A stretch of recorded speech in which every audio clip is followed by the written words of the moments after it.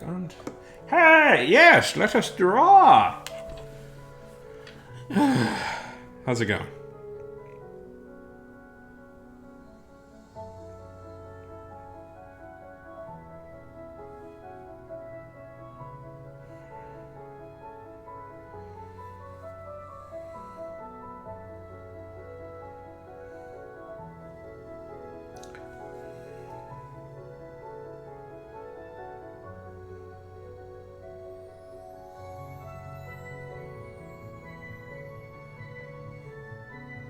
Yes.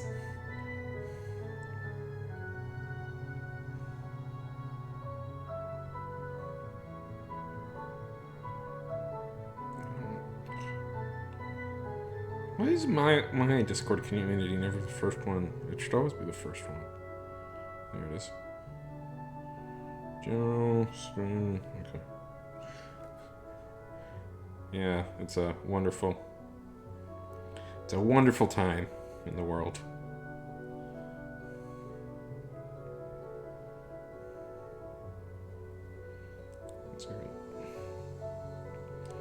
Let me just post this crosshatch to the places.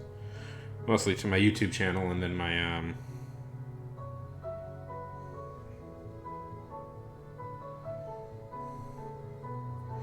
That's what I do. That's what I do behind the scenes usually.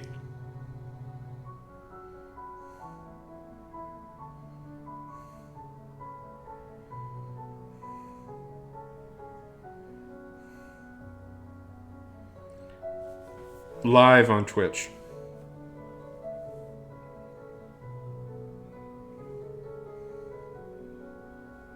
There we go, and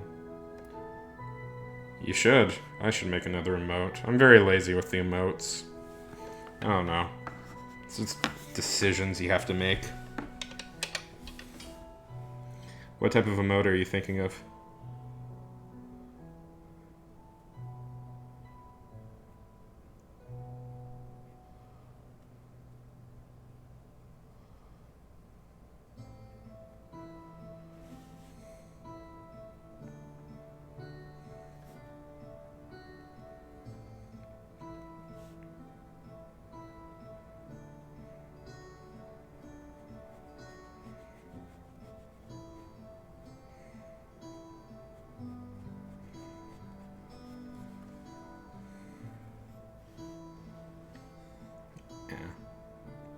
I don't know either. You know, it's like it's always such a big deal, but then I'm like, what am I supposed to do exactly?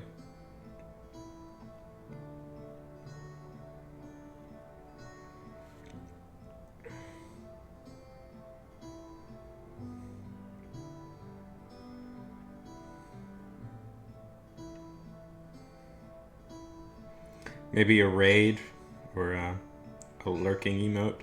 What everybody does.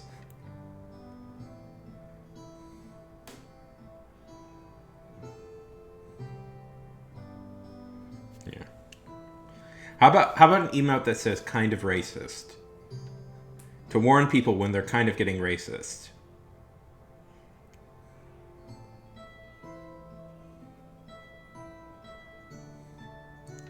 No. Not a good idea.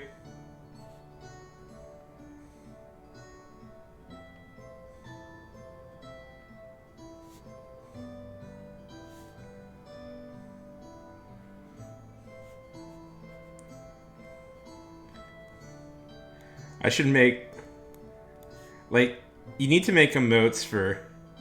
Oh my god, hey Carson. How's it going? Funk, I don't know if you've met Carson yet. This is my little cousin. Carson. How's it going? How's it going, kitty? Kid? I meant to say kid. I don't know why I said kitty. How's it going, kid?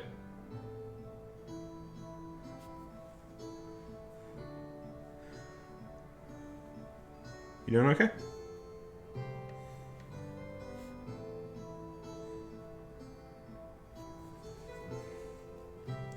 I'm doing good.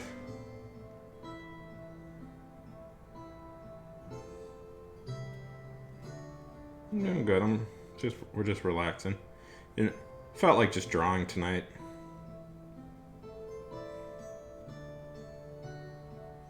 How's your mom?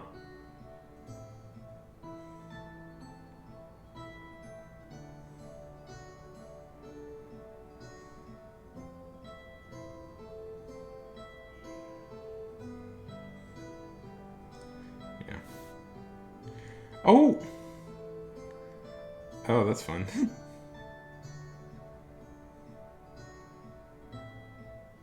Right. Oh, are you officially done, Funk? Are you officially done with school? Funk is a teacher, Carson.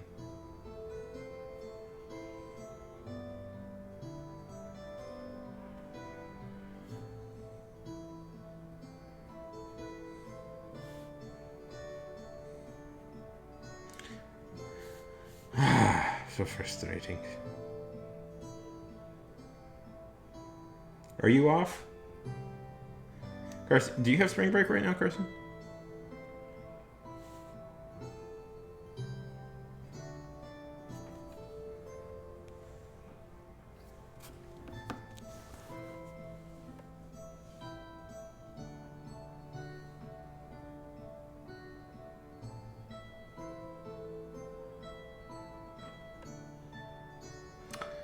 Nice.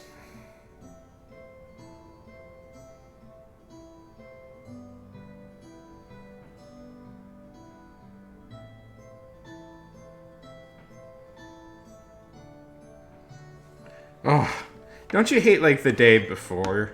I always hated the day before like school was out because it's just like, darn it, let me go already. Like, because they're not gonna do anything. Yeah. We'll play Spelljammer this while you're on break.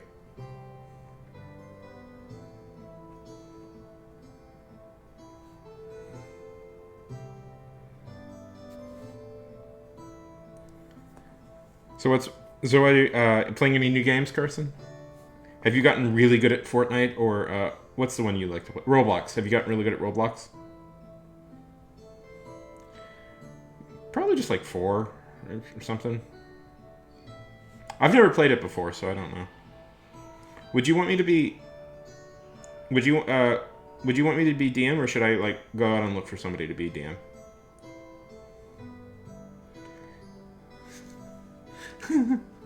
I don't know why Call of Duty sounds so funny to me. Are you good at Call of Duty? Foodie? You gonna become an esports legend at Call of Duty? Gonna join FaZe Clan? That successful business venture? It is so funny to me that an esports team and like YouTube channel has like you're crazy good.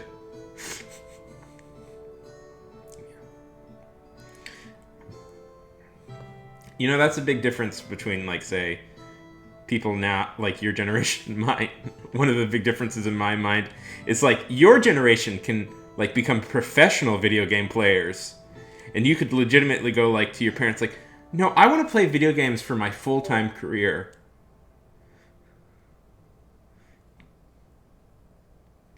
I will always find that, like, just amazing as an idea.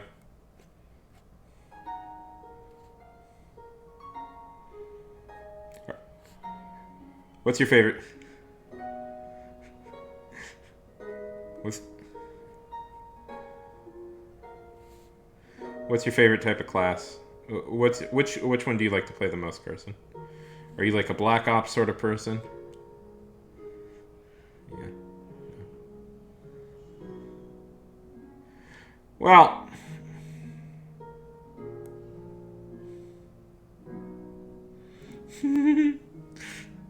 Modern Warfare 2. I remember Modern Warfare 2. God, the monumental, like, titanic, like, release of Modern Warfare 1 was like the biggest deal when I was a kid. I remember what a big deal that was when that was released. And I think that game still kind of holds up pretty well, honestly. I haven't played it in forever. But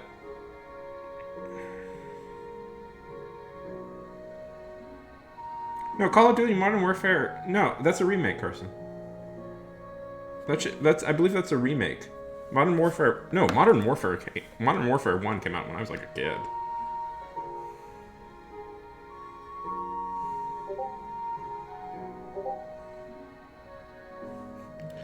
Carson, I remember. Okay. Carson, I have a very, very distinct memory of when Modern Warfare 1 came out. It was a very big deal. 2004 was when the first Modern Warfare came out.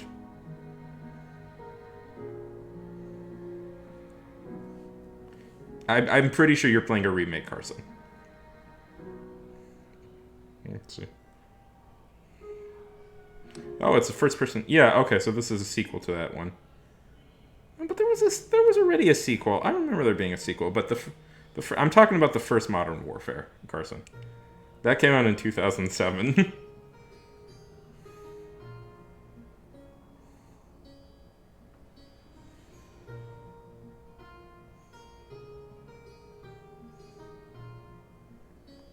Yeah, no. Oh, yeah. November 13th, Call of Duty Modern Warfare 2 came out in 2009. Yes, I did shave my beard. Modern Warfare 2 came out in 2009. I was right. I had a very distinct memory of that game. I believe... Yeah. Yeah, no, you're... Yes, I did shave my beard. No. Carson, I'm pretty sure you're playing a remake. And there was Call of Duty Modern Warfare 3. And then I believe there's a remake that came out just a year or two ago.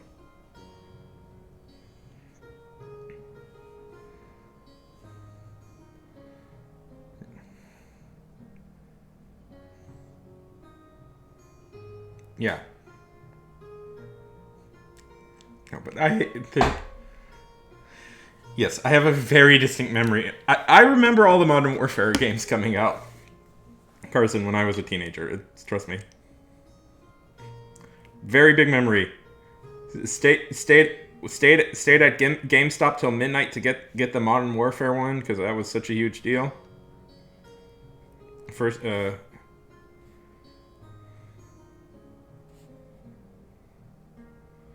very distinct childhood memory. How's it going? Terrible.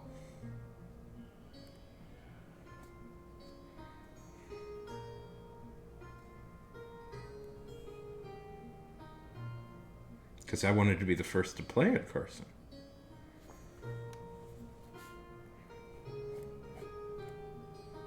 I wanted to play it as soon as possible. You gotta remember, buddy. This is a time when like just downloading it was not an option. You had to like actually go to like the physical stores.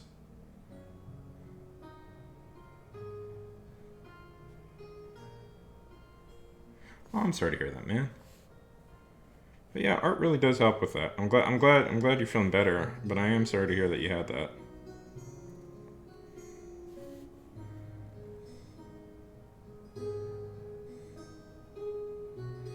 Do a new one. Make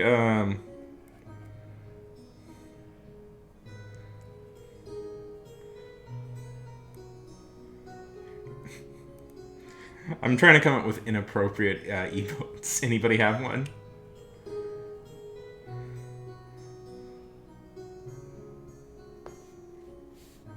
What? Why am I playing this one when I could play my own?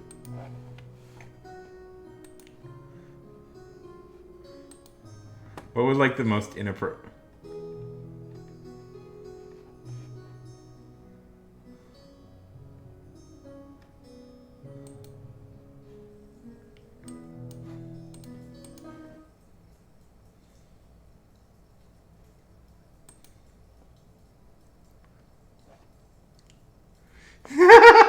There is a child. There is a child in the chat. There is a child in the chat. Maybe we don't do that. I was gonna propose like the one I proposed was like the one I proposed for Funk was that getting kind of racist here.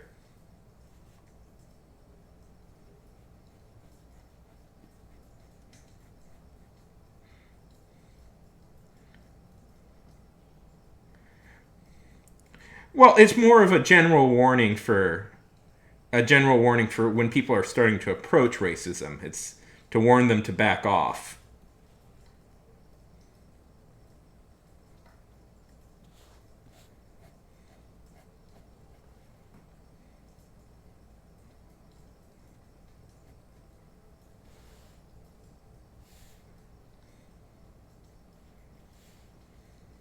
So Carson, what are you gonna do with your break? That could work. That could work. Or be like aggressive, like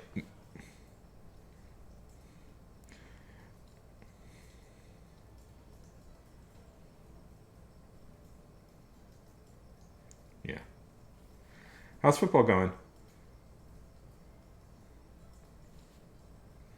What did you think? What did you think of this year's Super Bowl? Call of Foodie, Call of Unity.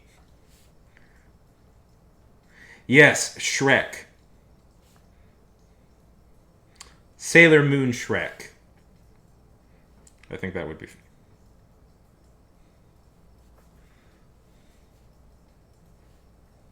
Shrek doing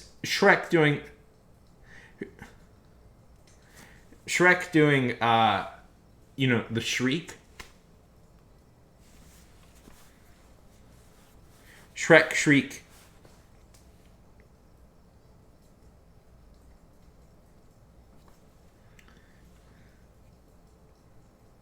Yeah. Yeah. I thought yeah, it was I don't know.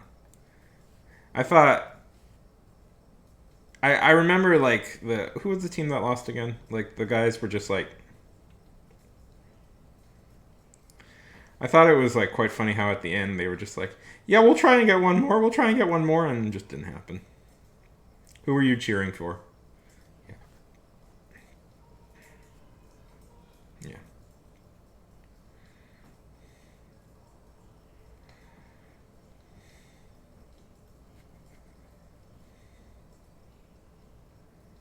Yeah. Kind of feel you had to cheer for Kansas. Not for any real reason, it's just like I forget if Kansas is still considered a good team. I don't know. Kansas tends to have a lot of bad teams.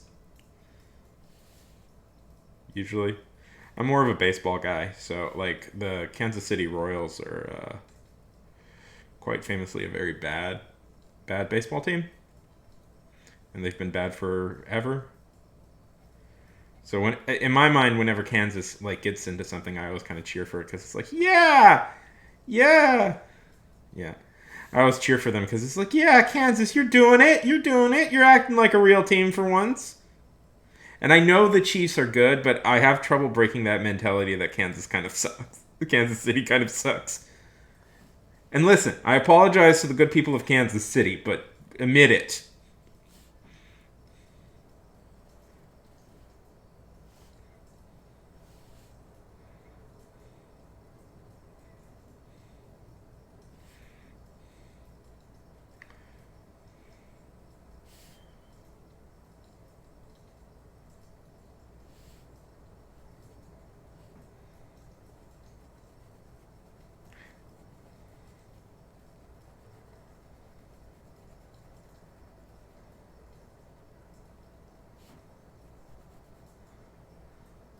Okay, Carson.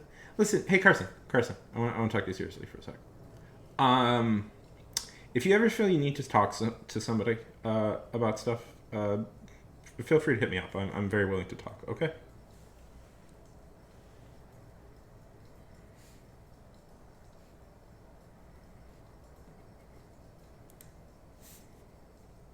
Have a good time. Have a good time, buddy.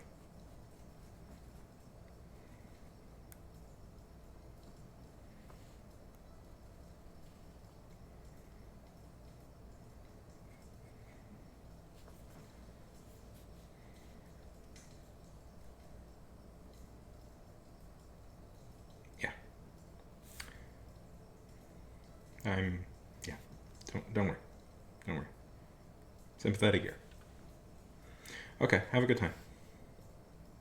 Have a good time. Go play Call of Duty. Um, beat all those bastards.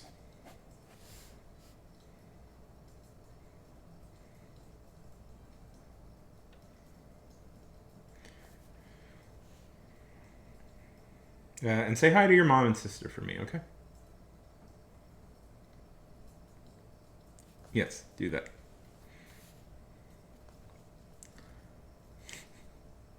Yeah. Terrible if you don't know Carson.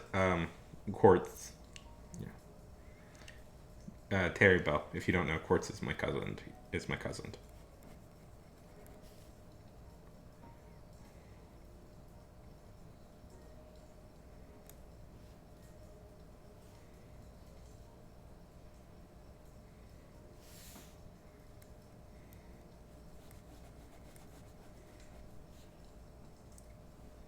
Yeah.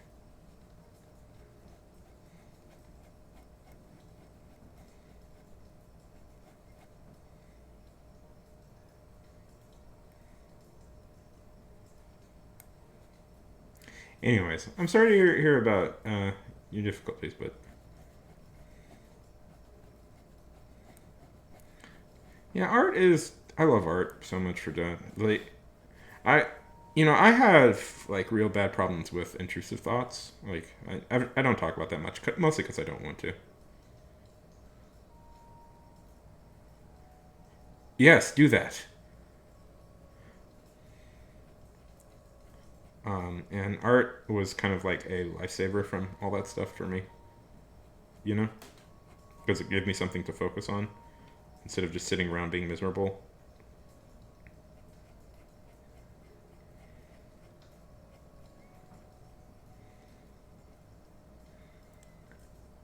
Yes, do that. Um,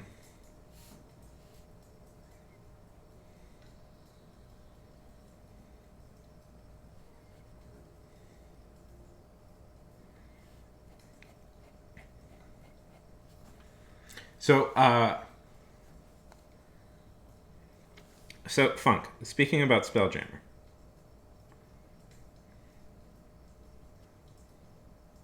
yeah. So it's great that you found comfort with that. Yeah, I'm sorry that you're a very nice guy.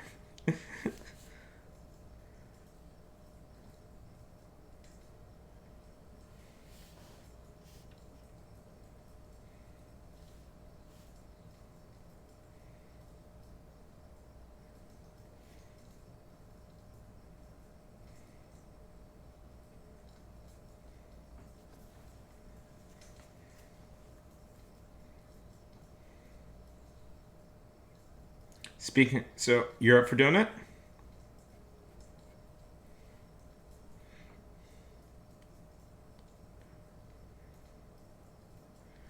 Yeah, it is a weird phenomenon that like streaming is. Because I think it get like sometimes I think panic attack. Well, I mean, no, panic attacks are leftover like hunting instincts, and like they're all about like triggering your flight or flight response, and because we can't do either, we just kind of like mentally break down. I also have frequent. I too also have kind of a lot of panic attacks. By the way, I don't know if I don't really talk about that, but I do also have quite a lot of panic attacks. Um, so I know quite a bit about them. Yeah, I yeah, exactly. I have never. Yeah, I've never. I mean, I've played D&D before. So would you? What was I going to say? Would you want me to DM or should I find a DM for us?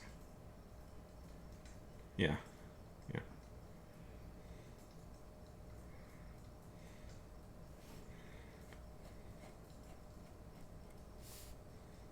Hey XX, how's it going? Yeah.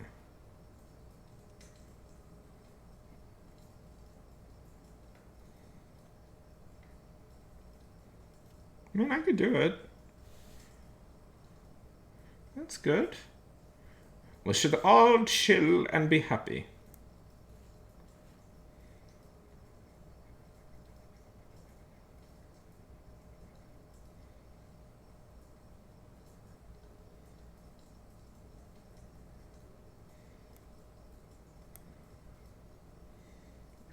Yeah.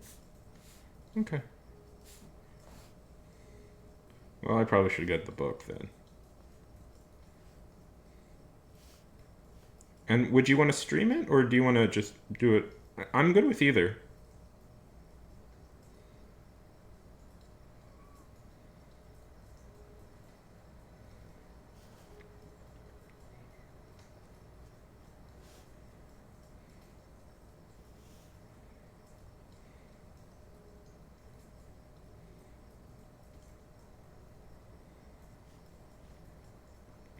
So terrible. What did you draw today?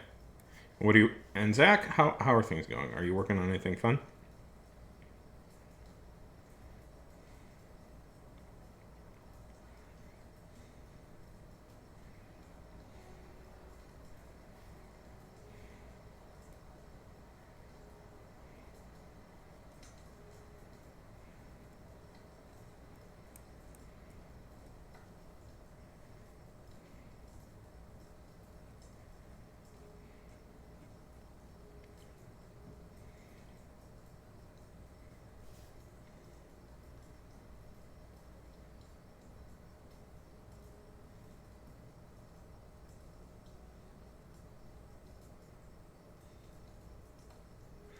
Shit, terrible. Where is this?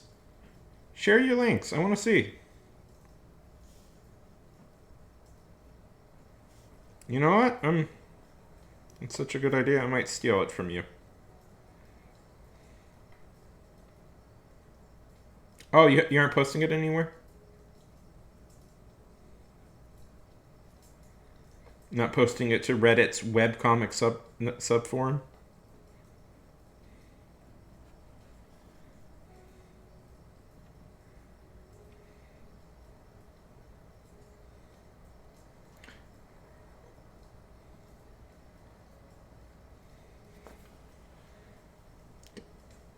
KY, that's Kentucky, right? Yeah, Kentucky. You're. That's great. I love that idea. I want to do that. I'm gonna steal that idea.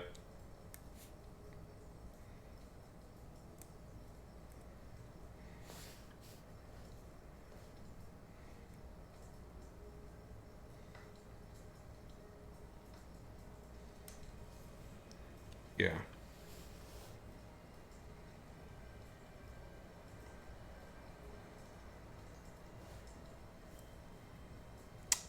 It is my idea now. I do like that idea. I want to do something.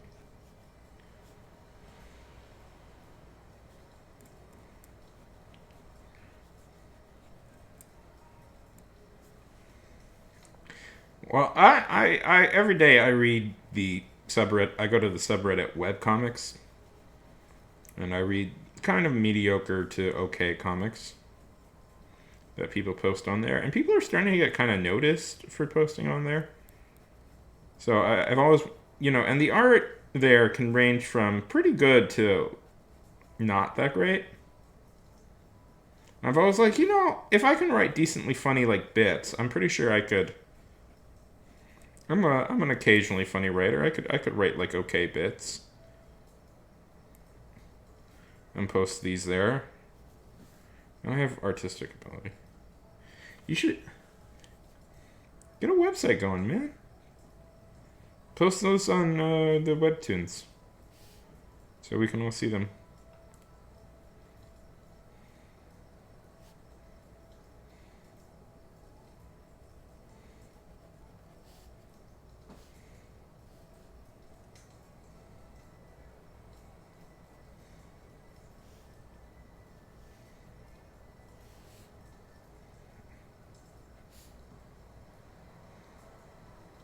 Have you ever played D&D Terrible?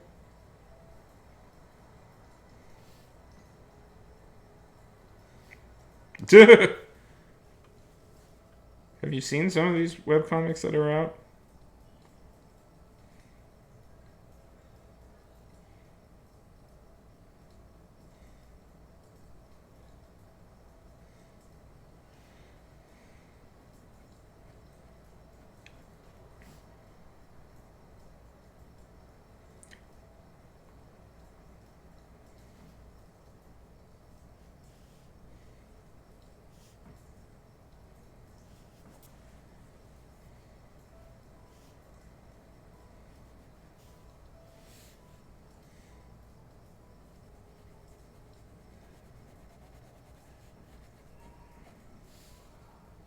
You haven't seen them? You've never played D&D? Yeah. We're talking about doing a D&D game here. Well, Funk has some time off.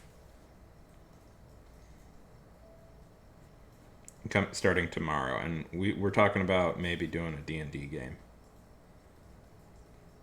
Well, Funk has some time to actually do something like that.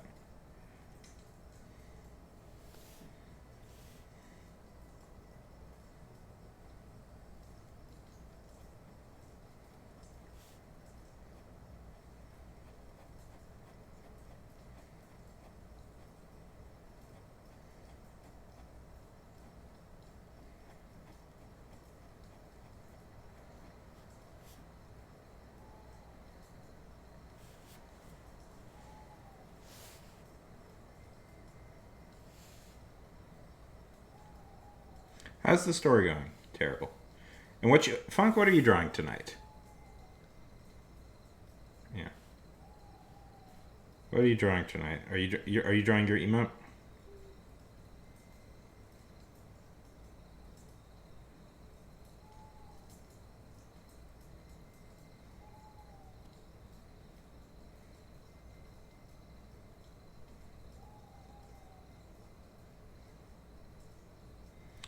That's what it all.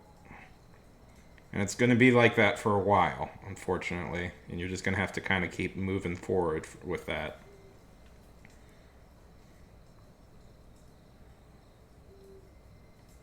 Little by little, you'll find yourself getting better and better.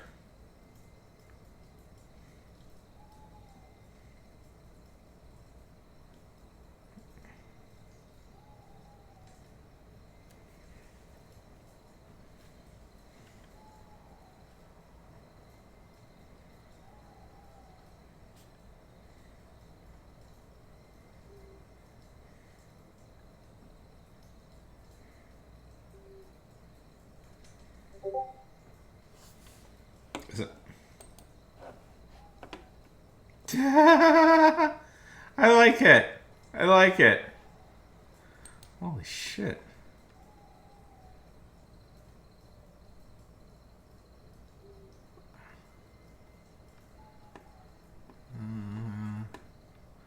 Somebody sent me a lot of messages.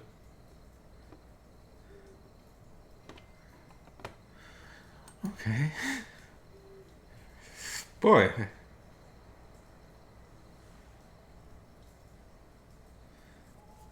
Yeah, you've already lived the outline. You just gotta. Fiction, you gotta create it all.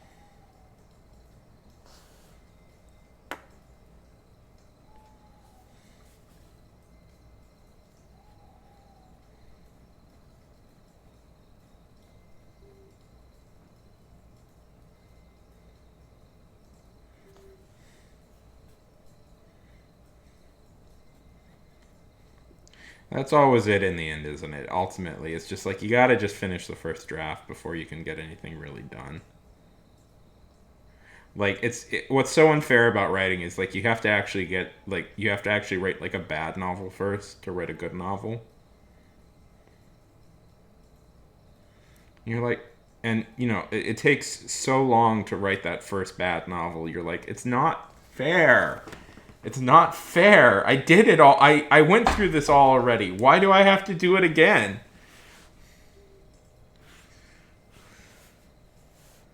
Yeah.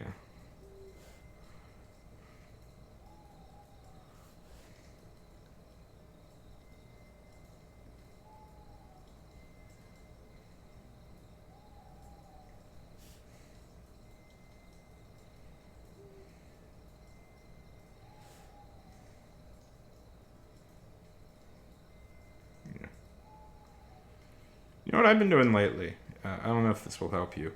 I've been sending it through text to speech programs and having the computer read it out loud to me. And I found that actually really helped me like clear my head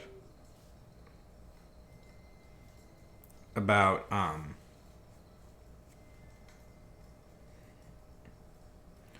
found that really helped me clear my head about like certain things I was working on.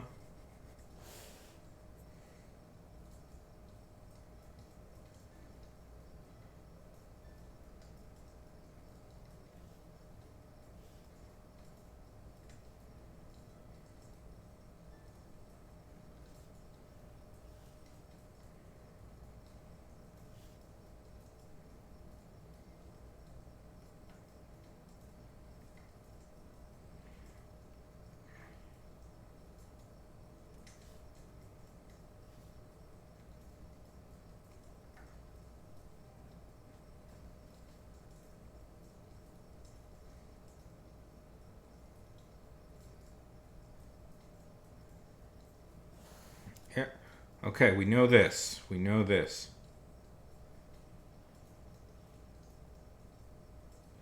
Checking out what? What are you checking out?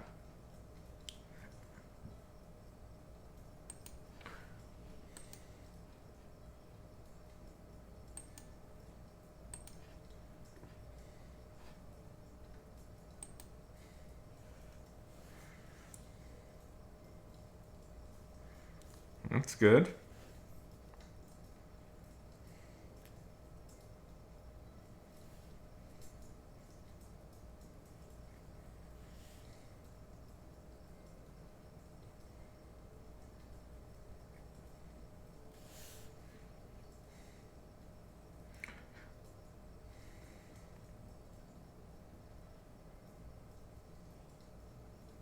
I don't understand this.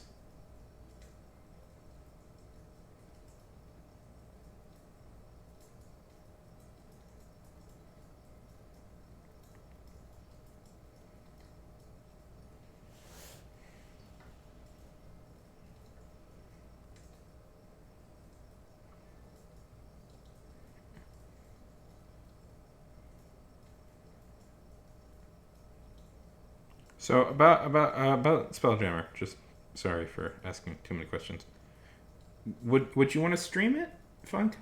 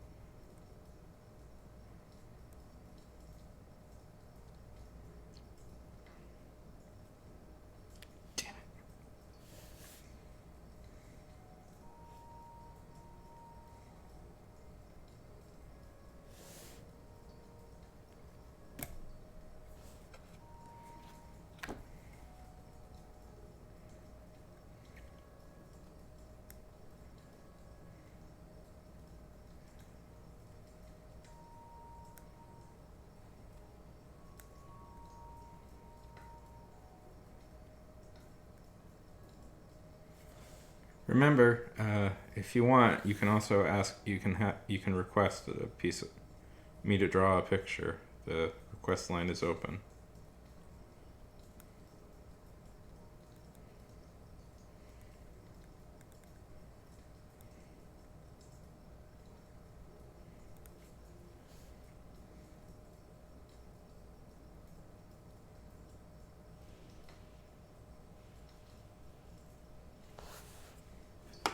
Oh, Terrible Stream is going on right now.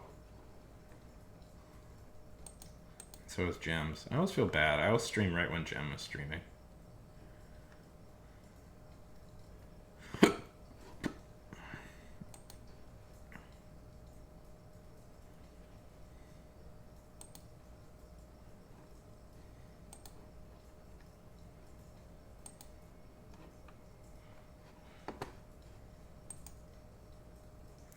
Oh, she's watching the VOD.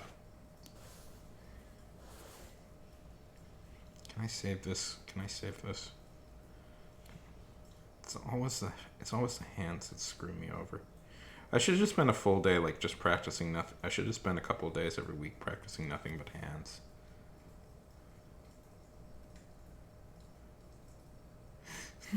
Sure.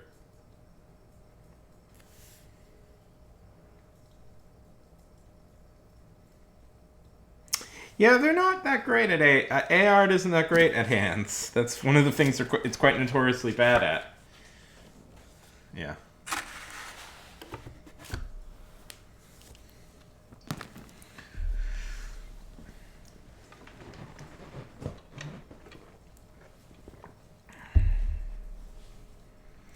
What I should do is I'm pretty comfortable like doing most of it in pencil, but what I should do is do the last little bit in like I should do the hands and the eyes in pencil, just so I can change it when I want to. I think that's what I'm going to do from now on, because I have all these like good drawings that I do, and then I screw up right at the pen, right at the hands, and it frustrates me to no end.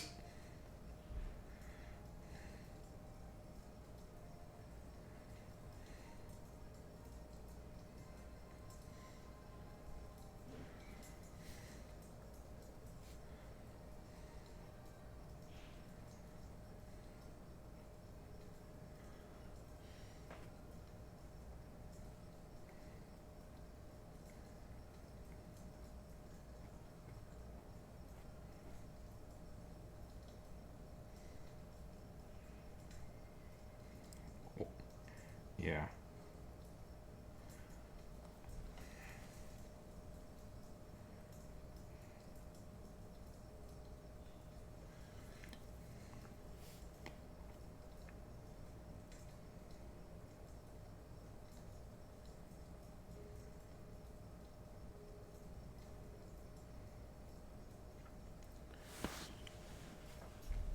Freaking old man.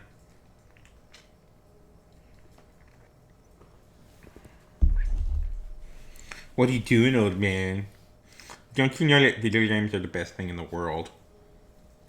Don't you want to play video games all day, every day?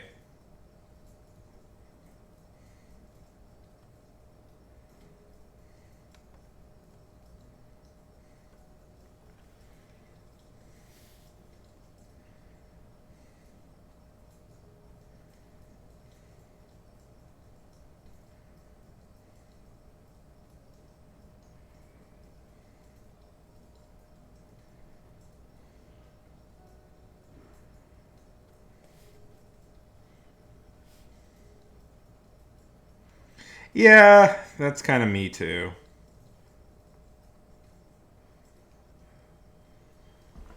Listen, when you can get endless real life validation by going on Twitch, it's a little hard to sometimes it's a little shallow when the pretend video game people give you validation.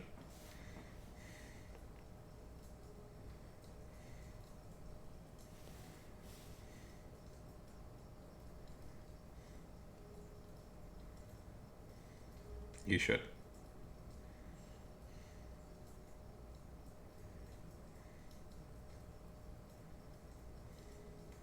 Yeah.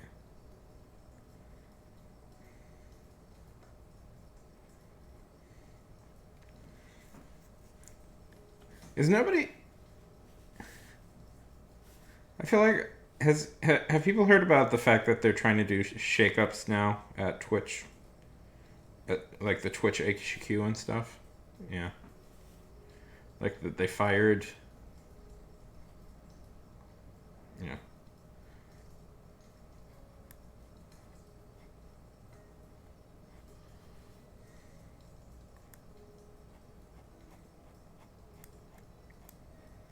I occasionally thought about making my Discord server a reward, but then I'm like, nah, probably best not.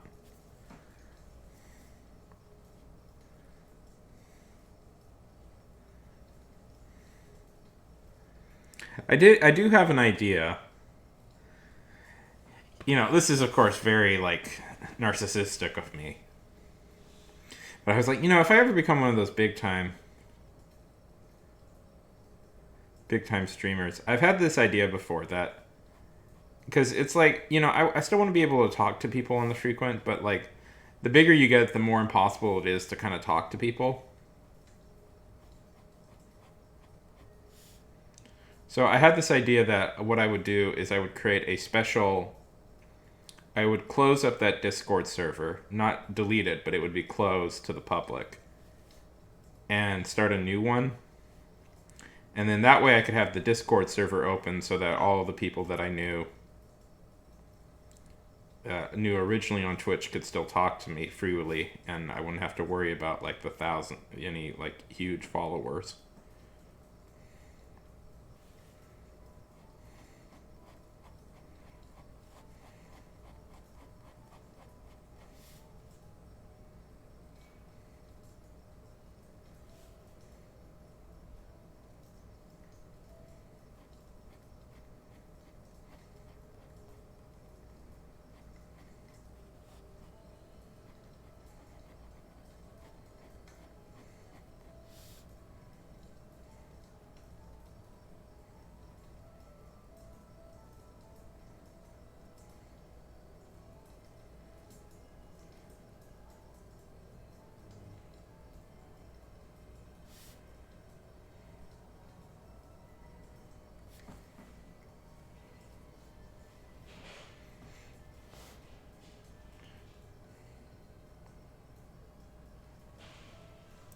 So Funk,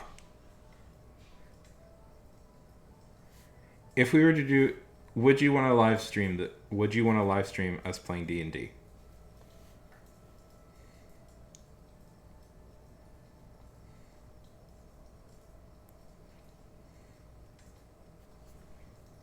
Okay, good. I was thinking we could maybe do a dual stream. Dual stream on your channel, and then maybe I could live stream it also on my YouTube channel. I sometimes have trouble doing like based things, like things where like audience aren't supposed to interact here. So I was thinking maybe I would move stuff like that where I don't expect the audience to interact, like live stream stuff, over to YouTube.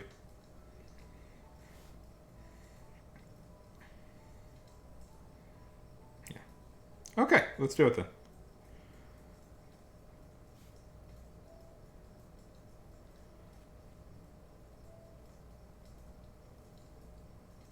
Just kind of hoping to find somebody. Maybe I could ask Opus if she wants. I'm not entirely confident in my DMing abilities, but I mean, should I DM? Yeah. Well, you know, I've been talking about it a little bit, but I've grown a little nervous about Amazon. So here's the fun fact about Twitch. I don't know if people know this. Um, Twitch has never made a profit, and sometimes I worry that Amazon will one day decide, you know what, screw this stuff. We're not making a profit from this. Let's cancel it. And being as they just fired 400 people and they fired their CEO, you know, I'm like, geez, Louise, you know, maybe, you know, it's time to start building like an escape hatch in there, you know. I was trying to do that with TikTok, but that I got burned out with TikTok. So that's why I'm doing a lot of stuff at YouTube right now, just because I'm like, okay, well, we're gonna build a YouTube following.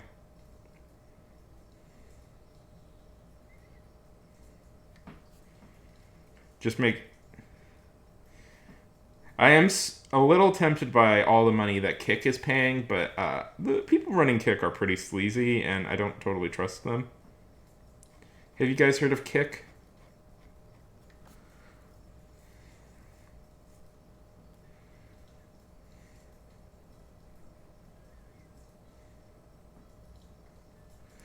They do.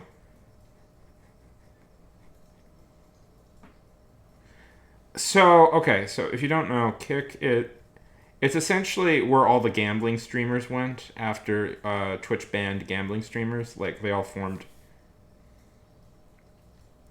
No, it's KICK.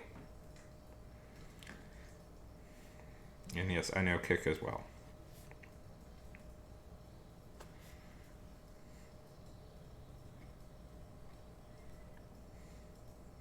It's a new streaming service, and it was founded by, I think that guy like Trainwreck is like the guy in charge of it or something. And Trainwreck is, I'm gonna say it. Trainwreck is a pretty sleazy dude. He was a gambling streamer, and it's essentially where all the gambling streamers went after Twitch banned gambling streaming. And I will say this, none of the gambling streamers are above the level people. I'm just going to throw it out there. Anyways, unfortunately though, one of the big online crypto casinos founded this website. And unfortunately though, they are paying a whole heck of a lot of money. You know how Twitch takes 50% of your subscriptions? Well, on Kick, you get 95%. Yeah. On Kick, you get 95% of any money you make. And that is a little tempting, but I would like there to be a couple of streaming platforms, but I don't think I'll be going on there.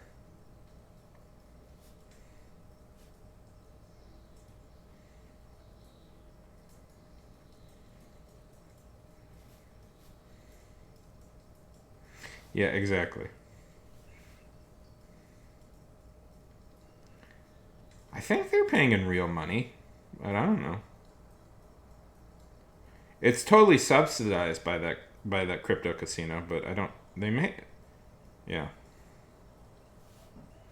Either way, I wouldn't go, but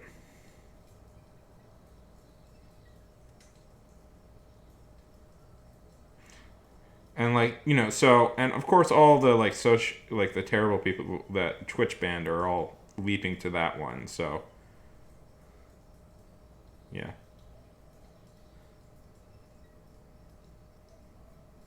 Ex- well, it's worth more. A free drink at the bar is worth a lot more than a crypto.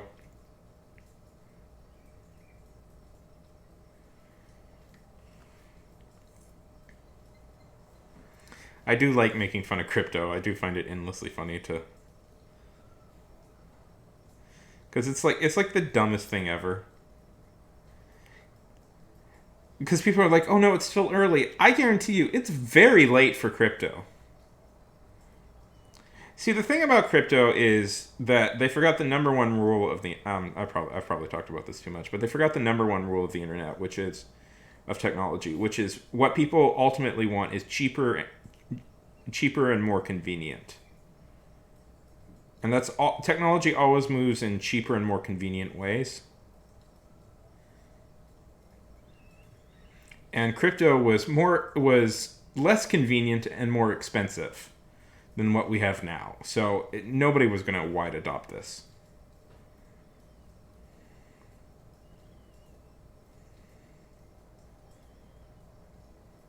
And honestly, I have kind of a theory. Like this is a crazy one, but hear me out on this.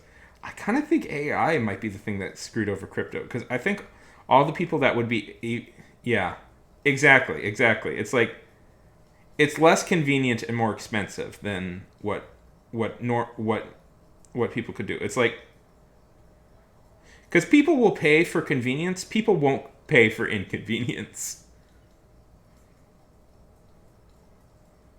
Like crypto, the problem with crypto is it didn't solve anything. It didn't make anything more convenient for anybody. And people are like, well, it decreases government taxes, but it's like sort of, not really. Yeah, exactly, exactly. But like as a currency, ultimately technology is dependent on like whether like baseline consumers will adopt it, not like just the evangelicalists. They had their very dedicated like fan base, but like consumers, like I have a test. I couldn't figure out. I tried a few times because every once in a while, like when it was first starting out, I kind of I thought it was a little stupid sounding, but I was like, you know what? I'll get some.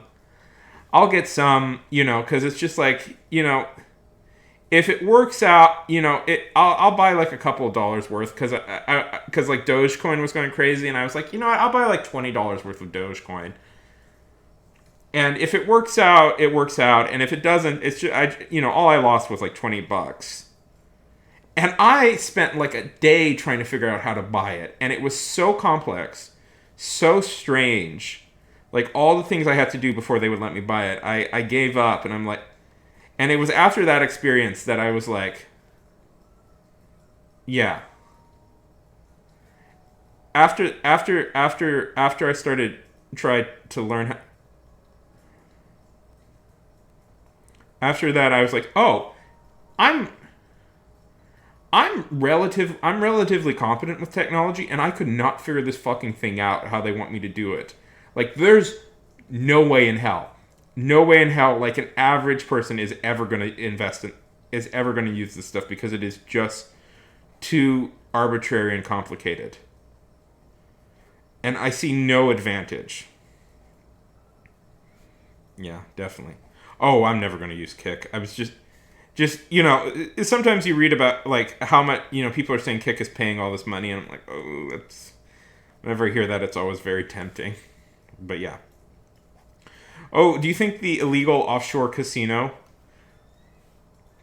that makes most of its money by like selling gambling to kids is somehow crazy corrupt. I don't know. Those guys seem reasonable.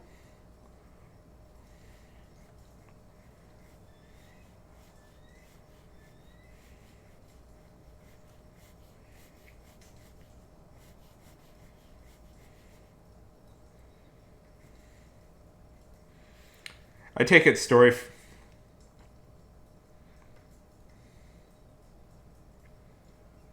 Exactly. Well, no. But Funk, terrible. Funk, terrible. What if I offer you an opportunity to invest in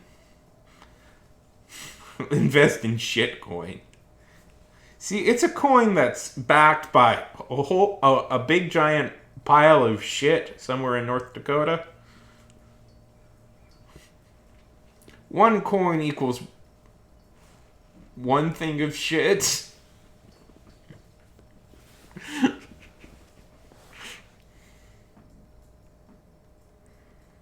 Do you guys ever watch CoffeeZilla on YouTube?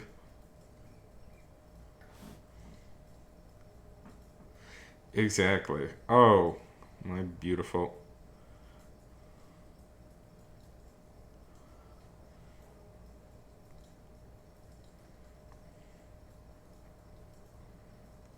I love.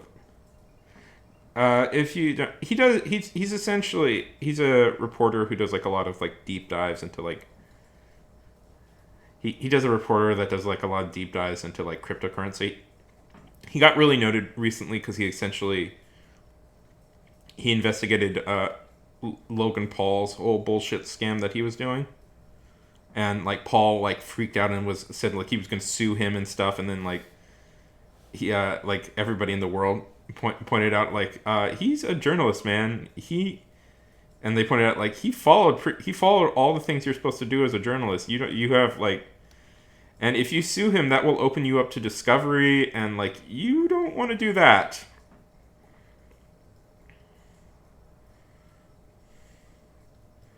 So he had to back off and stuff. Anyways, I love CoffeeZilla's videos. He's done it a few times where he's pissed off a couple of like really big time YouTubers because he like goes like, yeah, you're participating in like securities fraud and you have to stop that. He's the one who exposed like that FaZe Clan idiot for doing essentially a giant crypto scam.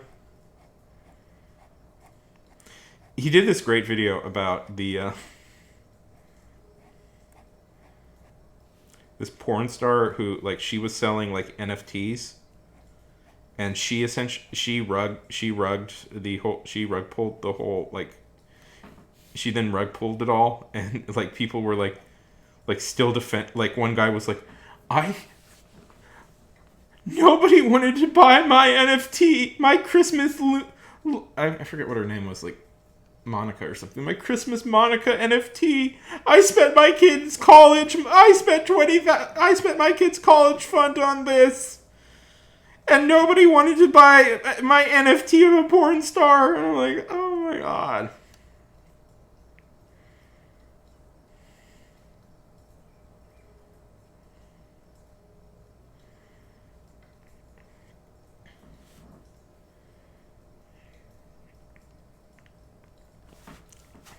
No. It was a reasonable investment. It was an NFT of a drawing. It was an NFT of a cheap clip art looking drawing of a porn star in a Christmas with a Santa hat on. Terrible. That's an investment for the future.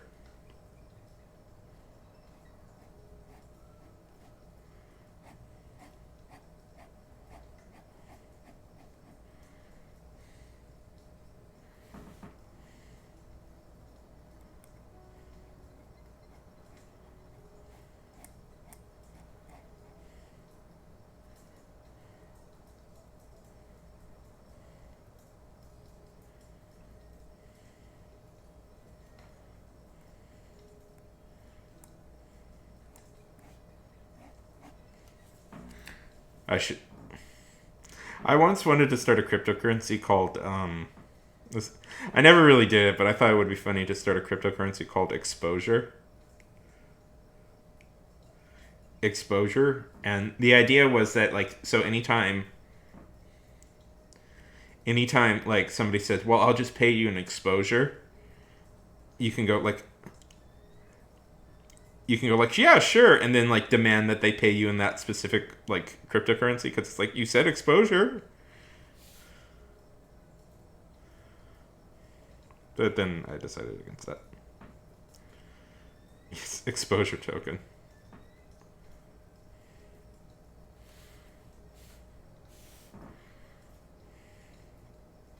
How about a token of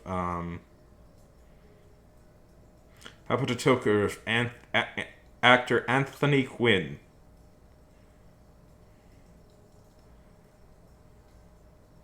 For all the discussions we have of Anthony Quinn, which are numerous, I assume.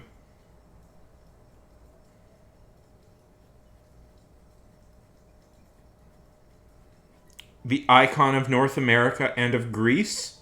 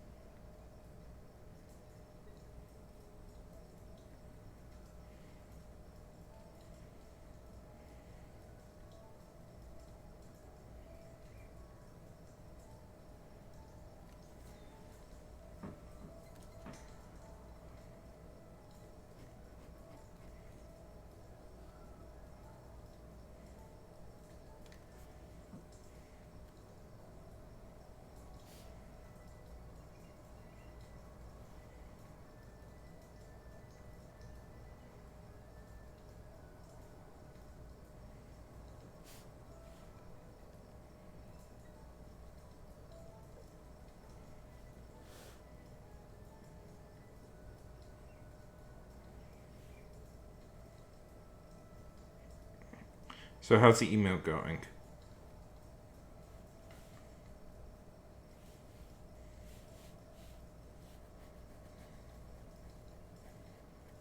What if I did 12 hours today? What if I just sat here for 12 hours straight and drew? Think I could pull that off?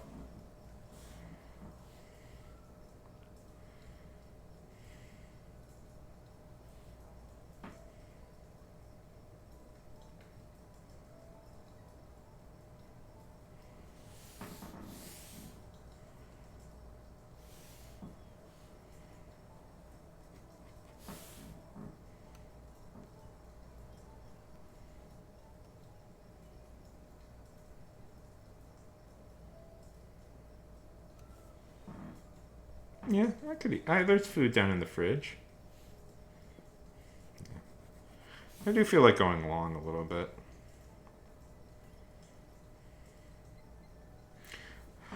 Haven't heard from him. Haven't heard from him in a while. You know, these movies things are stop and go, so. I doubt. Honestly, I'm going to be honest with you. I think that project is probably going to be dead in the water pretty soon. 1 second. I'm going to do something. 1 second. I want to take my belt off. Because I'm mad. No, because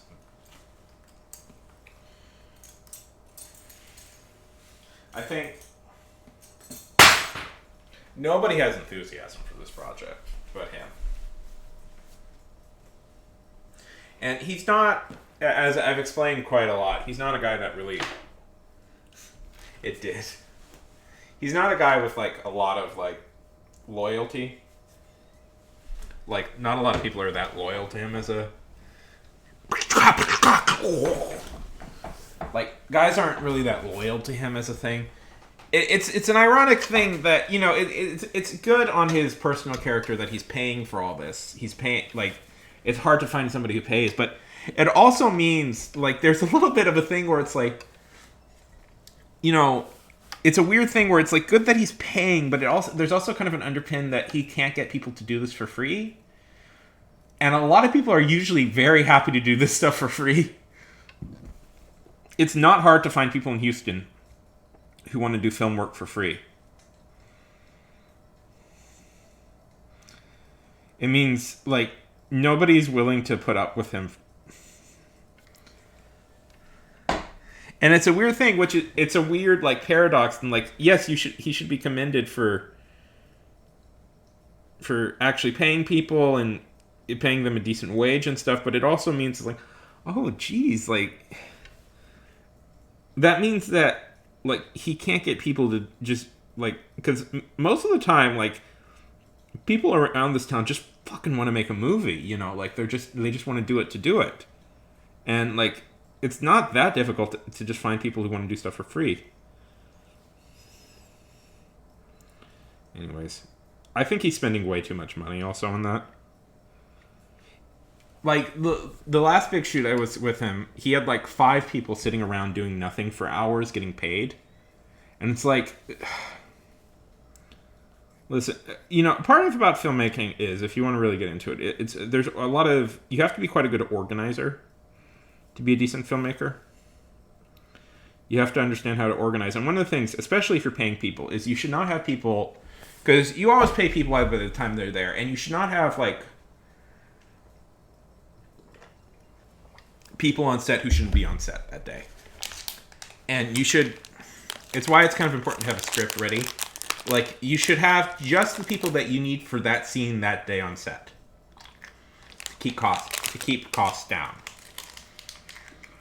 That way you can be frugal. And you don't have to pay people for hours for sitting around doing nothing. And he's an individual person who's doing this project, and he had like 5 people, all were being paid about $15 an hour, sitting around doing nothing for hours at a time. And I'm like, you would never do that. You should never do that on a set, because that's like, and him as like a small independent producer should not be doing stuff like this. Big movies can get away with it because they have like millions of dollars. He is a guy personally funding his own movie. I don't know how long the money can last on that as a thing.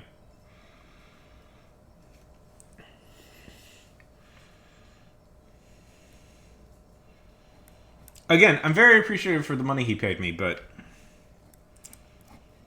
I don't think he's spending money correctly. He also tends to hire just random people who don't know what they're doing.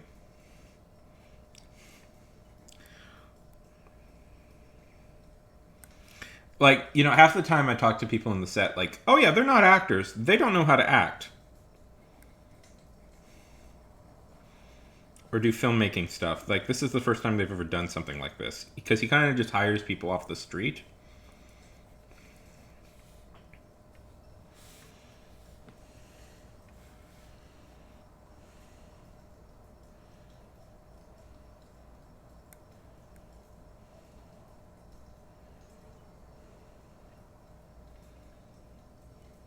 Anyways.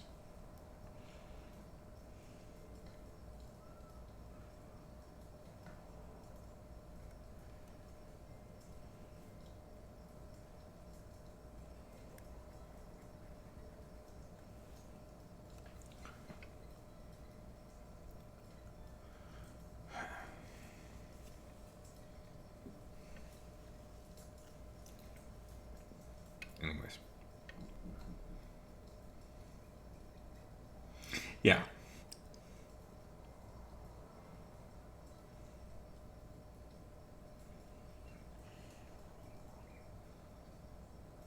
Go to bed. Go to bed, go to bed, go to bed.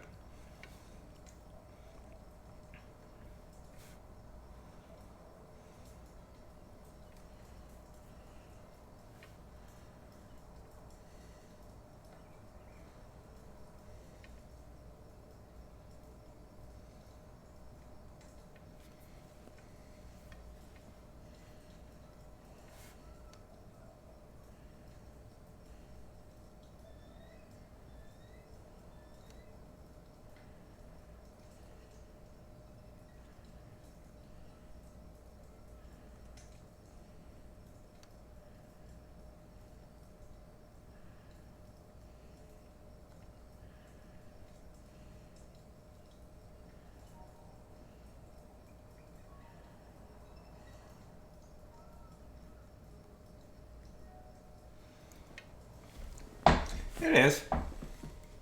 I don't think he's running his business well, though. And the weird thing is, like, as I said, like, the paycheck is a weird thing in that it prevents people from being super honest with each other at times. Because, like, the thing is, in the end, all people really want is the paycheck from him. Like, they don't really care. Like, it's this weird thing where it's like, he's not created an environment where, like, people can share their actual opinions about stuff.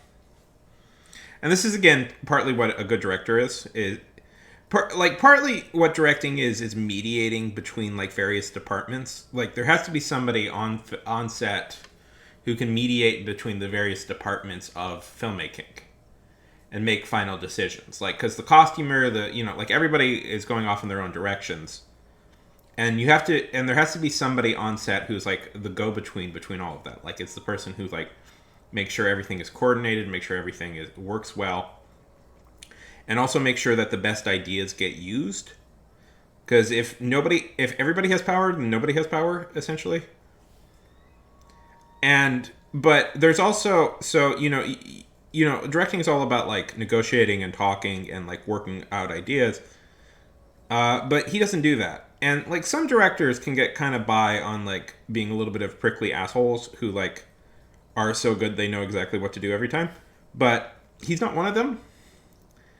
And he just doesn't want to do. In the end of the day, like my boss, I don't know if he even is my boss at this moment anymore. I don't know if this thing is still going to happen. At the end of the day, my boss is not somebody who garners a lot of devotion. He's not somebody who like people want to put in the extra work for to do really well. He's somebody who people just want to get paid. He is somebody who people just want to get paid, and they will do what they say because he pays them, and then they can just go home.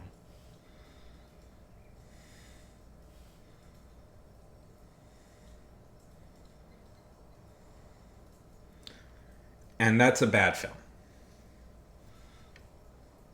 Like as a director, one of your jobs is to convince every department that they're here for a big reason. Like they're here to do something wonderful. You have many jobs. It's hard to explain a little bit in when non-filmmakers look at movies what the director does because it's such a he is it's his money. I know exact. No, it's his money. I know exactly who's funding the movie. Him. Nobody in the world would fund this movie.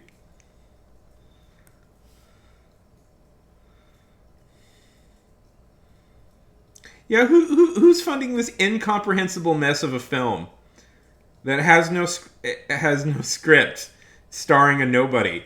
Yeah, it's him. It's him.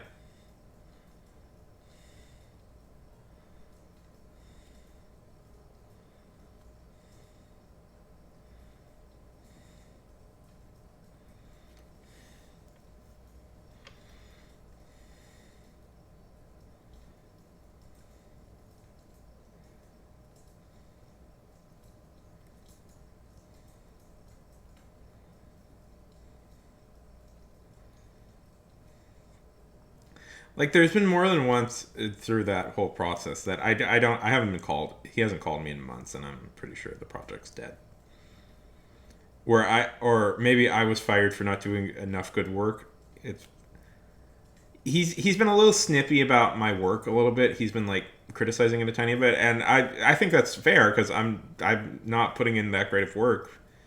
But the reason I'm not putting in that great of work is because he gets mad at like the most basic things, and it's like trying to like it's essentially polishing a turd is not worth it at a certain point. Yeah, he wants a yes man, but he then complains to me. It's like, well, you're not helping me, and I'm like, well, I mean, I could help him, but what he needs is like very basic like filmmaking and acting classes. Like he probably needs to take like real like classes on how to do this all.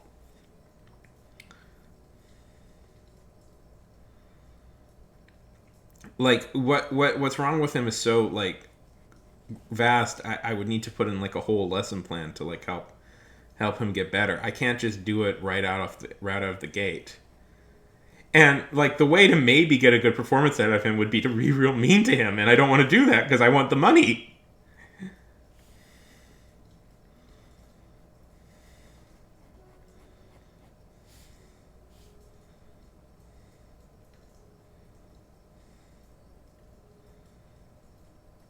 Sometimes you can get a good performance out of people by being kind of stern and like standoffish and a little bit of a jerk.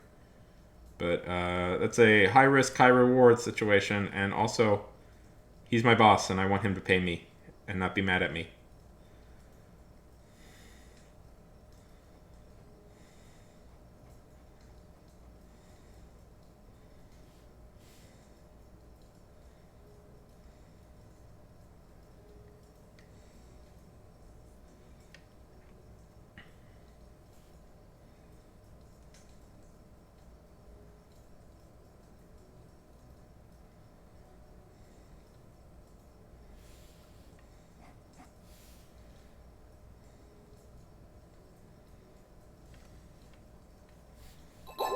Oh shoot! Yay! Hey Jim.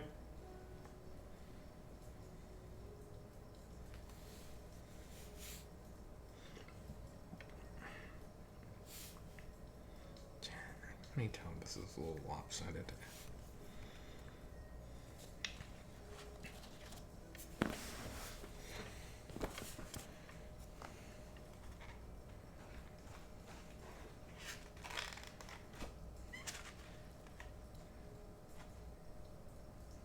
Can't show you that picture. Hello! Hello! I was just complaining about my boss again, which I had promised to stop doing. He's somewhat of a nice man and probably doesn't deserve it all. How was your stream? I mean, he's not that nice of a guy. Part of the reason why I get really, I sort of lost my patience with him is that he's like, he's very, he doesn't like, he's very arrogant for a person who, what's that word, the Dunning-Kruger effect, where it's like people who have little knowledge of something think they're incredibly think they know everything.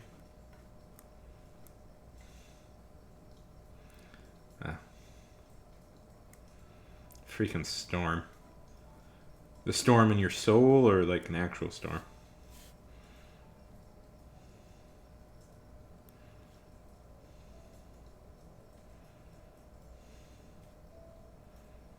What were you playing?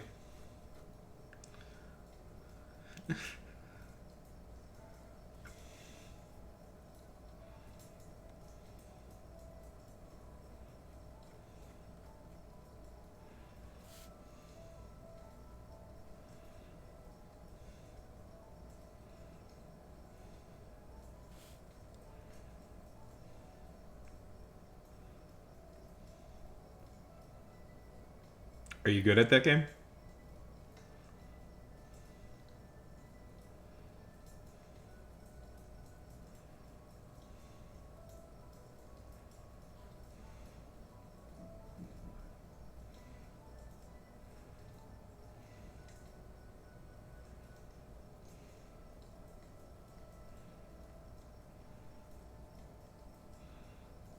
No.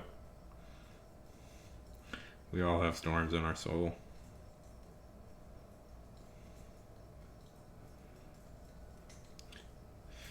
You know what we should do is build a city in the sea. That'll fix everything. Let's do some seasteading.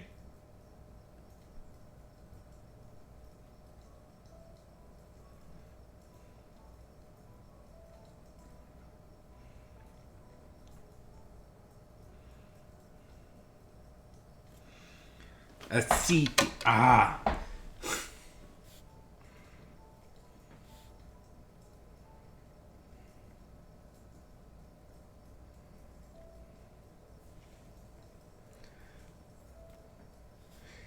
No, guys, it'll work. It'll work wonderfully. Listen, have they tried this and failed several hundred times? Yes. But it'll be a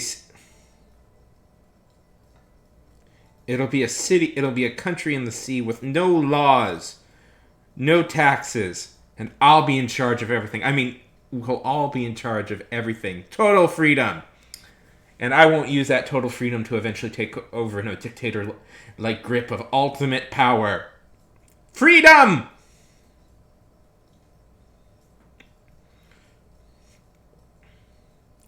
That is like, by the way, that is like, yes. That is a real thing, like several Silicon Valley people really want to do, is like create cities on the sea.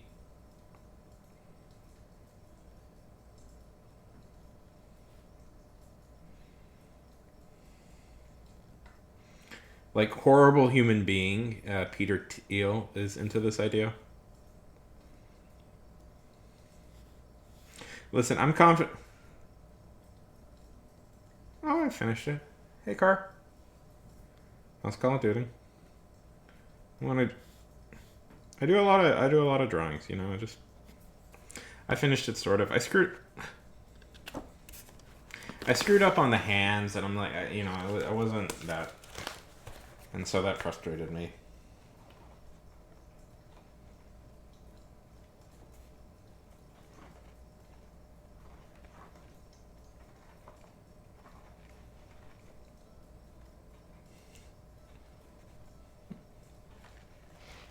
I'm sure that made you popular.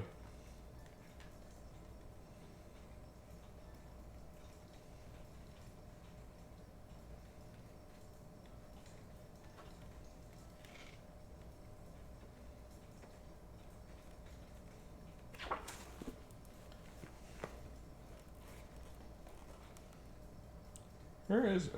That's always frustrating when it just kind of disappears.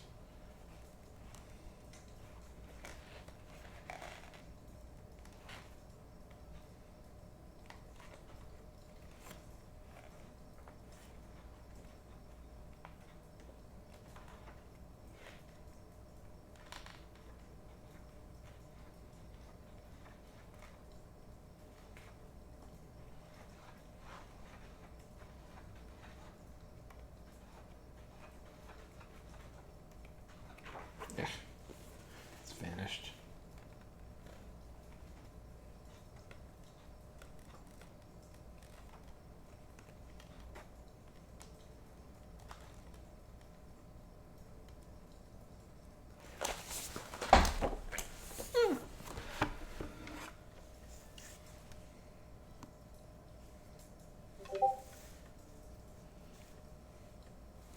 So what? So what type of role? Are there different classes in Call of Duty, or like what type of gun do you always try and what's like the position you always try and play?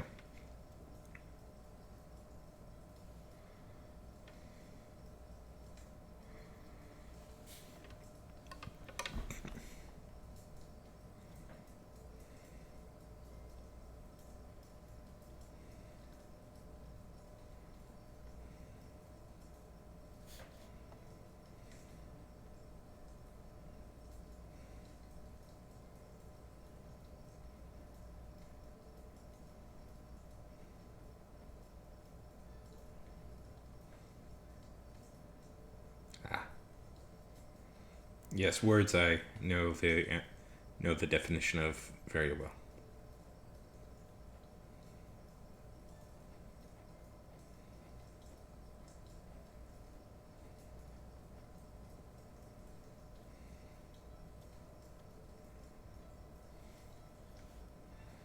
Is it?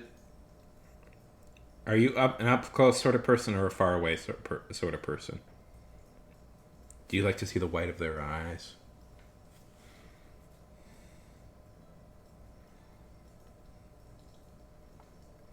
Or are you like a violent, you know?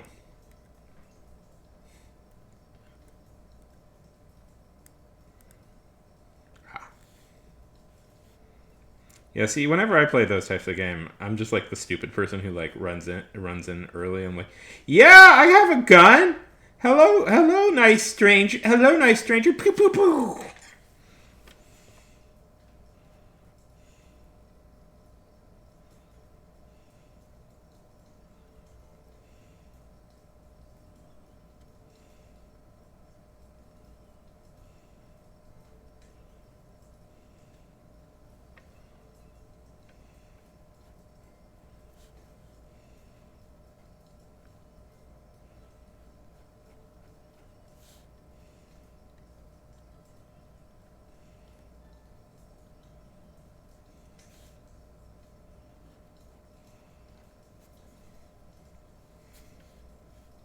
I was.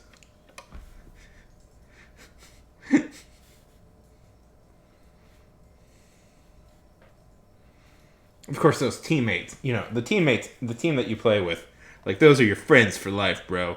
Like, uh, XXX, the Punisher, XXX. That's my bro for life.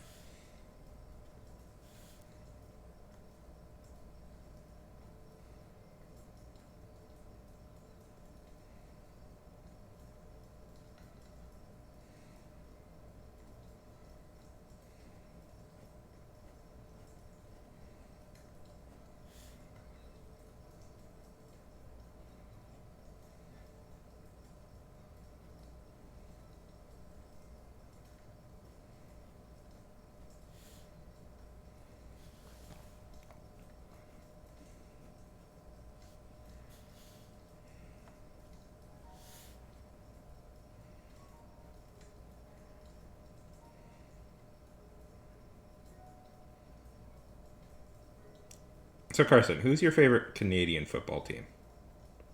Do you watch Canadian football at all?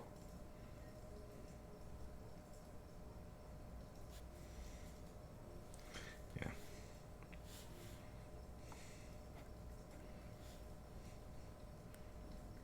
Brothers for life. Brothers for life. How dare you? No.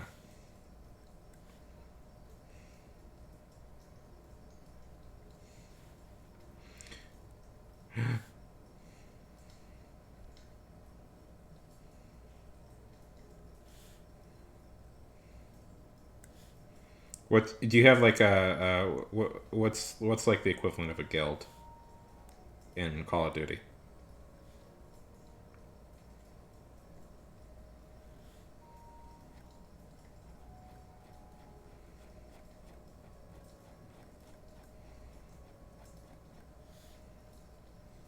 You were snooked.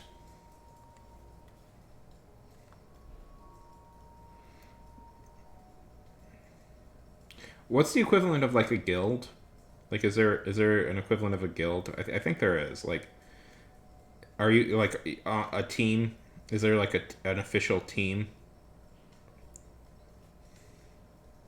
Probably too aggro to call themselves a guild.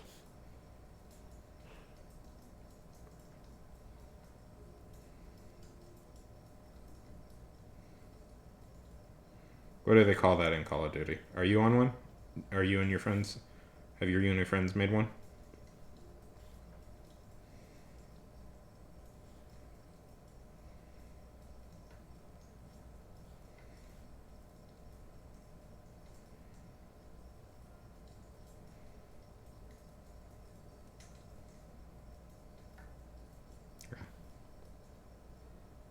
Yeah, Phase.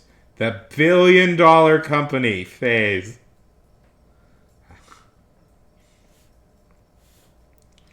I cannot people believe they put themselves on the stock market. I just find that so funny. Do you know that they're on the stock market? Like they're on right now. They're on the New York Stock Exchange. They aren't going to be for long. The stock totally tanked.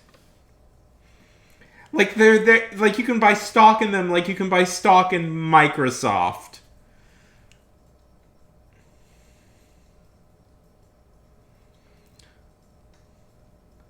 They were valued at 100 million at one point.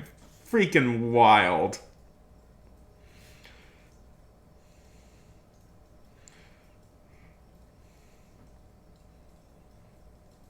If I was a braver person, I would have bet way against them. They started out with like five. Like, listen to me, listen to me. Fave's stock was initially $5 worth a share. It's down to 40 cents. I think it's about 40 cents. The second I heard they announced that they were going to do that, I wanted to bet against them. But shorting is one of those things that is very dangerous, and if you don't do it right, you will forever screw yourself over.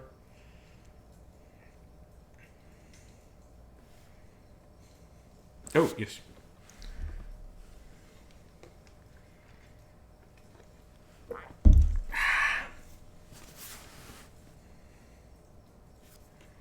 Yeah.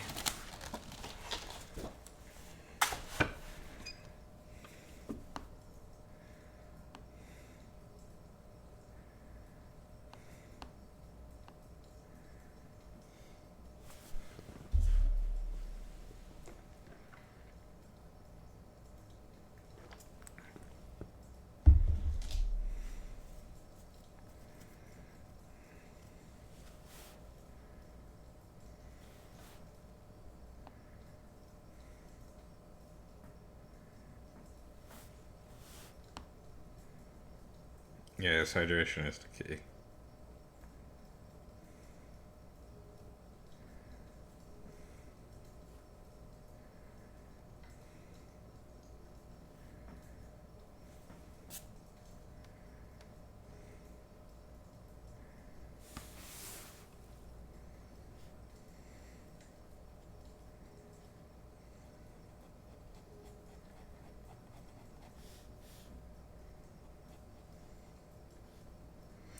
Any new movies that you saw that look good to you? Did you did your parents let you watch Everything Everywhere All at Once?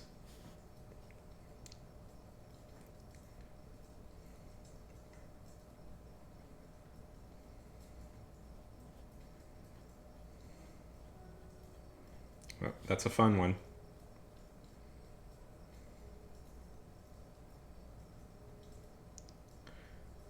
Really into boxing? Both boxing movies, huh? You really into boxing?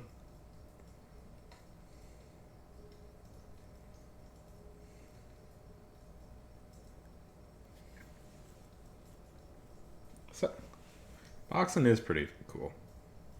Who's your favorite boxer?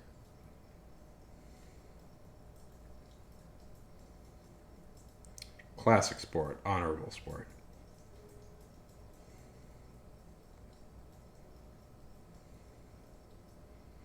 Southpaw. Did Southpaw have Jake Gyllenhaal in it? Mike Tyson. Not a great dude, Mike Tyson. Southpaw. Yeah. You know that was supposed to be an Eminem movie?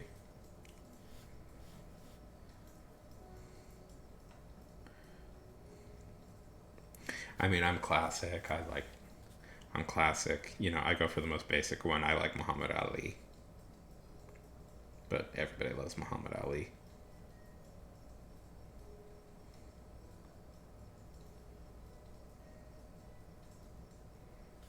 Great man.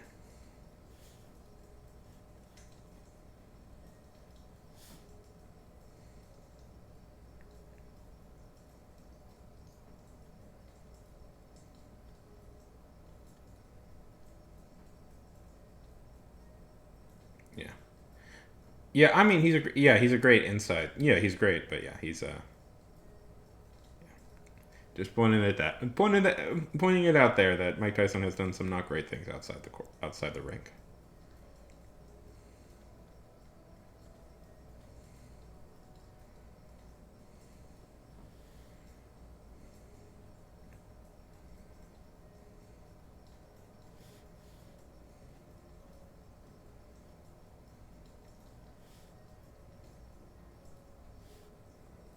Of course, everybody's favorite boxer is Jake Paul, right?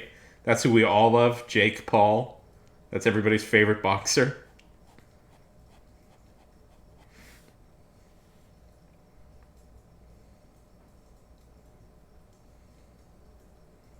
not a total amateur buying his way into the sport.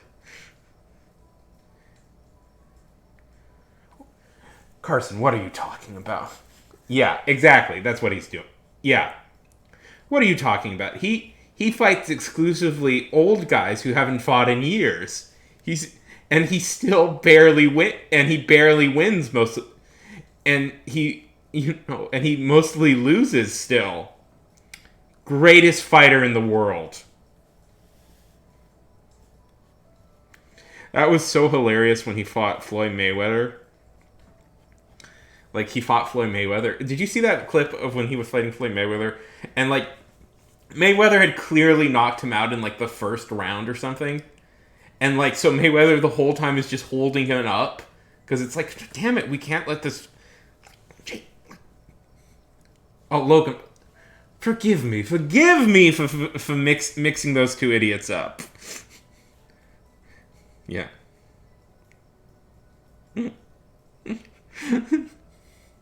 I will forever find that clip fun. It was Logan. I will forever find that clip funny of just like Paul of Logan Paul like just like, it's like, come on, don't fall. We have to go like 3 or 4 rounds. Yeah. We have to go like 3 or 4 more rounds. Damn it. Yeah. I mean, like, to be honest, like, I'm surprised. Aren't they in wrestling right now? Are they doing, like, WWE stuff? I'm surprised they haven't done WWE. Because that, to me, seems like a more natural fit for them. Because they are pretty, like, they do make pretty good, like, obnoxious heels, like the Paul brothers. Like, I think they would be a pretty good fit for, like a heel run in the WWE. But, like, every outside celebrity that comes to, like, wrestling, they also don't want to lose, which is very obnoxious.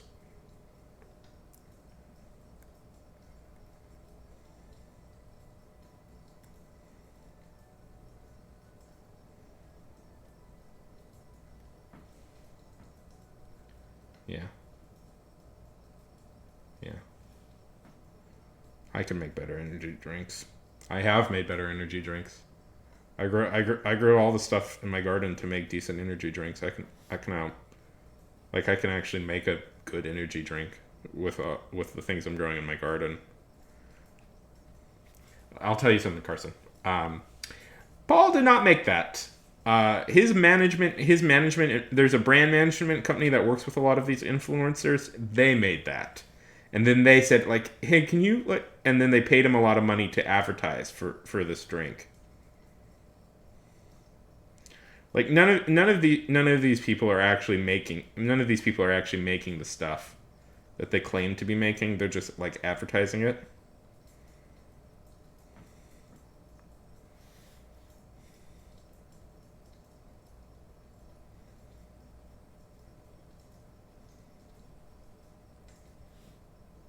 Was it good? Yeah. Yeah. Isn't that crap? Like, of course it is. Because he's like, of course it is. Because like it's all it, but that was already all like pre-decided. Like they're,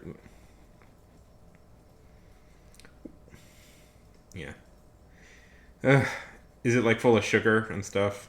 Yeah. I could make a better energy drink. I got the supplies to.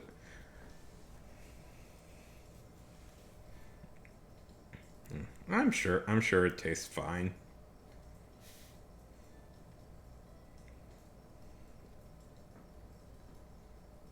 Yeah.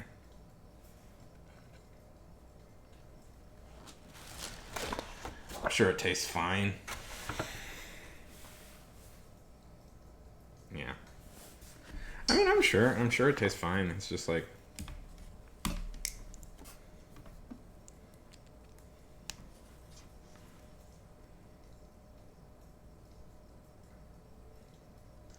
Paul brothers are big. Paul and there's that English guy, right? Like there's the English one. I don't remember his name that he's working with. Like they have a lot of people.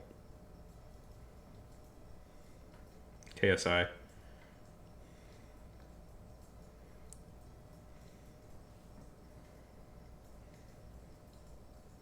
So who's your favorite YouTuber right now?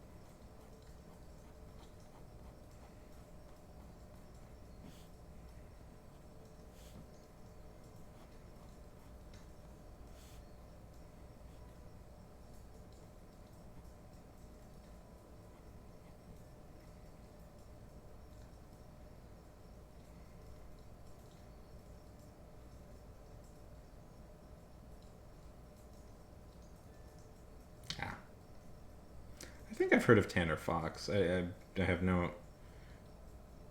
I have no idea of this other gentleman.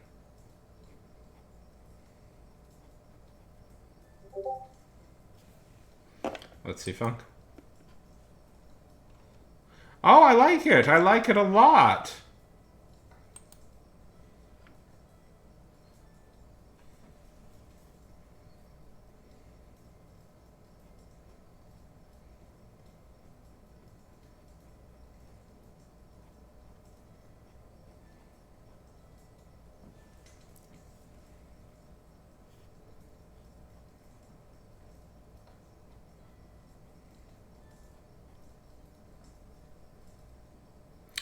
Ooh, there's a good question. I like Cocoa Puffs. Cocoa. That's the one I have a lot. When I was a kid, my favorite cereal was Lucky Charms.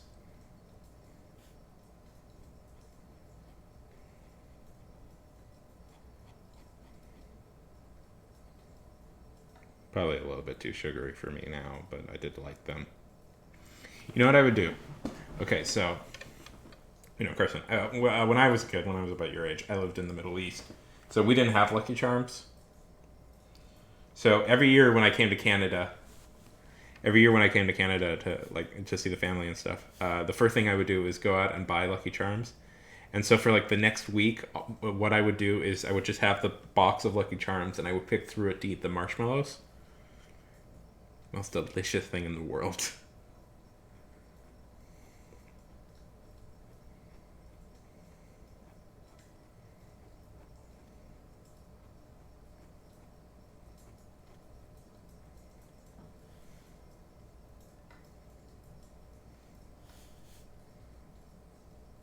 My parents worked there. Yeah, both my mom and my dad worked in the Middle East, so I was born there. I was born in the nation of Saudi Arabia.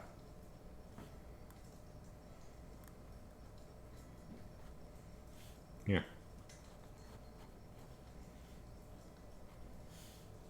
Yes, it does.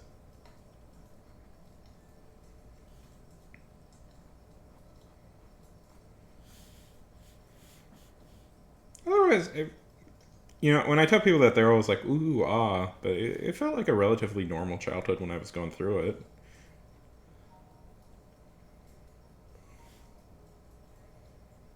We had Cartoon Network. It was the British version of Cartoon Network, but it was there.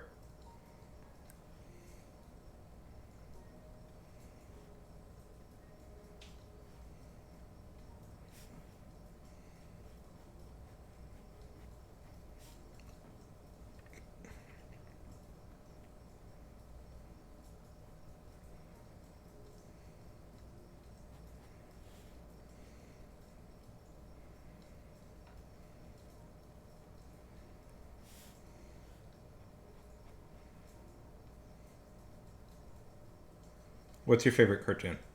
Do you still watch cartoons? What was your favorite cartoon?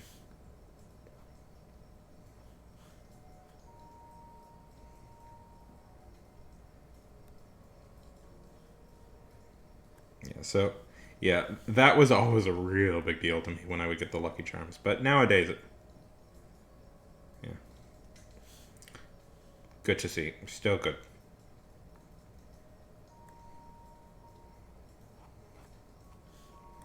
Do you ever watch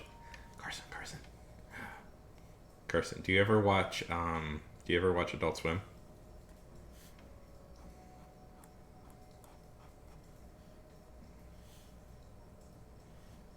Or what do they have? There we go. There we go.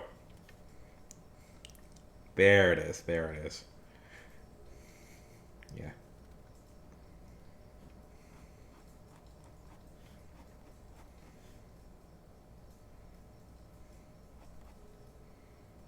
Yeah, there we go. What, Rick and Morty? Yeah, you can.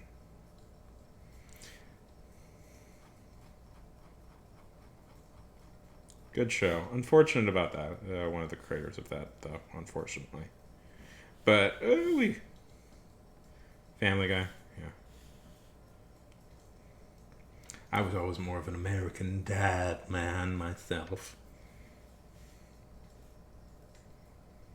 No.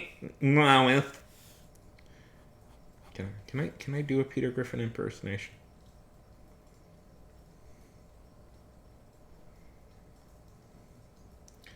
Yeah, the Rick and Morty guy.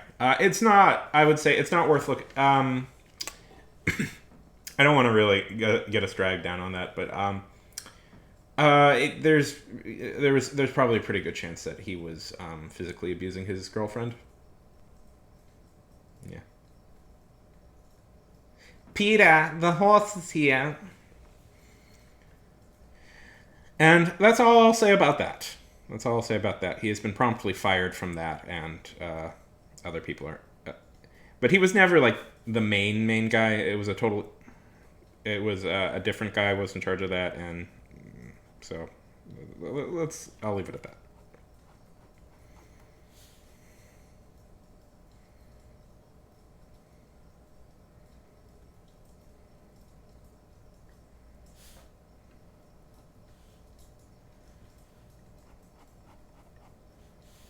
Peter, the horse is here. I just can't do it. I can't do it. You know, say what you want about Seth MacFarlane, but oh my God, does he have a good vocal range? It's crazy. It's crazy how like deep it is.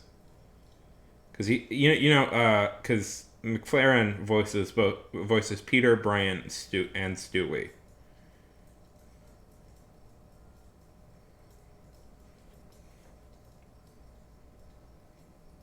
Is all the same guy.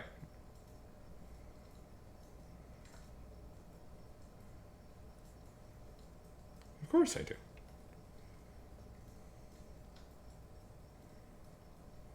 Of course I know what South Park is. Of course I know what South Park is.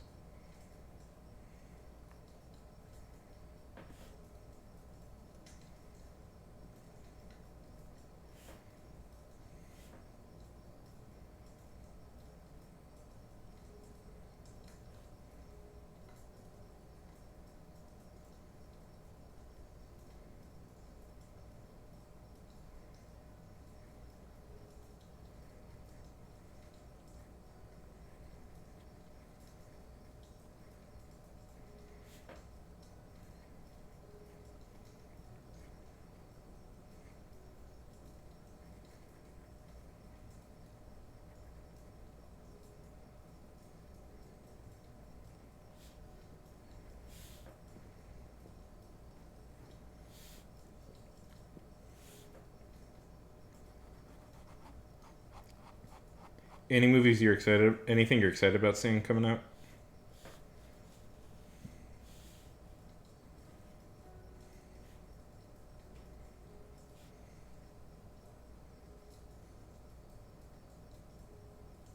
Well, you pledge your allegiance to Bluevania. Oh my God, freaking hell! Right? Oh my goodness! Right, I keep forgetting that John Wick 4 just came out. Sorry to be a very stereotypical dude, but I freaking love those movies. Fucking. My God, do those movies like freaking rock? Holy heck, do those movies rock? I watch like those fight scenes like once a week. Just because it's like. They are freaking amazing. Yeah, I love those movies so much. I'm going to throw it out there. Throw it out there. I will be crucified for this opinion, but I'm going to throw it out there. John Wick is Keanu Reeves' best franchise.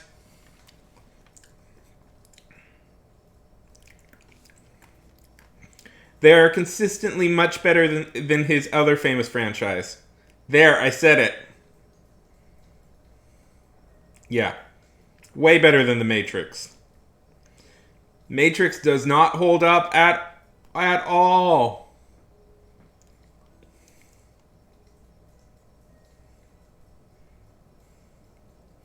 Rewatch those movies without nostalgia. It does not hold up.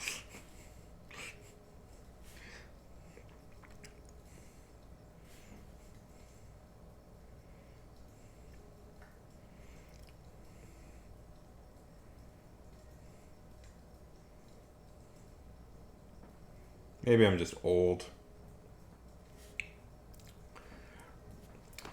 I see The Matrix as kind of the origin of a lot of like really bad trends that infected films for years. So I'm a little bit cynical to it because it's just like,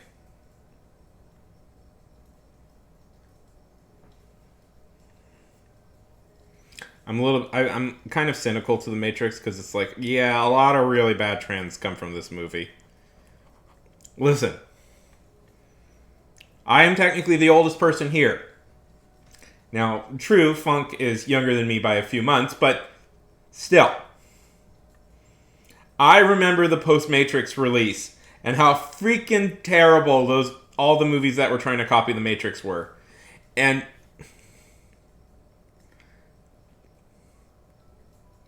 yes, for the time but it doesn't. Listen, Carson. I agree with you. State of the art special effects. I'm gonna throw it out there. John Wick's CGI-less, John Wick's use of practical effects will age better than The Matrix is. The Matrix looks cheap now, and that's always been the problem. That's always been the problem with CGI, is that CGI ages really badly, and it will continue to age really badly. And John Wick will look freaking beautiful for decades at a time.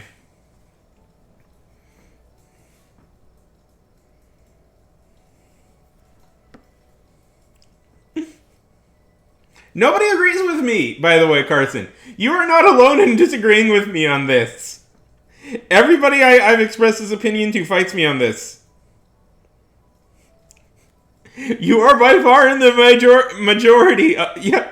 Majority of people thinking I am totally off base.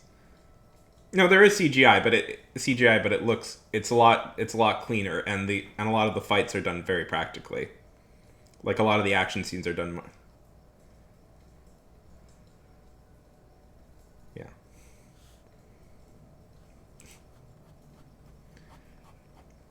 Give it a few years. It will age not particularly well.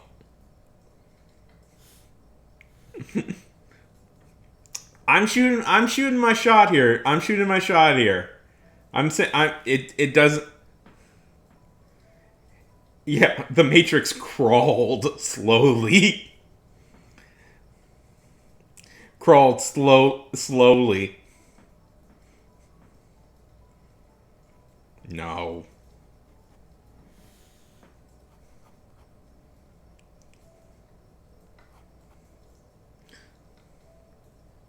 I'm shooting my shot here, everybody. I know literally nobody agrees with me on this point, but I'm just gonna say it. Matrix does not hold up as well as people think it does. You're all free to disagree with me greatly. I have said controversial things on here before about movies. I will have said controversial things again. John Wick is much better than The Matrix.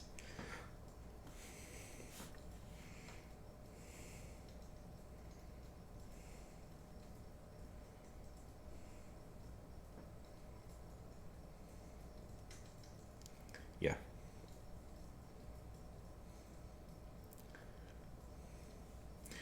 Well, here's my general opinion. I think CGI has a bad tendency to age really badly. And what looks good now in CGI will look terrible in a few years. So any movie that relies more on like practically done effects will just by nature look better. There was a time. There was a time. None of you remember. I don't know if anybody remembers this movie where 300 was like the pinnacle of special effects, and it was like the coolest looking thing in the world. Rewatched some of it a few years ago. Has aged like freaking milk. Looks terrible now. Looks like a bunch of dudes in front of a green screen.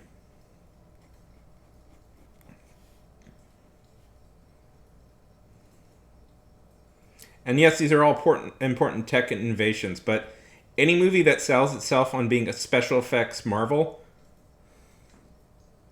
I'm focused. Any movie that sells itself on being a special effects marvel is a movie that will age badly. So to me, the story is a ticking time bomb. So to me, any special effects marvel must stand up on its story alone. And I find The Matrix to have very boring characters.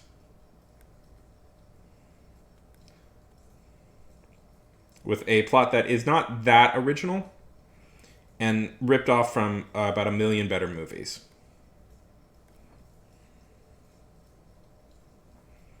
I know, I'm breaking everybody's heart here. I don't care. I don't care.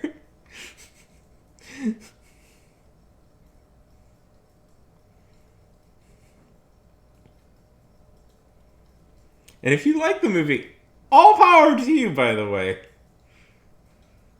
All power to you, by the way. If you like the movie, I am in no way condemning anybody for liking a movie, but I rewatched it a few years ago. I found it did not hold up at all. I was super into that movie as a teen. Did not hold up when I watched it later on.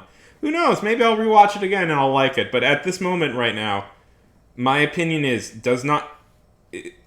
a movie that is aging kind of badly.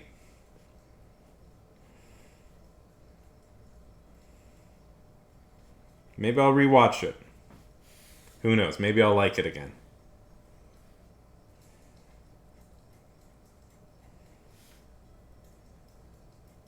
My opinion changes. My opinion changes. What I think about movies is kind of cyclical in nature. There's times where I hate things and times where I like things.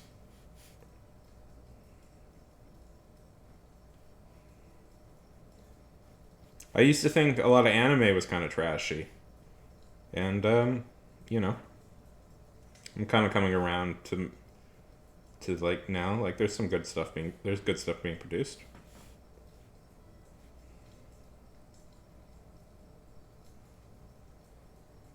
It will come, Carson. It shall come.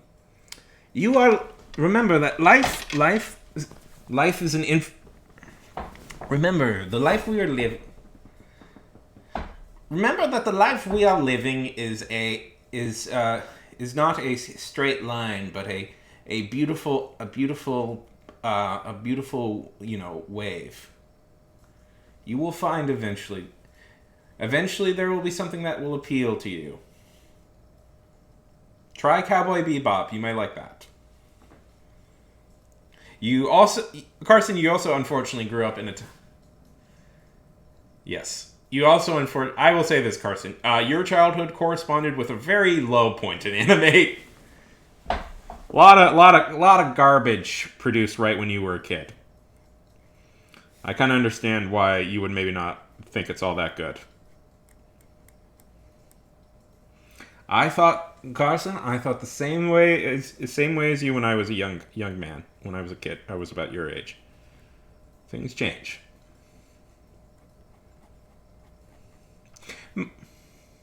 Yeah.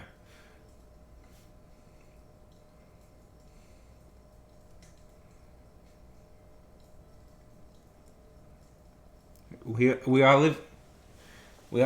It's Carson. It's a flow. It's a river. We just go.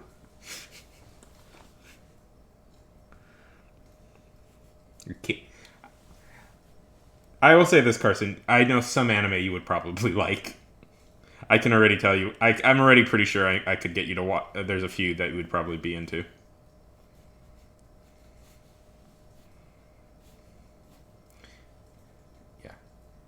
Yeah, with time. I'm not going to force you to do anything you don't want, but I'm pretty sure I could recommend you some that you would maybe like. You know what I bet he would like, Funk? What is it? Black Clover? I bet Carson would be into that.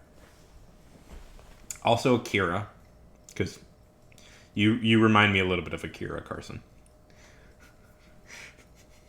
You remind me a tiny bit of Akira. You'd probably be into that.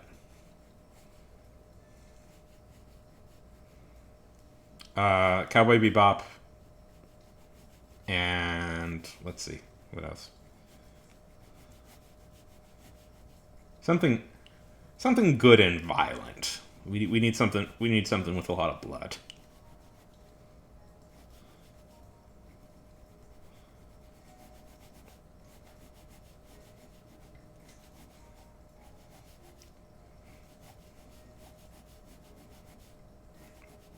There's a football anime. There's an anime about football players.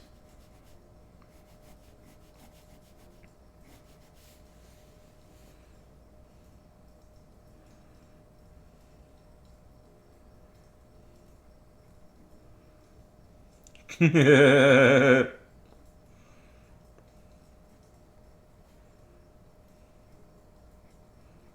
it like it's Blast Shield or something, right?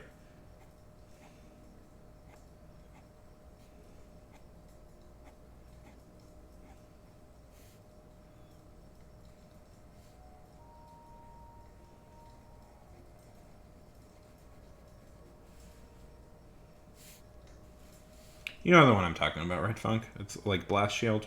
It's a pretty big one.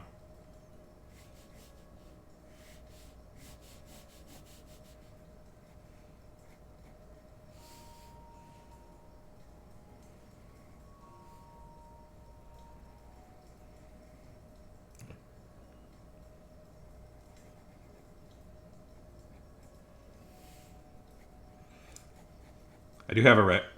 Have you seen Kirsten? Have you seen Ted Lasso? By the way, I think you'd like that show. It's about an American football coach who by accident gets hired to coach. Oh yeah, of course you saw that. You like that one? I like that one a lot. Yeah.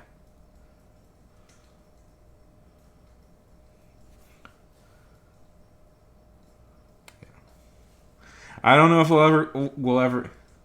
I don't know if we'll ever get Carson on this train, Funk.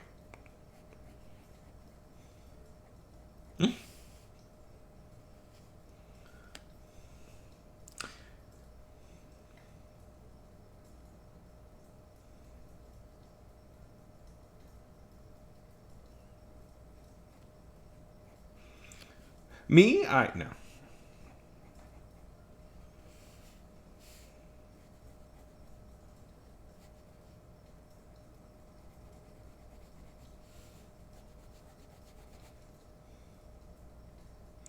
No. We need some. It needs to be like an actiony sort of thing. I suspect Carson would really like. Yeah, I suspect Carson would really like Akira, or maybe Ghost in the Shell. You know, the anime that the Matrix ripped all its ideas from. But yeah, there we go. That's more something. Yeah, he would be. Yeah, you may be into Carson.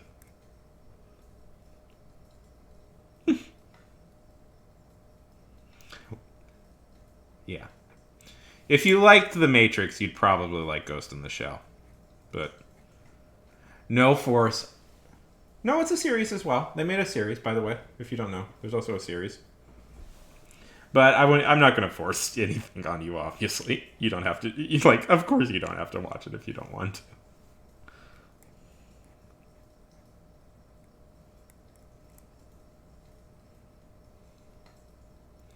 to. We shall see. We shall see.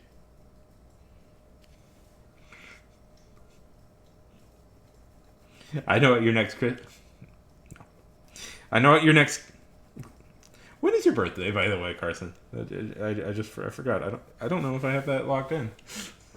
Yeah, no, of course not. We'll see. Never say never about things, Car. November 7th. Let me put that in there so I can remember it. I'll make sure I'll get you something. I'm bad at dates if people haven't figured that out yet. Oh, your birthday is literally on election day. June 21st. Carson's birthday.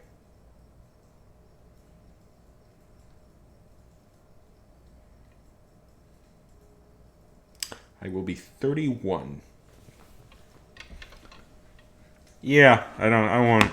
Listen, when you're a kid, birthdays are really exciting.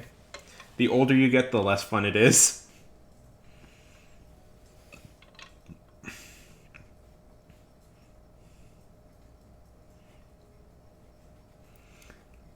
It was terrifying this year.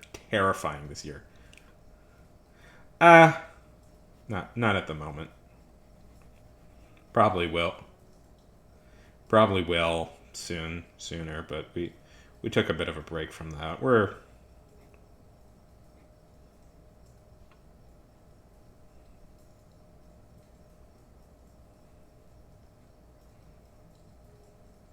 Yeah, I did. Yeah. I found truth be told, I'll tell you the truth. I found the customers really rude. And it got hard to like at a certain point you're like just like screw this. I don't want to deal with these people anymore. Which I get is every job, but it's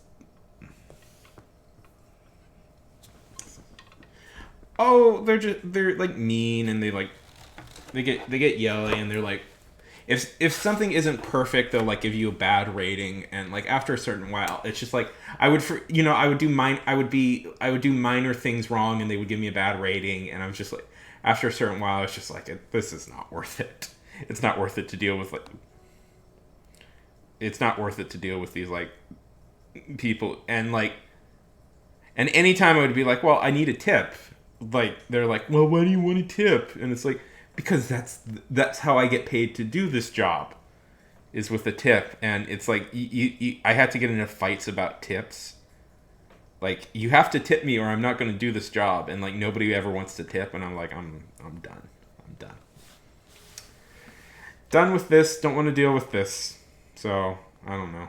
I may have to start doing it again, but it's taking a break from that crap for right now. I'm just living more frugally. Yeah, it does suck. And then you'll get put. Did you see the? I did make one about the like where I had to go like all the way out to like some bit of farmland. Like some random bit. Did I ever tell you guys about that? The one time I had to go to like this random like farm like about half an hour outside of Houston, and I was like, ugh. Yeah, exactly. And you're just like, why am I? Yeah, exactly. And you just go to yourself, why am I doing this? Why am I doing this? Who cares about these people? Why am I working so hard to deliver them food? The big thing is they always like fight you on the tip. They always want to like they always don't want to tip you a lot. And I'm like, and I have to explain to them like DoorDash does not pay me enough to do this on its own. Then the inevitable answer for like some people is like, well, why don't you fight that? I'm like, because I'm one person and DoorDash is a very big company, and I need the money. Well, obviously I didn't need the money as that much but I'm not doing this for free. I'm not doing this because I really love the job. I'm doing this because it's easy and I could get paid to do it. Anyways, I tried to do. I was doing some dog walking for a while, but that was also kind of a burnout. We'll see. I'm trying to. Okay, Carson. Have a good night. Good talking to you, my bud.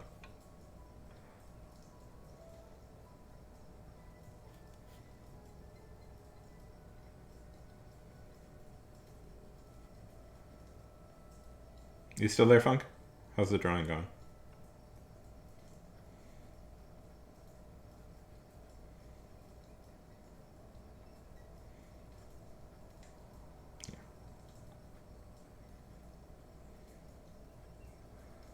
Yeah.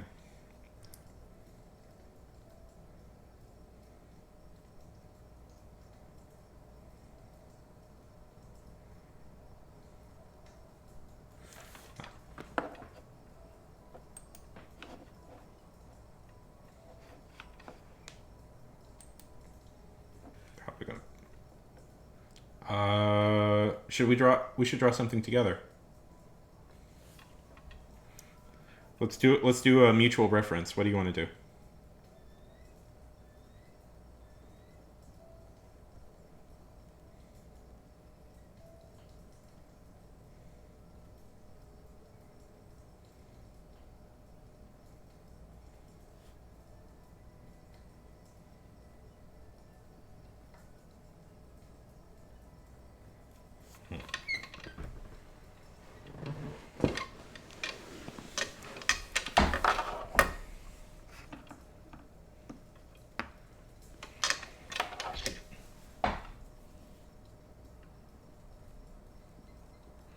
How about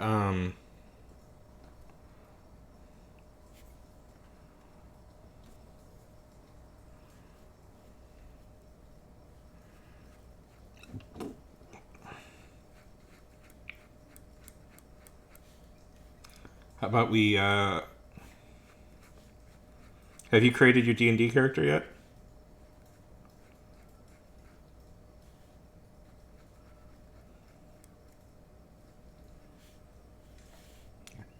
So, Carson is technically my first cousin once removed, actually. Um,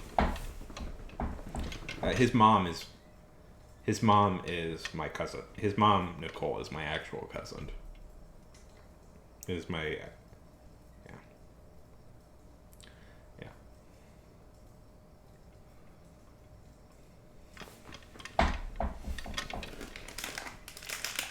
Lovely lady, lovely lady Nicole.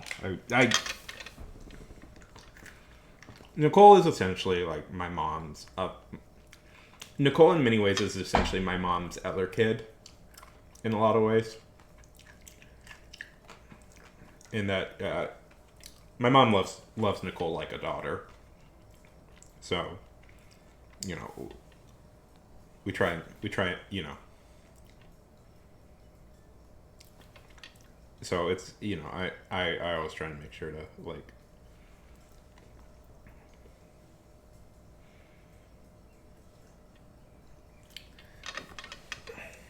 Yeah, yeah, yeah. He's a nice kid. He's loves football. Loves football. I of course know nothing about football, and so when he talks about it, I now know the experience of when I tried to talk to my dad about like super different types of superheroes, because I'm like, yeah, mm-hmm.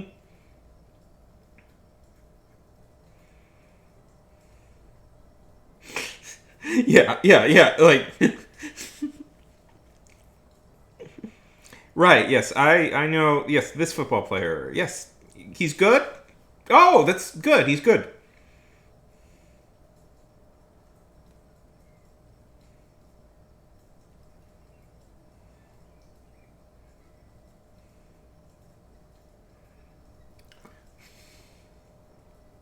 Mm-hmm. Well, he's excited about it, so I'm happy. Uh, I'm happy that I'm happy to listen.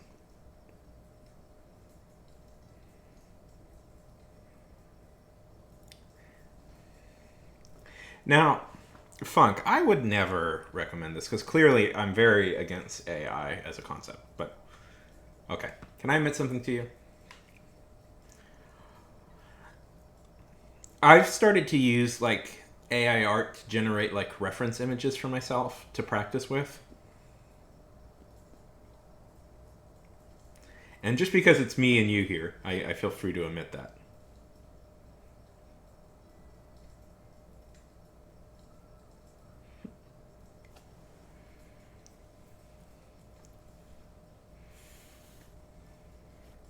I feel like that's the most moral way of like approaching all of this stuff is like I'm not trying to profit off it. I'm not trying to do anything. I'm just using it simply to help me expand my artistic repertoire.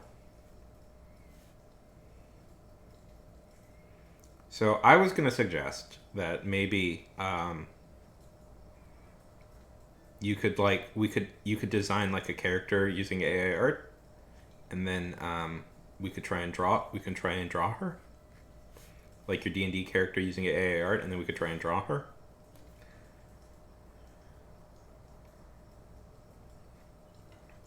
Well, one, I'm not. Yeah. Um. Well, my complicated moral feelings on it is it's abstracted enough that I don't feel like I'm doing anything bad. Like one, I'm not profiting off of any of this stuff. Two, it means I can get more varied specific references that I want. And three, I'm doing all the work. Because in the end, it's just a reference that I'm using to create art, and in the end, I'm doing everything. Like I don't post the AI art references. I just I have to, I'm using. So I don't think like there's anything particularly bad with the way I'm doing it, and I feel like that's the most moral way you can do this is like, and I try and make sure to use like artists, like do artists that were strictly in the public domain, so I further don't get in trouble. So I feel I'm doing it the most moral way possible. I'm not like stealing anybody's job. I'm not taking away a job that an artist would have had. I am not using somebody else's art to profit. And at the by the point I make it, I feel it's transformative enough that I don't feel bad about it. But I feel like that's as far as I can really go with this stuff without feeling like terribly shitty about it.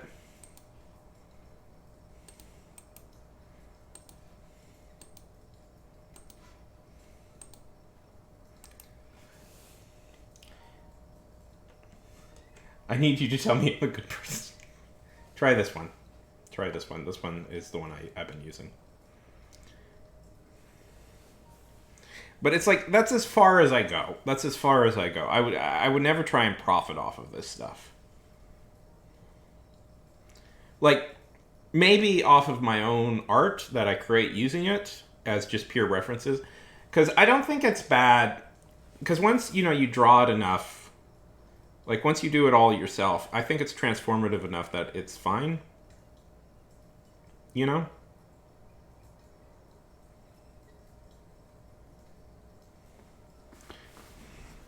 Oh no. I do feel a little guilty about all this stuff, but it's like I'm not profit yeah, I'm not profiting off of anybody. I'm using it in the way that somebody can use it without like doing terribly shitty things. And I know that makes me a big old hypocrite, but it's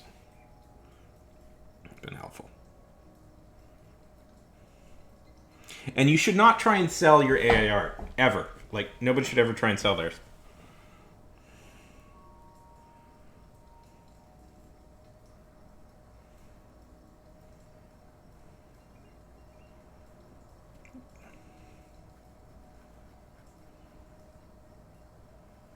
I know this makes me a big. I feel bad about it because it makes me like a big old hypocrite.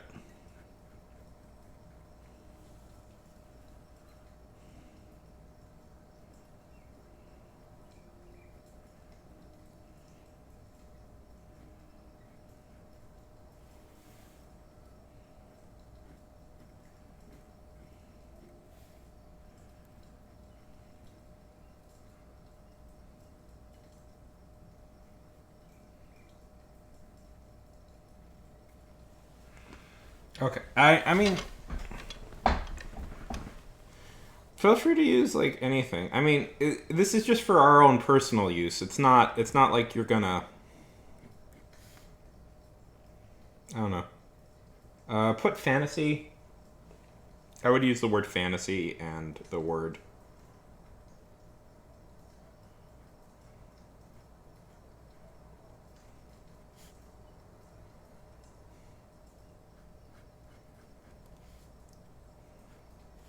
Fantasy, and maybe like.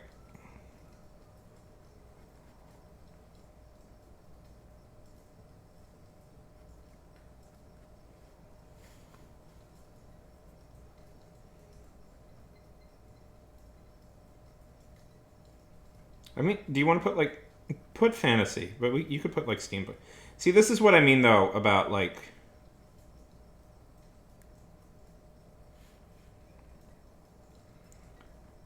Put literally Spelljammer. I mean, Spelljammer is essentially fantasy in space, so use fantasy or Clockpunk.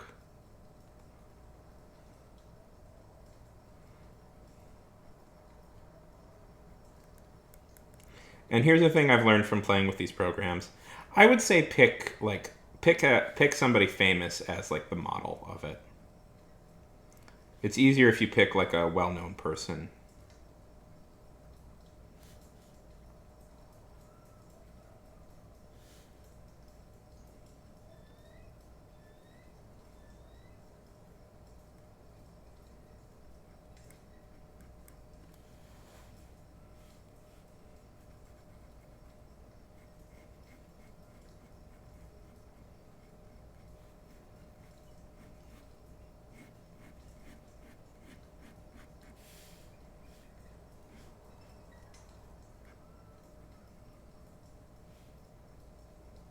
But again, I must emphasize very strongly to everybody who may be watching this and may consider me a terrible hypocrite, because I am a terrible hypocrite, but um,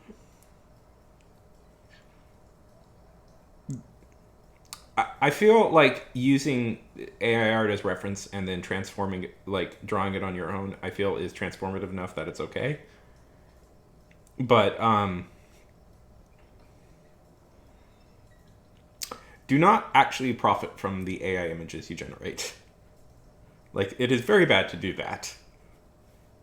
And will most likely be considered copyright violation pretty soon.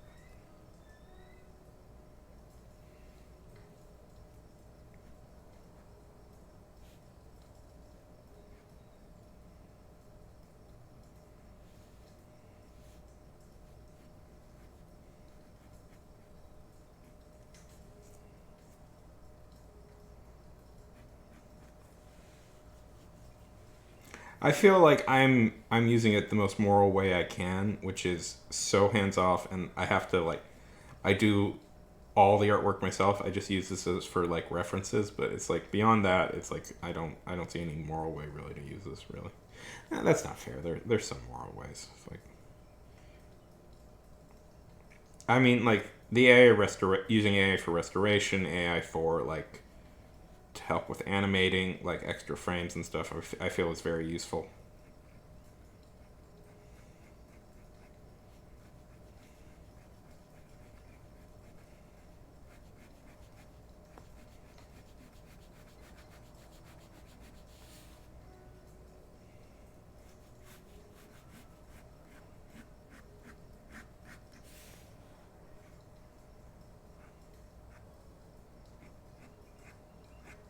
Do you want to just get on Funk, by the way? Like on Discord?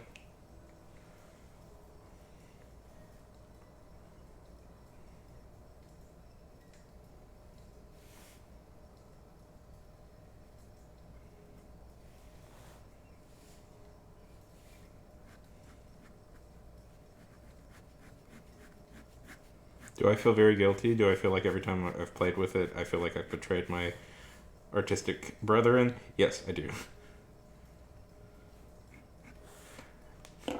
Yes, I do, immensely. It plagues me every time I do something like this, but I'm...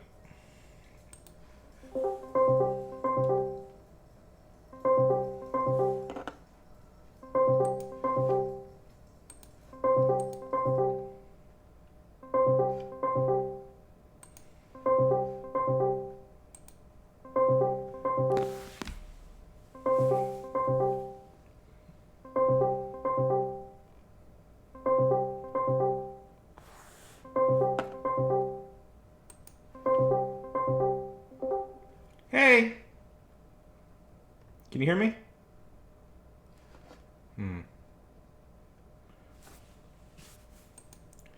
Let's see, 1 second. What does default mean? Okay. Okay, I think it works now. Say something? Hello? There we go. Okay. Do you ever see that thing? Like, Discord will occasionally... Like, for me, Discord will occasionally try and, like, use my microphone as a speaker. Yeah, mine does that all the time. It's maddening. It's maddening. Yeah. I'm like, oh. Well, it's fine when I'm streaming, but otherwise, I'm like, I don't know. I guess I'm too paranoid. I have, like, my camera and my mic, and I'm like, I'm not using you. I'm completely unplugging you from everything. So every time someone is like, hey, let's call, I'm like, hold on. I gotta plug a bunch of things in. Not a bunch of things, like one thing. Is it like 90% of the time me saying, hey, get on? No, it's not always you.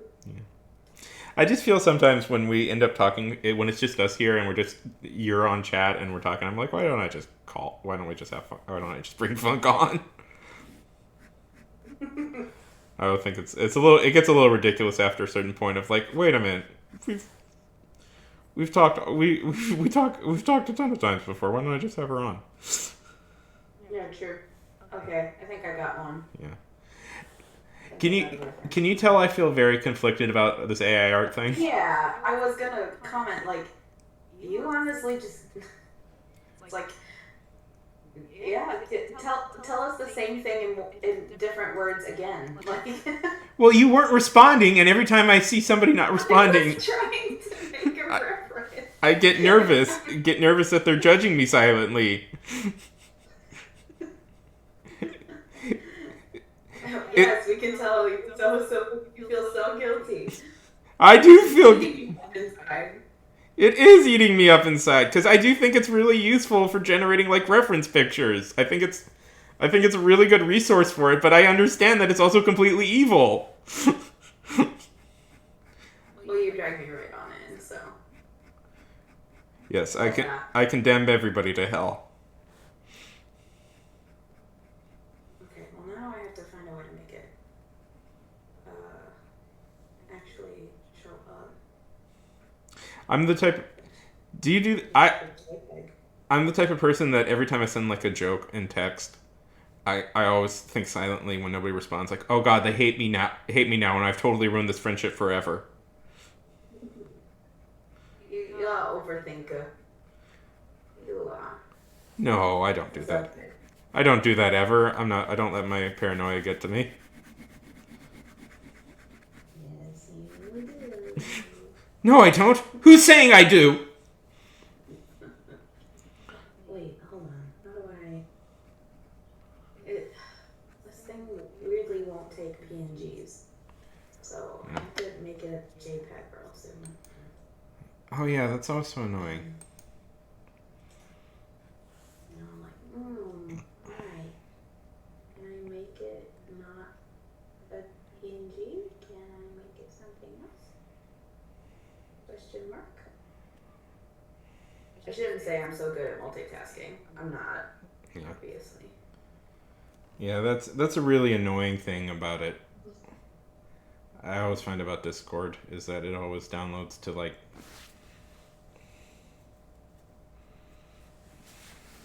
Can I?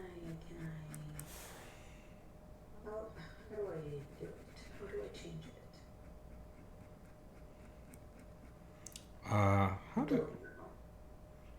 How do I I change? think I've done this before, but I can't Yeah. figure it out. Yeah, there's a way to do it. I always forget how though. Let me do something. So I have the picture I want to use, but every time I drag and drop it into my thing, it doesn't do anything. Well, see, now the computer's making sure I don't steal. It's not stealing. It's not stealing. It's the same thing as referencing another artist's work. Yeah, I literally can just pull it off of Google and it works. Yeah. This sorry. It's transform. Thing. It's transformative. It's transformative. Mm-hmm. Profiting off the actual image itself would be bad, but not the transformative nature of the art. It would just be a lot easier if I could put it in the thing and it was right next to the picture. That would make the reference work better. But it doesn't want to. It doesn't like it.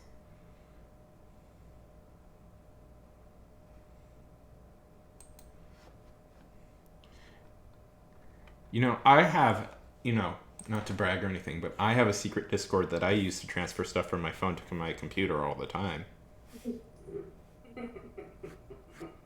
I just have a thread. Yeah. Or whatever that is, like a channel. Yeah. That's private. Yeah. It's actually really, honestly, like that's one of the things like Discord could sell itself as, because it's actually really convenient. You know? Yeah. If you want to just if you just want to transfer something to just like. Maybe I can do it the other way. Sorry, I'm like maybe thinking a little too hard. No, it's frustrating. Conversation. No, I get it. It's very frustrating. Once this is in here, I'll be able to like. How do I?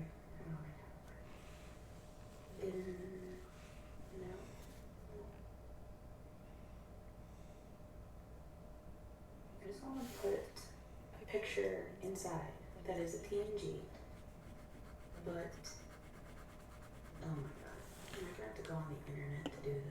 You may have to like try and save as it again, but change the format.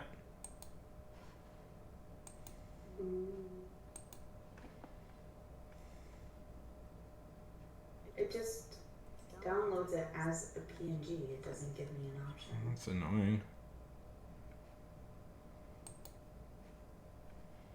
I want to be able to change it.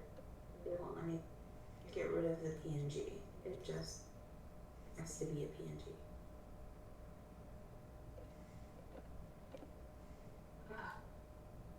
PNG to JPEG converter.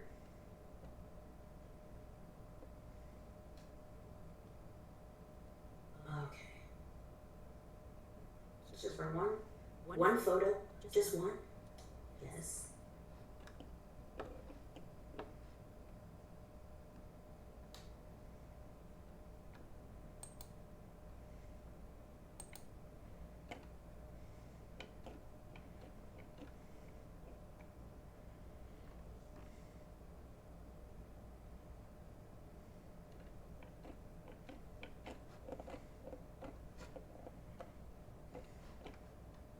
The internet won't work either. You could email it to yourself, open it up on your phone, and save it. I'm already on the computer that I want to use to actually make the character. Yeah. So doing it to my phone would just be an extra step out of the way. Let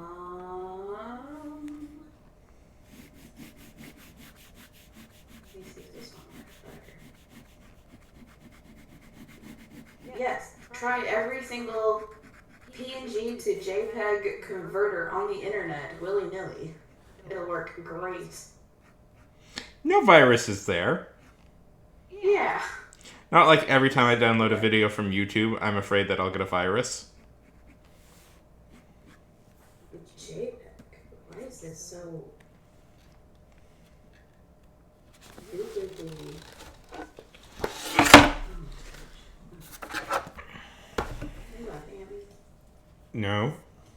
Oh, I thought you were like... No, my phone fell down for a sec. Oh, okay. I have to quick go to the bathroom. Sure, go ahead. I will entertain the people. Yes. Maybe. Oh my god.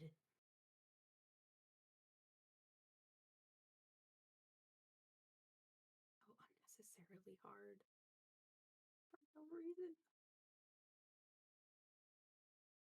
Oh my god. There we go. Oh my gosh. I'm gonna get it. I'm gonna get it, guys. From convert. This is a PNG. I need P. Why do I have to look this up? Why? Why is this so stupidly hard? Okay, hold on. PNG. PNG. PNG. PNG. To JPEG. That's all I wanted. No, it's done. It's done it. But now I finally got it so that it will accept. It will accept the stinking PNG. So It frustrating. thinks I'm trying to give it a virus. Really? Oh, that's so frustrating. No. And the thing about it is, PNGs are like the better format. Yeah, for real. I need to get into this. I use Krita to do art. I need to get into this thing and be like, why won't you let me put PNGs in here? Yeah. Why? That is so arbitrary. Yeah. Okay, now I should have a JPEG of it. And now it'll let it go in. Okay. Anally. This one's took forever. Okay. Alright. Well, I have a bust of a character, not a full body picture. Well, that's fine. So wish me luck. Da-da-da-da-da-da. Alright, I'm gonna scoot back a bit so I can actually use my tablet. Did you send it to me? Oh, the reference? Yeah. No, I haven't. Not yet. Hold on. PNG or JPEG? Your choice. I've got all the files. Send the one that will actually send. Send both of them, and we can. No. There we go.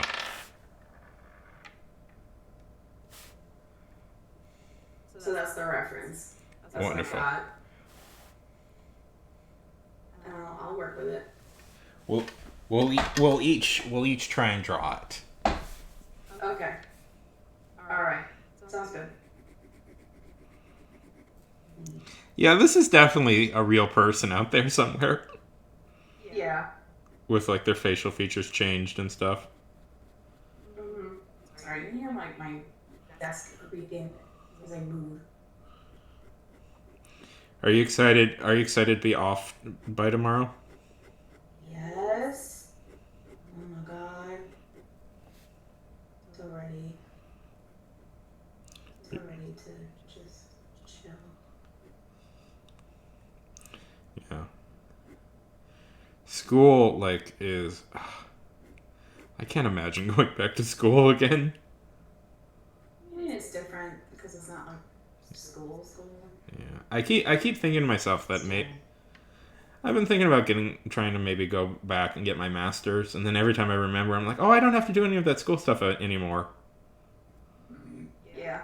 I'm like, oh, thank God. Thank God I don't have to do that. Oh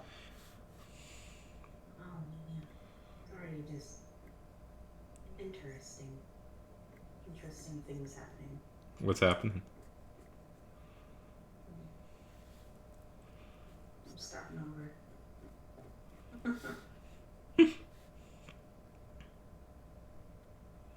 Oh man. Maybe.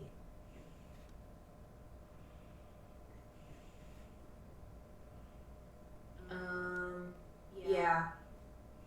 Oh, it felt like too long to wait for a break. Be like, man, these breaks have to come more often. Yeah. Or you just need less to do. Yeah, and you got to do all that physical stuff. Yeah, I mean, there are certain classes where I don't necessarily have to, but now is kind of the time of year where I have to teach like actual showcase choreography, Yeah. and they won't understand it unless you do it. So I have to do my best to like, you know, even the things that I'm like, okay, this is what I want you to do, and I maybe can't physically do it, but I know they can Yeah. because they practice it all the time. Like explaining it, like this is where I want you to do this, which happens more often now than it used to. I'm definitely not in shape as much anymore, so I'm like, I'm not doing this right now. You're gonna do it. And you know, I like try to do it, and then I'm like, you know what I mean. Yeah. Please know what I You know mean. what I'm meant to do. Please know what I mean. Figure it out. Figure it out. And I don't know. I think what takes my energy out more than anything else is that they've been working so hard on like, you know, like we did like a report card type of thing recently. Yeah. It took up like so much of my time and energy. It was ridiculous. But what was I saying? Oh, like they've been in that kind of mode for a while of like figuring things out. Or like, I don't know, trying to get better at things. Yeah. But now that I'm like, okay, well, we're gonna learn to dance, and then they're like, ooh, that's so exciting and different, and then half the time I'm just trying to keep their attention, which is like, I'll show them something and they'll be like, oh, that's so cool, that's like this, and then they'll like do something else, or they'll talk. I don't know. It's like trying to keep their attention. It's like, no, I need you over there right now. Like, Yeah. don't wander off to the other side of the room. Go to where. That's the hard part.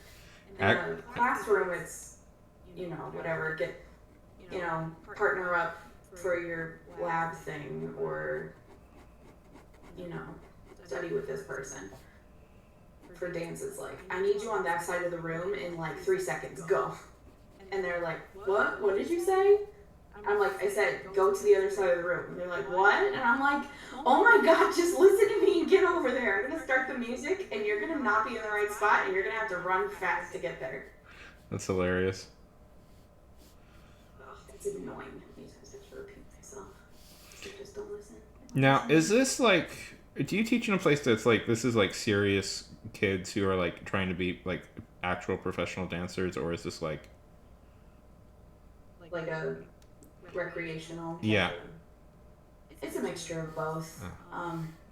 We teach up to a certain like age or a certain level, and there's certain classes that are just more recreational. But then there's like an actual like program that like kids who want to like actually like take it seriously, they'll go to those. And it's managing kids that are doing that for the first time. Like I teach both. I teach kind of a bunch of classes that are like kind of in between. So it's like you can't just like kind of sort of half-ass this and go like, who cares? It's not like they're going to be certain classes. No. I kind of approach them all the same. I try not to. I mean, obviously, yes, of course you should obviously approach them all the same. So maybe I put higher expectations on some and lower expectations on another. But generally, I'm like, okay, well, I need you to take this seriously because this is going to be something completely new to you, or if they've done it before. Like, there are some students I've had for the past, like, maybe 4 or 5 years, and I kind of watch them, like, grow up, you know? Yeah. and now it's like it's their first, like, not their first, but one of their first, like, serious performances where they want to do really well. And I'm like, okay, so we can't play around, unfortunately. I know you guys want to, but No fun. You have to, like, pay attention. if you want it to look good, like the other older classes that you saw during the performance, you gotta work like they do, and you have to Yeah. pay attention for the hour and 15 minutes I see you a week, like, and then hope that they retain it over the spring break. It's like, well, Do they ever retain it over the spring break? some do, some don't. And then when some don't, that's when the, like, fire gets lit under their ass, and they're like, oh shit. Right now they're not in oh shit mode. Yeah. And then they come back from the break, and it's like, okay, well, 5 more classes, and then you're on the stage, and it's like, oh shit, she can't spend all her time reteaching me the same thing. I have to retain some of it. And then they usually go to their friends and are like, how do you do that part? And I'm like, you should have been paying attention. Because your friends teaching you is not their job. And then the kids that do a good job, we do this thing called understudy. Yeah. And I'm like, that, now you're gonna learn your part and this person's part. And just in case they aren't ready to do it, you're gonna jump in.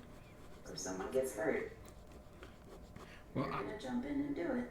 I remember when That makes them so excited. They love that. The real go-getters love that. Yeah, especially because that means, like, they're doing really good. Yeah. I remember when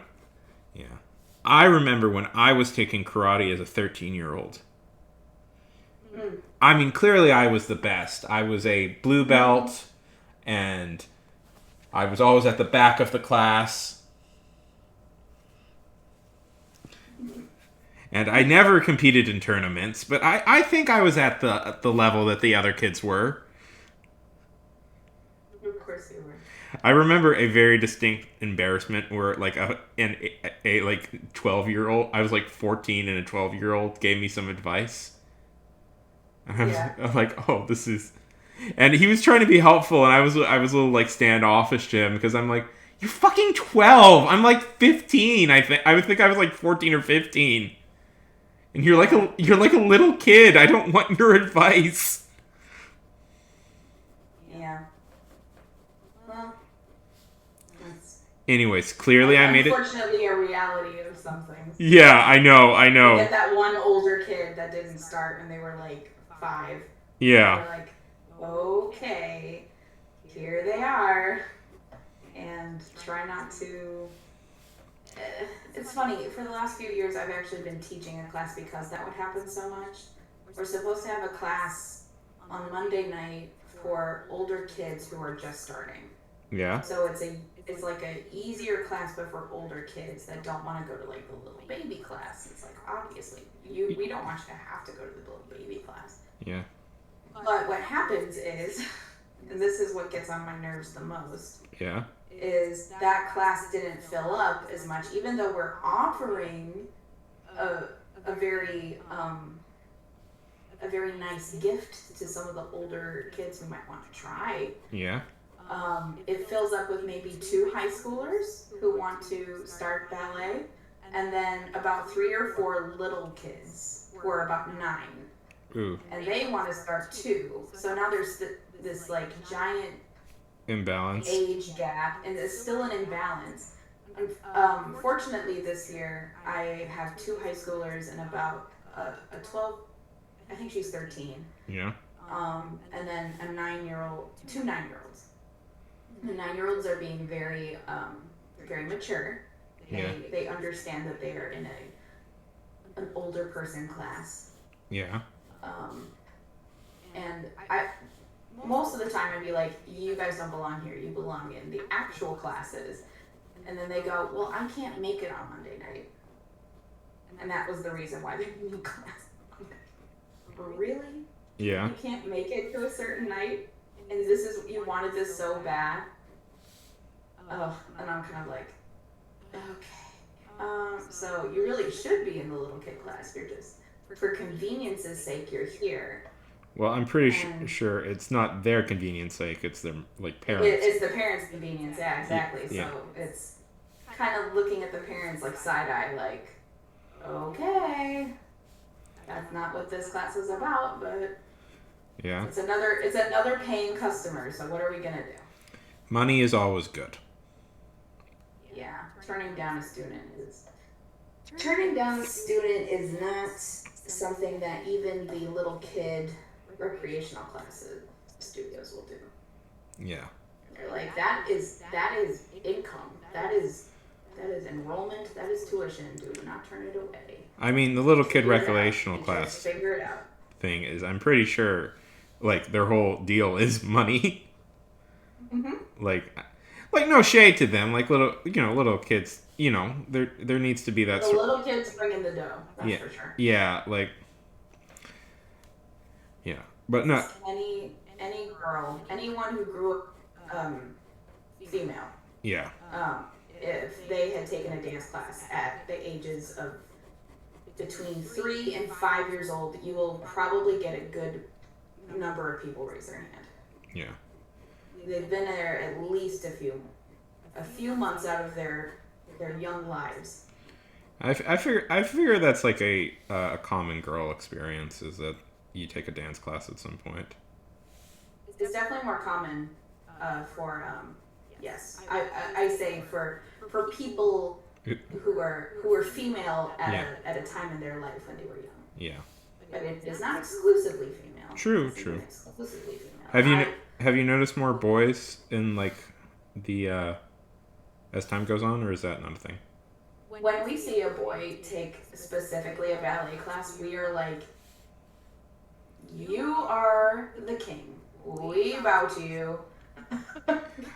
It's like, we could be having a terrible day, and then he shows up, and we're like, hi! Oh my gosh, you're here! That's lovely. I love that. I always thought as a Because kid. they're very rare. They Yeah. are rare. You want to treat them really nice so that they stay.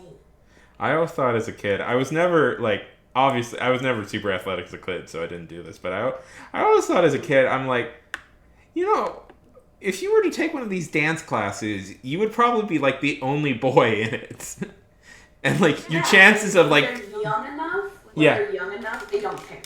yeah, They don't really care.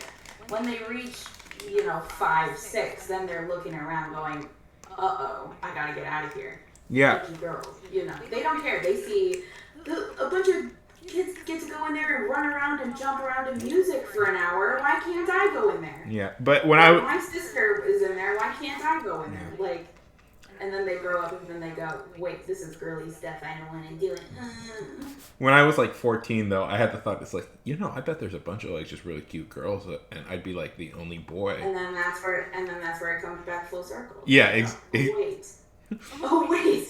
the odds are stacked in my There's favor. girls in there. So there's still the hurdle of Yeah, I'll be the only boy in there, yeah, no. I mean, which is usually the main hurdle. as I've never talked about this before, but as a young kid, I had a real interest in dance. I really wanted to learn how to dance. Oh, fun. But I was always Awesome. but I was always too scared to like ask to do it. Oh yeah, that's part of the reason why I think we kind of make a big deal. Yeah, Maybe we shouldn't make a big deal of it, but it's like we understand that you are scared out of your mind sometimes yeah, coming in here. Like it's a big. You're asking a lot of someone so young and impressionable. yeah. I mean, Who's trying to find their, yeah.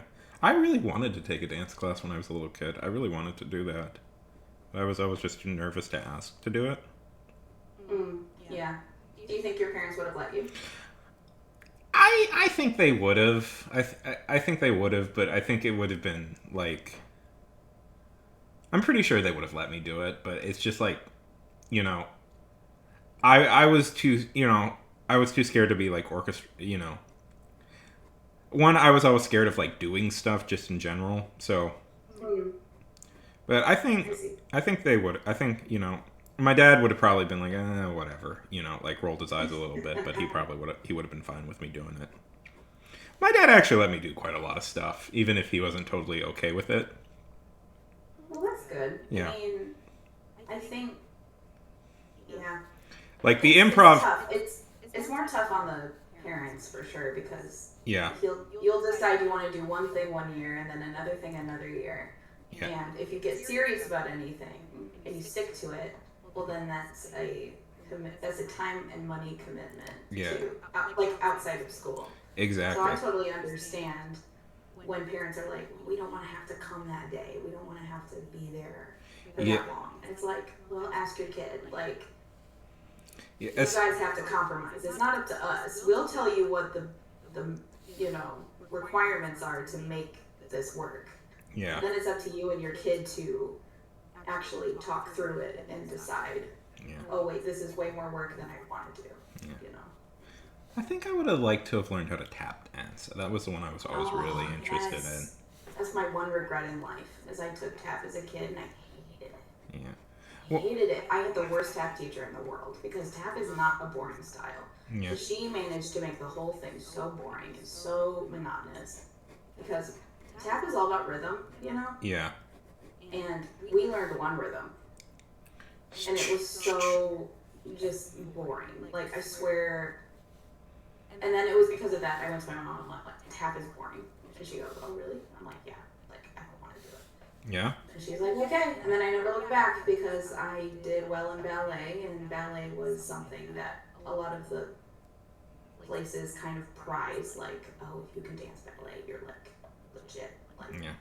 which isn't really true. Like, you look at Hollywood now, and everyone who's getting jobs as a hip hop dancer or a tap or jazz dance. Like, you don't need to be a prima ballerina to get a job. Yeah. But back then it was like, oh, ballet? That's when they're serious and they're coordinated. Yeah. Maybe they didn't start out coordinated, but they are now. Once in my life, you know what I would like to do once in my life is like be able to get on the dance floor and do like that break dance move where like you spin around. Like I've always dreamed about being able to do that. You know what's fun? Yeah. And I think we can talk more about it is that when you learn that kind of thing, Yeah. you can like at least keep it in physical shape enough to keep Yeah. doing it.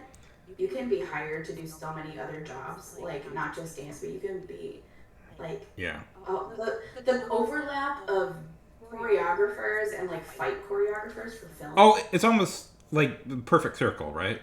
Yeah, it's like they're way closer than you think. I remember teaching a class. It's my one class this year that has like older kids. I got a lot of young kids this year.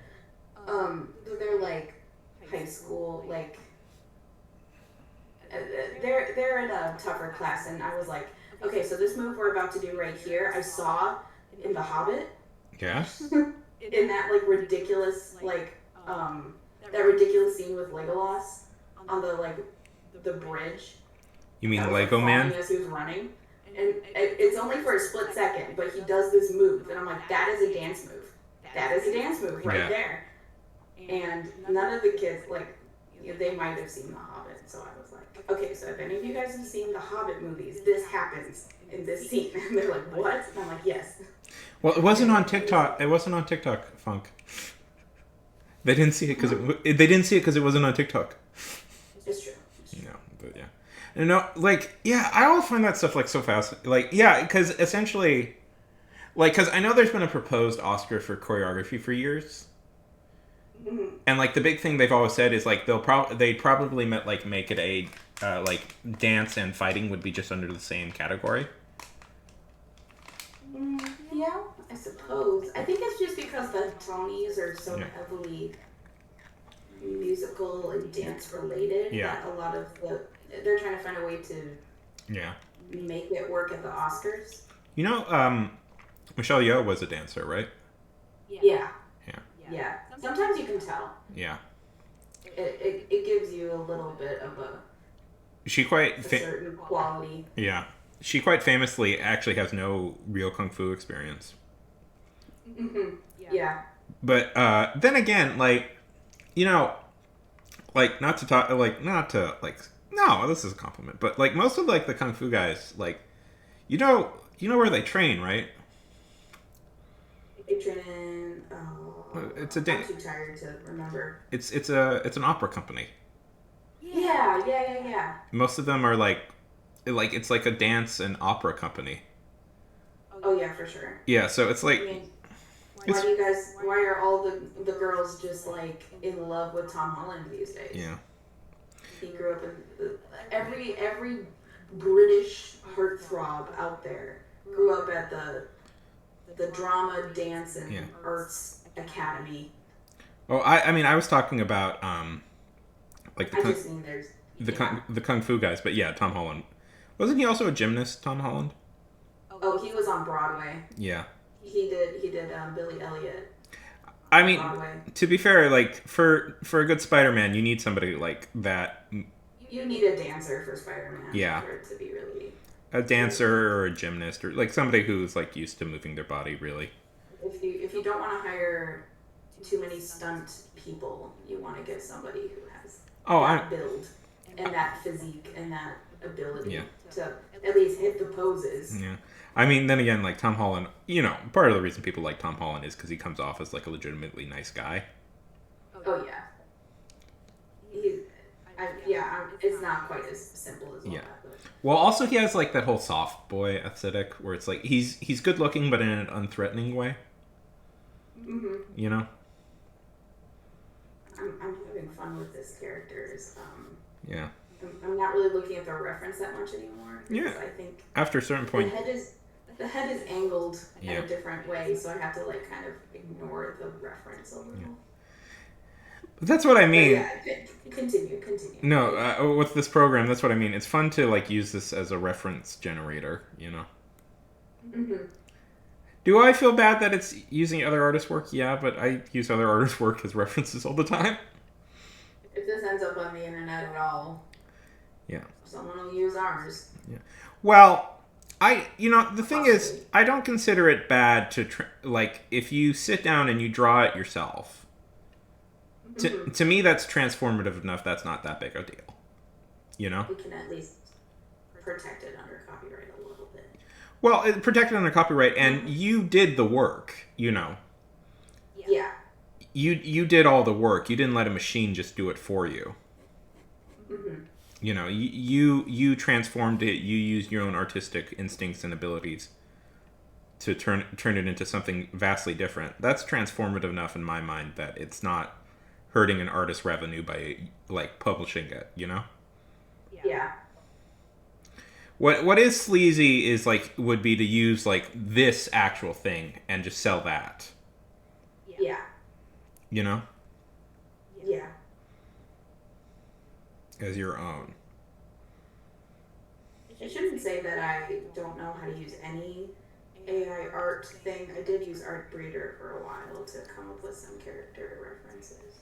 Well, yeah, I mean, I think But that was like a long time ago. I think it's fine for personal use. I'm not that like bullish on it for personal use, you know? Yeah. Where you just want to create some very basic stuff for your own. But but trying to like sell it or anything to me is like really scummy. Mm-hmm. You know? Yeah. That's how I justify myself anyways. Well, that's valid. It's how I go to sleep at night, not feeling like I've totally betrayed my artistic brethren. Yeah. I think I may have finally gotten the mouth. Because that was the thing I was kind of having a fun time with was the mouth was first too low, then too high, and then in a weird shape, and then I drew her with like massive lips the first time, just cause. Yeah.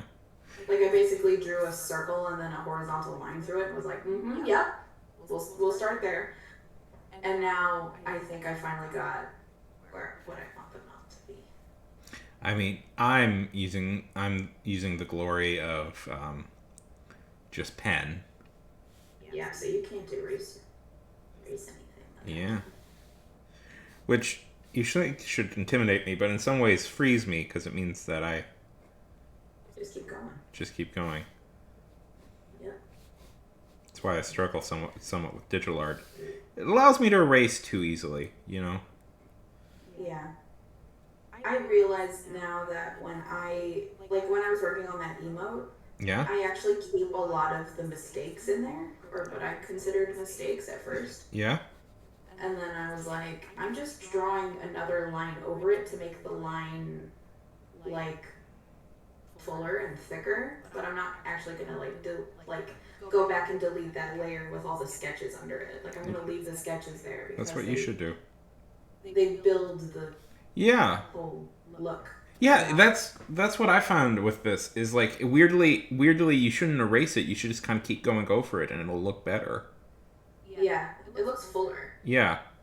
If I got rid of that under bit a bit, like that tiny little bit, then it's like it looks like a stick figure.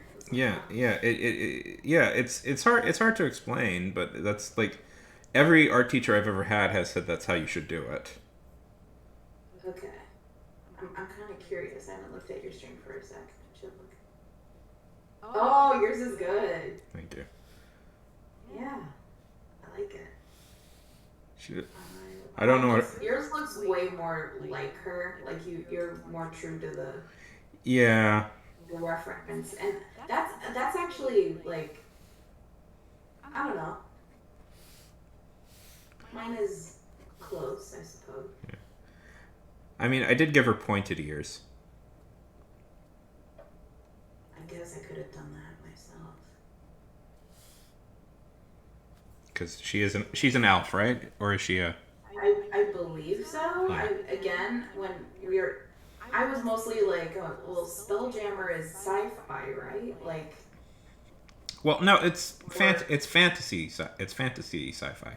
Okay. Fantasy sci-fi. Yeah, it's instead of like science propelling people through space, it's like magic and stuff. Okay, I see. It's. Because I guess I wasn't familiar enough. I was like, Have you ever? if there's going to be certain rules of the world that I don't know about, do I create a character that? Have you ever? It's like I compared it to like Treasure Planet. Oh, okay, I see. Stuff like that, you know. Okay, that makes sense. I know there's a specific name for this, like there's a specific name for that sort of genre. It's a rarer genre because it's like, you know, the logical like nature of it all is that, like, you know, if like wizards and elves and all this people had all these powers, wouldn't you think at some point they would start like trying to explore space? Yeah. I don't think that's just like when I first read about it, I thought that was like such an exciting idea. It is a good idea. Yeah. Okay, well now that I added a point to her hair, I'm just like, her hair is just like stick straight, and I'm like, every elf ever done. Mine kind of looks like Peter Pan for some reason. Yeah. But I'm going with it. I'm running with it. I mean, I don't know what. She looks like a mixture between Peter Pan and Spock. Yeah, which is a fun idea. I like that. Because in many ways, aren't the Vulcans just space elves? Yes. Like, aren't they literally just space elves? I suppose. Well, because they have like. I don't actually know. I don't know. I've only seen a few episodes of Star Trek. Same. I'm friendly with a channel, like a podcast channel that runs a Star Trek podcast. So I always try and like direct. Okay.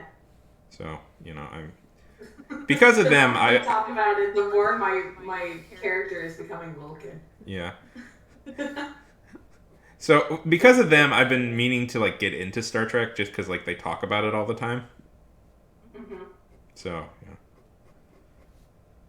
Since we're here talking, would you be? Obviously, you would be down to be in my podcast. Of course I would. Again, is there a time next month that I'm free. you'd like to? Awesome. I'm free anytime. Is there anything you want me to prepare? Yeah, because I'm doing this series now where it's pretty much just what we like do all the time. We just talk about like just shit we like and like stories and games and movies and all that stuff. TV shows. Do you know what a 3x3 is? Yeah, so Emeka mentioned that. I wasn't totally. Yeah, that's why I was asking.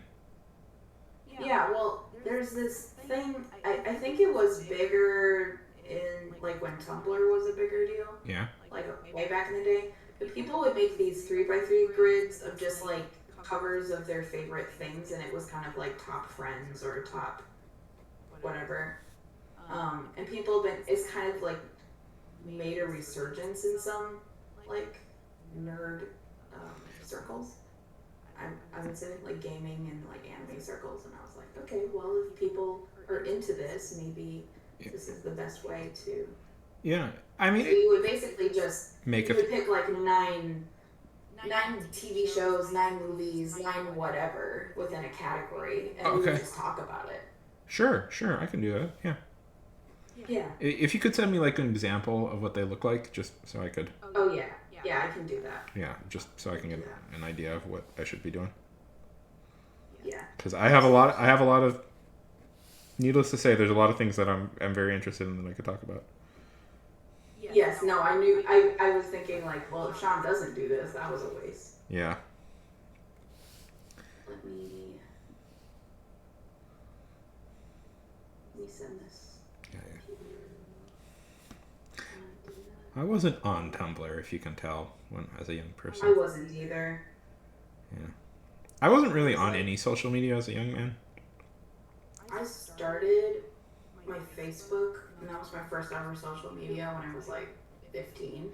I was like 22 or something. Yeah. And then I realized really quickly that I wasn't that social. Yeah.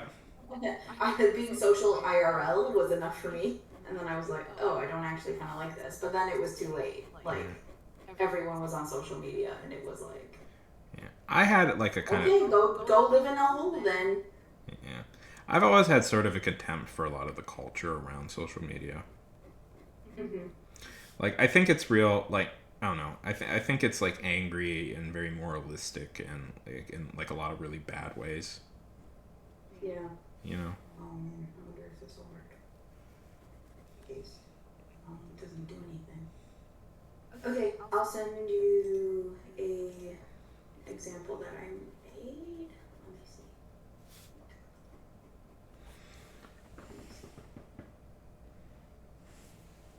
Here.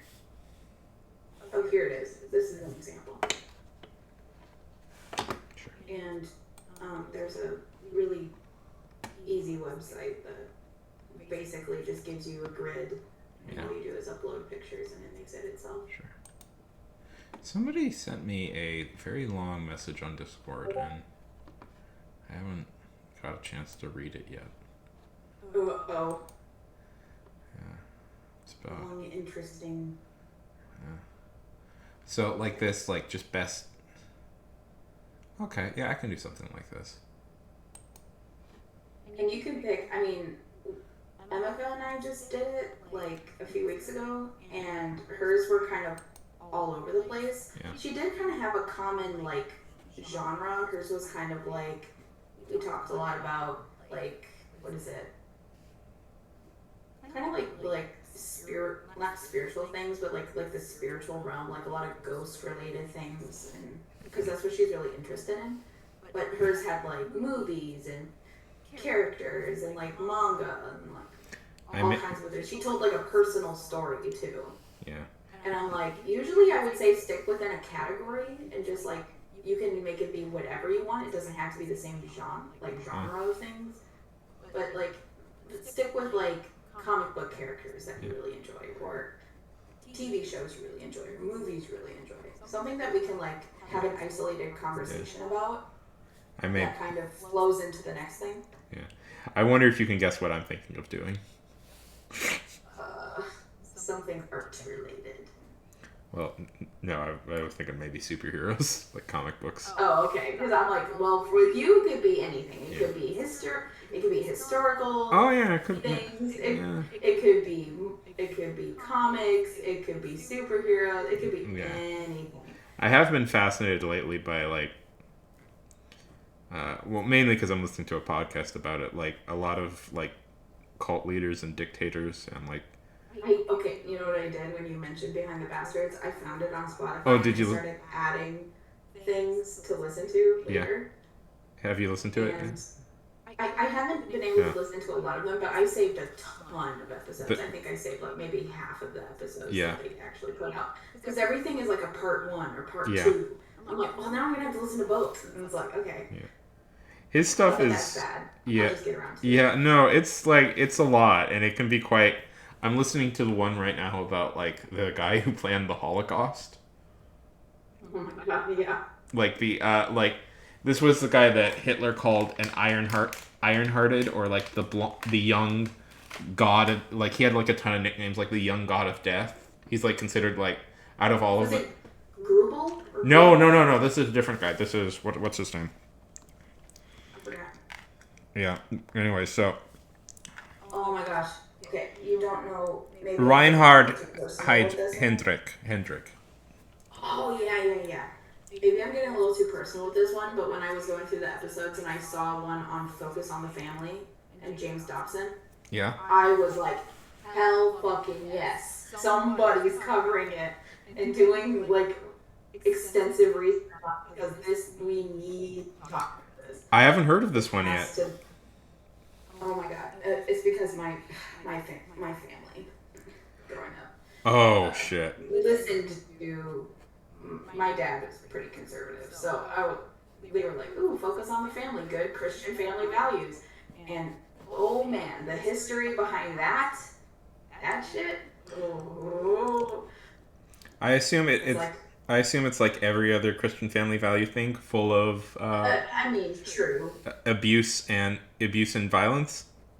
Oh yes, definitely that stuff, but like, okay, well there's the like, alright, well you think that spanking your kids is bad, I think that it builds character or whatever. There's like that sort of thing, but it's like, yeah, but did you know that this started, the man who started this foundation that you think is doing such good things for, families and the nuclear family and the future of the conservative American, whatever, did you know that he started in eugenics?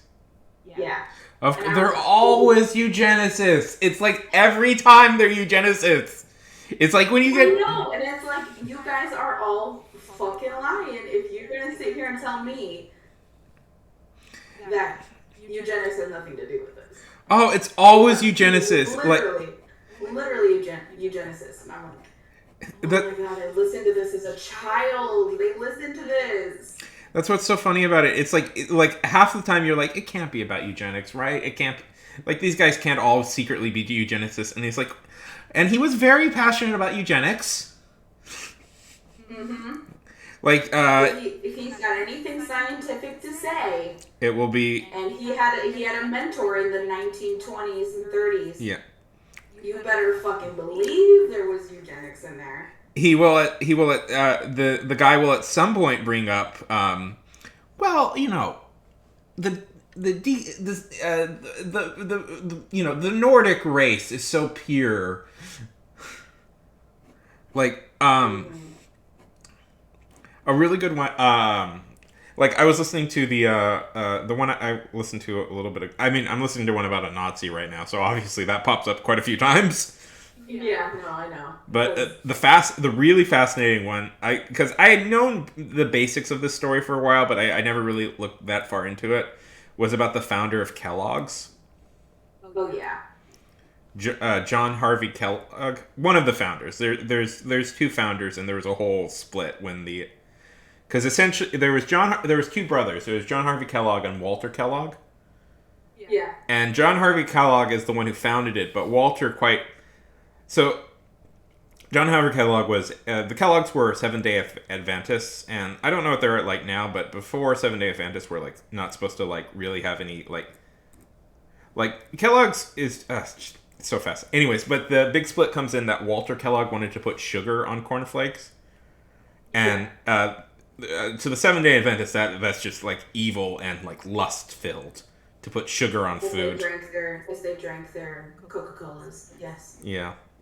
Well, the Kellogg's were all about. So John Harvey Kellogg and his family and their family were the Kellogg's were Seventh-day Adventists, and like they had this whole philosophy in that you wanted the Seventh-day Adventists at that time had this whole philosophy that you wanted to avoid as much any food or activity that would inflame the senses. Yeah. So, like, it meant that they were, like, one of the things that meant is they were actually, like, vegetarians and stuff because they believed meat would cause lustful thoughts in people.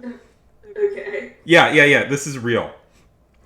And, like, Kellogg had this whole thing about, like, he didn't want people to sleep on comfortable beds because he said dreaming was, because that would be having erotic dreams, and having erotic dreams was controllable. And if you did, you were sinning.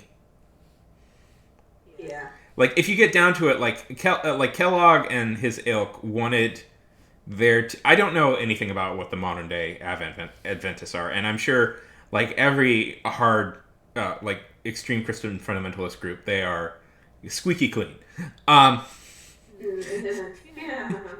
Yeah, I'm sure they're as squeaky clean as possible, but I know, but like they had this whole idea that like anything that caused any emotion was bad. So you weren't allowed to like be comfortable, drink anything, like meat was bad, spices were bad, no masturbation, and that was the big no. Oh yeah. No, and a lot of fundamentalist groups are like, you masturbate, you're going to hell. Well, they were like at this time masturbation was like there was a huge moral panic about masturbation.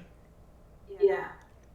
Like to the point where like he would like almost castrate people. One of like his things was like he was really big into like female castration to prevent. Oh God. Yeah. Right? Isn't it? It's. Yeah, so, and male castration, he would do terrible things to little boy, and these were, like, little kids, and he would do terrible things to both. Oh, always little kids. Yeah, it was both genders, so it's like, not, he would, good. It was both genders. It was both genders that he was awful to, so. Yeah. And I don't know, I don't think I should say them, but it's like, listen to the I would say, don't eat anything while listening to the podcast about that episode about Kellogg, because it is pretty horrific, all the stuff he would do. Just because it's about a cereal company does not mean you should be eating while listening to it. Exactly. But I like that podcast. I liked Robert Evans's, like, when he was with Cracked, I really liked his articles, and I didn't realize he had this podcast, so I've been very fascinated. Yeah, they cover a lot of really good, interesting things, and I'm like, yes, somebody talks about this. That's good. Yeah, and it's a wide. Not like I know a bunch of them, but when I see a title with maybe a name or a foundation that I'm familiar with, I'm like, oh, thank God. Yeah, and it's a wide. Someone's talking about it. Yeah, and it's a wide variety. Like he also covered like Dr. Phil and like Steven Seagal and stuff. Yes.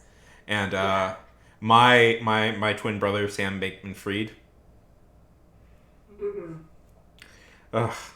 My favorite thing in the world is to be compared to Sam Bankman-Fried. I can tell.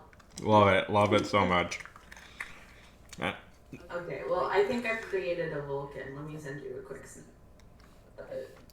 That's pretty much what has happened. It works.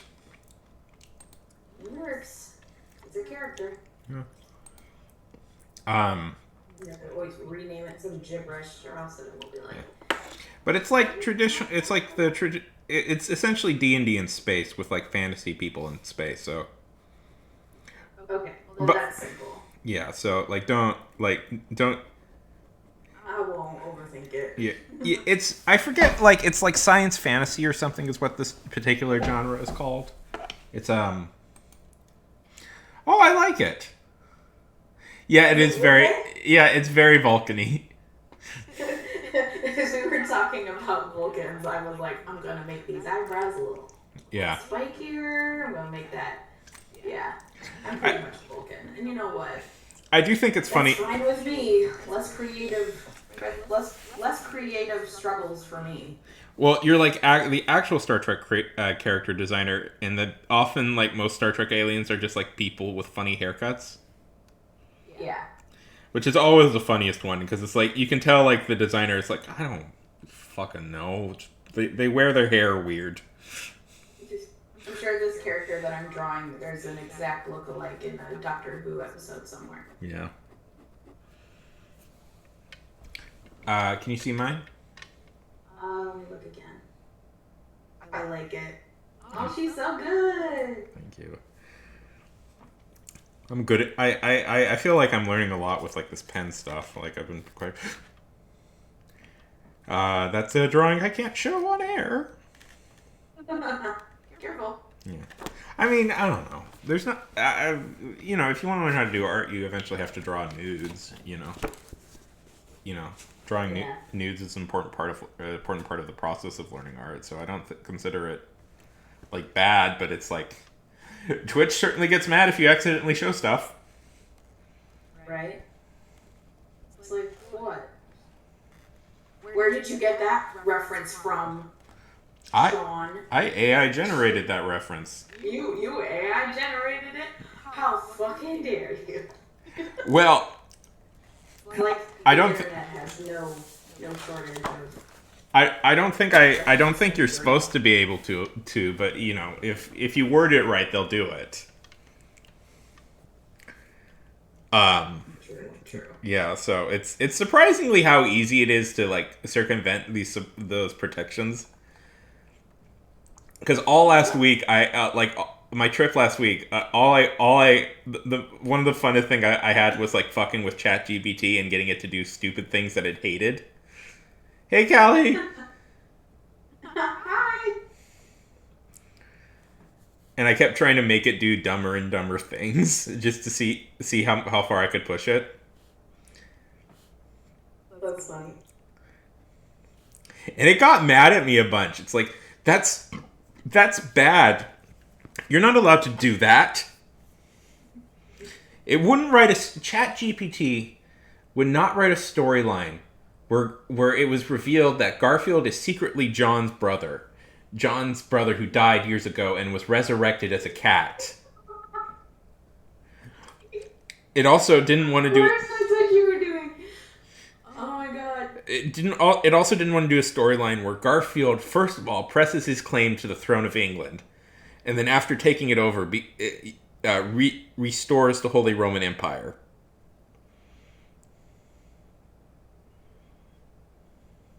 Sounds like you know what's going on. Why aren't you writing this yourself? Eh. I don't have time. I'm not living the dream yet of being able to draw Garfield. Should we try and draw Garfield? Yes. But then after that, I probably gotta call it a night. Okay. Don't like. You have work.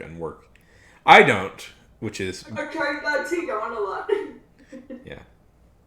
Don't want it to be that obvious. I mean, Funk, if you're tired, go to bed, please. I don't want you to. Well, I'm saving this as a PNG. Yeah. What are you gonna do about it, computer? Huh? Nothing. My Vulcan.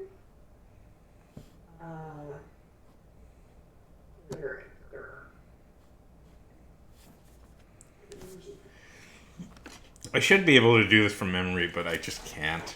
I have trouble with like. Let's see. Can I? Let's see if I can do. A nude. Could you do that from memory? I'm kidding. Well, Garfield is technically always nude. Does hair count as nudity? Yeah. Alright. I wonder if I could do Garfield from memory. Yeah. I mean, to be fair, I do both Probably not. I do both the fellas and the ladies, you know. Yep. So that's all about practicing the human form. I do know the feline form fairly well. How's it going, Callie? Well, his eyes are like... You know what's weird?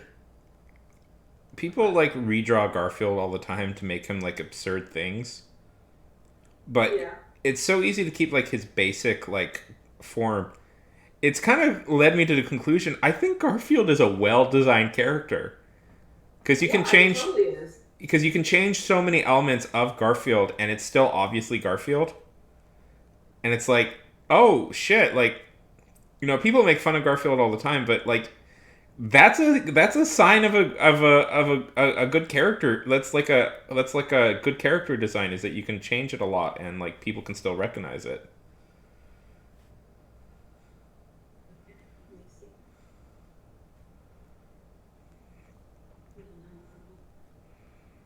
Get out the reference. I'm trying to do this just from memory, and I know I'm going to do it bad. Mine's still not going to be very good, despite.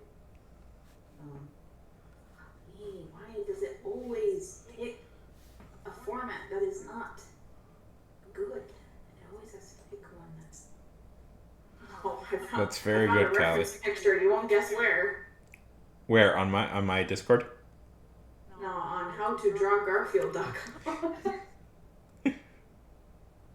The number one resource. Did I ever tell you? easydrawingguides.com/howtodrawgarfield. What if like How to Draw Garfield? Exact address. What if How to Draw Garfield became like a? I like to imagine it becoming like inexplicably like the biggest social media network. Howtodrawgarfield.com. Yeah. Yeah, I just like you hear kids like I love going to howtodrawgarfield.com. I'm so that's Kids love it. yeah. And Callie, that's very good. 1,500 words today and yesterday. That rules. Well, now I have a reference photo if you want it. I want to see if I can do it. Just see what I can do just from memory. And I am stealing this person's art. It is not AI art. It is on literally No, that's a fine. guy who is not Jim who is Davis. not the manga. Who is not the comic artist for Garfield. Jim Davis. But somebody who went, I can do that, and drew their own Garfield, which looks exactly like the original. Although to be fair, Jim This Davis. is mine. there So I'm is- stealing the stealer. Yeah. Although I'm to stealing the stealer. be fair, there is no way in hell that Jim Davis actually draws Garfield anymore. True. In fact, I remember there was a big stink a while back where there was a comic book artist, like one of the artists, joined, like the actual the guy who's actually drawing Garfield right now, joined Twitter and did like a bunch of fan art of Garfield meeting various like characters from like Undertale and stuff. It was quite fun. Oh. I think I posted that in the Discord. I think I posted one of his drawings in the Discord. That was quite fun. That's funny. Yeah. You know what's weird? I think like the Garfield stuff is like now like it was super ironic, and I think now it's like turning back into like I think people just like Garfield again. Yeah. Good stuff. I know. If I've never told anybody, like I've always been upset. As a kid, Garfield was my favorite comic. In fact, that's kind of how I learned how to read. Was with Garfield, reading Garfield comics. Oh, that's so cute. Yeah. And that explains a lot. Yes. Unfortunately. Or fortunately. Yeah. Both.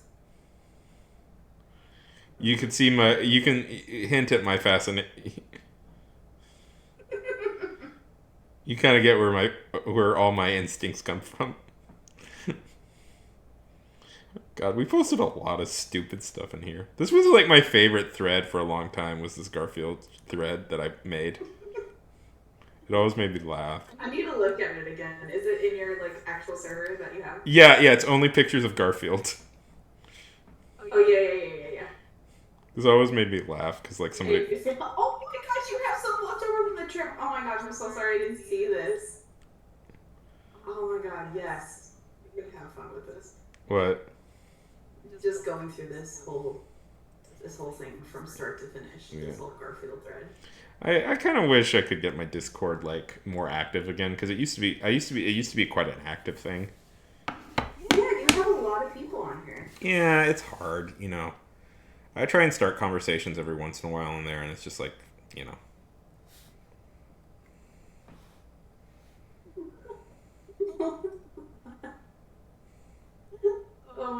Bart Simpson slowly turning into Garfield. Yeah. This is literally fascism.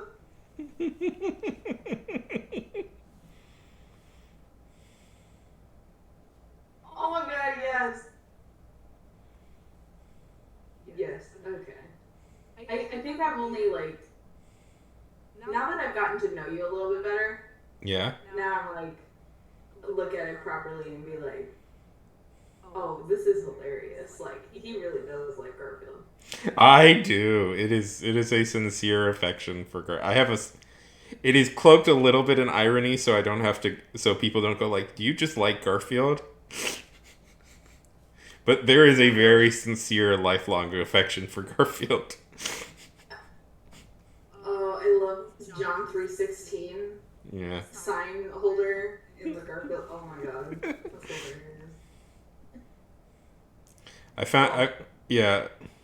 found the Garfield cartoonist. Oh yeah, there it is. Yeah. The students introduced me to a character called Sans. This marker sketches my reaction to what I saw. Some bones for Odie. Like, I acknowledge, by the way, that, like, in retrospect, it's kind of lame in a lot of ways. You know?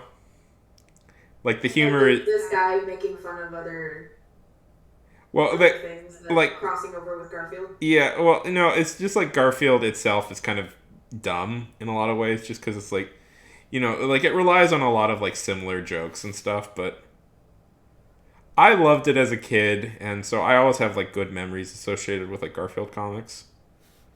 Yeah. And... No, I don't think there's anything wrong with that. Yeah, no, I mean, as an adult now, I don't find them all that funny, but, you know, I do find I have good memories, and I do have there's a little part of me that I do have this desire to maybe one day, like, work on Garfield. Oh, that'd be so cool. Yeah. Oh, we'll see. Maybe I'll create my own Garfield-like strip. This Garfield, like, H.P. Lovecraft is just like an open artistic universe. You can make your own. Yeah. I mean, that was where the trend was, and then what's funny, it's just because it's like it just gets weirder, like the internet's fascination with Garfield, because in some ways it's like so generic of an idea, you know, fat cat who's mean, right? You know, that you can kind of do anything with it. Yeah. Sorry, I'm excited. I'm excited for what's happening. Yeah. It's coming together. Yeah, that's the secret origin of Sean, is that he learned how to read because of Garfield. Oh, it's good. Good stuff. Sorry if I don't have the stream pulled up. How dare you? Like, no, I had it, but No. I can't look at it all the time. No, I'm kidding. So, I'm kidding. Callie, I can see you wrote 1,500 words yesterday. I'm kidding. That's a full NaNoWriMo right there. Yeah. That's very good, Callie. Fantastic work. Okay, this is Garfield from memory. Okay, let me look. Hold on. Aw, that's good. He's actually cute. Thank you. I don't think I got it right, but it's close. I'll say this: the face is pretty spot on. The ears are usually closer together. Yeah, I'm noticing that looking at it now. Yeah, but the eyes are good. Yeah. As I'm drawing ears myself, currently they look like bunny ears. So he is turning into Garfield the rabbit. Yeah, Jim Davis has a really, like, distinctive way of doing eyes that I've always noticed. Yeah. It's two big ovals right next to each other. Yeah.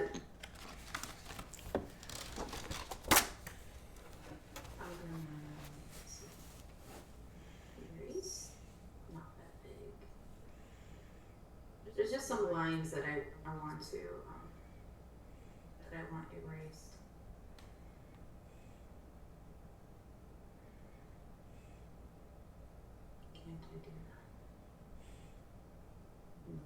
Fusion. Yeah, okay. Voice fuck it up. Okay. Alright. Fine. No erasing. Only coloring over parts with white.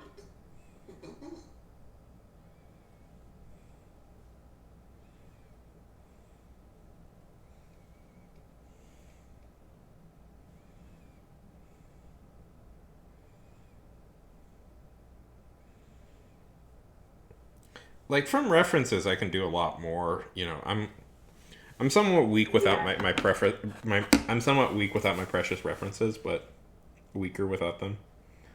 And if I was doing an actual comic book, I would like use them as much as possible. But Okay, now I got the ears. I put the tips of his ears a little too close together, and then it looked like rabbit ears because they were up so high. yeah, But then when I kind of, they're close together, but then I kind of pulled them apart a little bit, and now I'm like, oh, now it looks like a cat. yeah. Okay. Did you read? I am using a reference, so. References are good. There's nothing really wrong, by the way, with using references in art. You know, I wouldn't learn very much if I didn't use references. there's some like obnoxious people in the art community online who are like, yeah, no, you can't use references. It's not real art if you use references. It all has to be just perfectly from memory. And I'm like, shut up. Ooh. Well, I can't say that this is Garfield if I don't get his nice big feet in this picture. He's got substantial feet. I'm still on TikTok, but there was this TikTok that really made me laugh recently. What was it? There's a, I just like the creator. The creator's really kind of just chill and nerdy and. Yeah, no, there's a lot of really great parts of TikTok. It's just it was not a healthy place for me to be on. The joke. If anyone watching is on TikTok and follows the real Soup Man, that's a good. They're a really good creator. I enjoy their content anyway.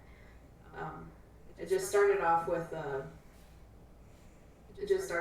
you know what they say about big hands, big feet. You know what they say about big feet, big shoes. You know what they say about big shoes? You're a clown. Is that smile painted on, or are you just happy to see? And I laughed maybe a little too hard. Well, because you know what the actual bit about big feet is, right? Yeah. Yes, I do. Is that they have big hearts. Yes. But like medically big hearts.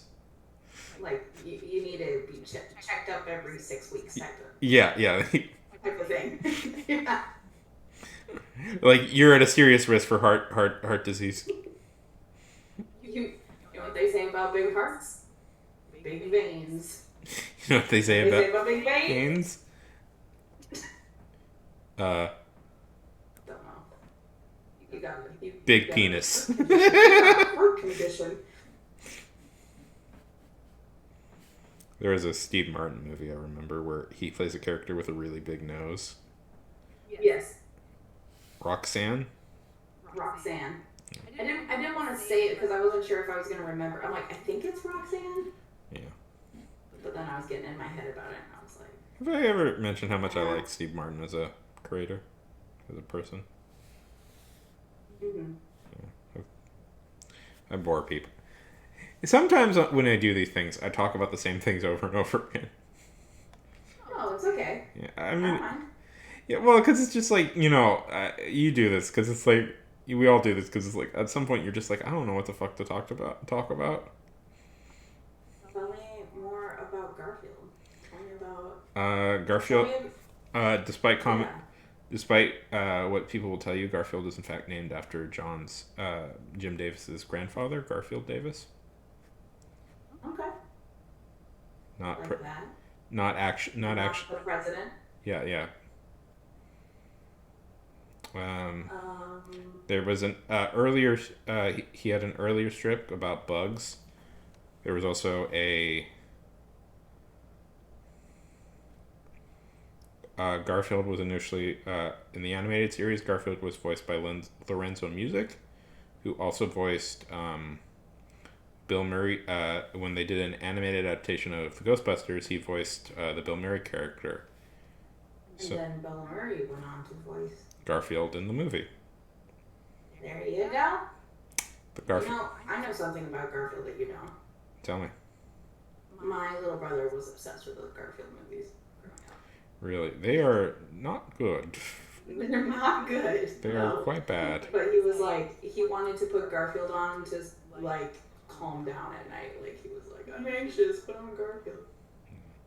I have to say, not like that, not like whiny like that, but like, and we were like, okay, fine.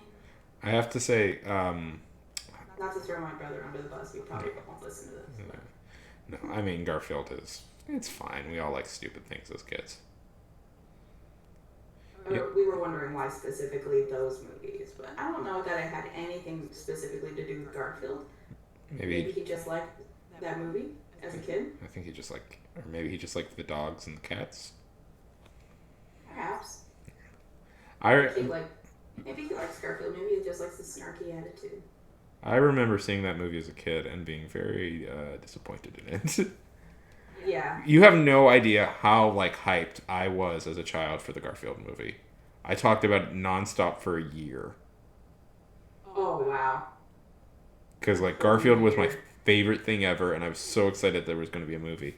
And then I saw it, and I was like, oh, it's not really that good. Damn you, Hollywood. Yeah. Garfield is one of those movies that I talk about as a formative event in my childhood because it's it was what taught me to be cynical, more snobbish about films. Yeah. Because it's oh, this is a bad movie. The other one where I'm and some people like this movie, and I to be fair, I tried to rewatch it a few years ago, maybe I'm wrong about this, and I rewatched it and I'm like, oh no, this still sucks. The Mortal Kombat movie was very bad. It is a very bad movie. Mortal Kombat movie? It is. I've never even heard of it. Yeah, I liked Mortal Kombat. I was a big fan of Mortal Kombat as a kid. I rewatched it. Very bad movie. I thought it was bad when I saw it when I was 11. I rewatched it when I was 20. Still thought it was quite bad. Yeah. There were some okay fight scenes in there. Not great fight scenes though. Some cool set design. And some one or two kind of cool shots, but it is a movie where the characters do nothing. It is a boring movie where characters do nothing and are not interesting. I'm sorry. Yeah, but it's I know some people who are super defensive of it. It's no, that's actually a great movie. I'm sure it is. But I was very bored the first time I watched it, and I was very bored later when I watched it.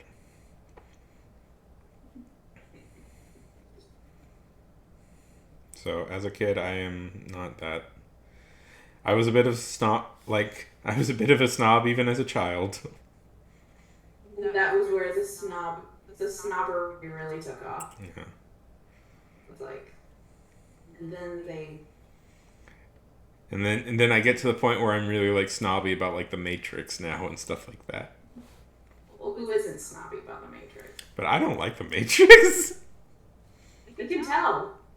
It's honestly. I don't know. I don't really like The Matrix either. I'm just not bothered.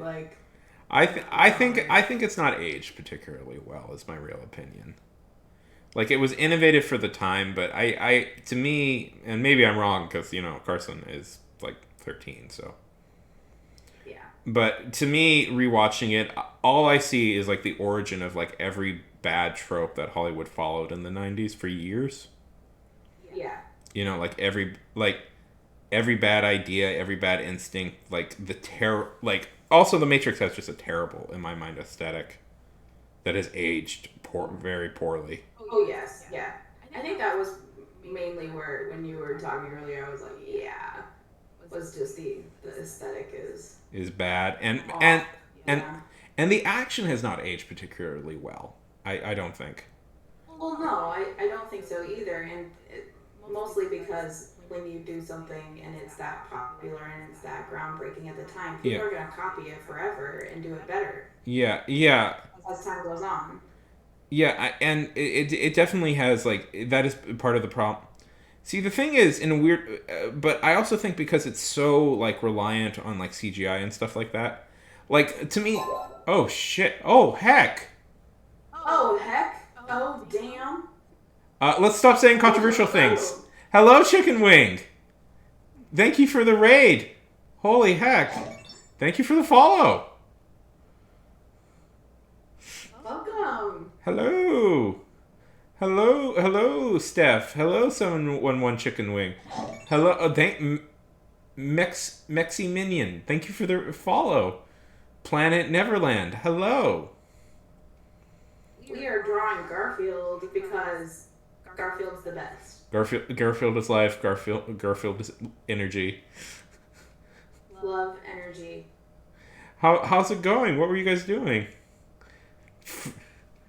Everybody loves Garfield. He's our best. He's everybody's best friend. He is our better. He is our social better in every way. This is my friend. This is my friend Funk. No. Funk, plug your channel. Plug your channel right now. You can find me here. Hold on. I can't spell. URLs. So what were you guys doing? It's going good. We're just chilling and drawing random stuff. That's me. We got to talking about Garfield and I'm learning so much. learning all the history of Garfield. I am the lore master of this particular franchise. He really is. Yeah. Thank you so much. Let me give you a follow back, Chicken. That I appreciate. Trash Lady, thank you for the follow. Thank you. It's very much appreciated. It's nice to be called an artist. How are you doing? You're gonna like my Garfield, that's for sure. Yeah. I finally get it. How are you doing? I mean, of course, when I played Elden Ring, I totally aced it the first time I played it. Didn't die it once and finished it in like 20 minutes. Oh. Like, I was just so good at Elden Ring, you know. I mastered it and was the best of all time. Broke all the records, you know. Didn't find it super hard whatsoever. Yes, king shit. I was king shit of...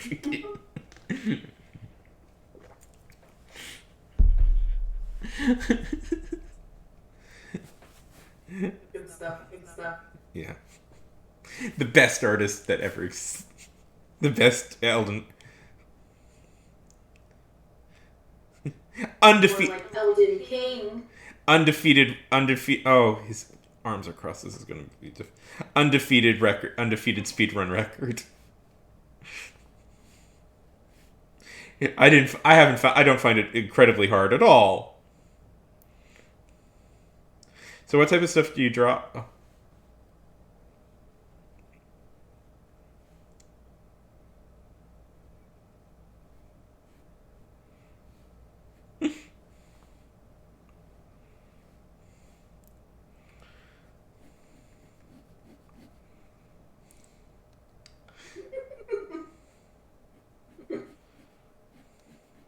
Well, same.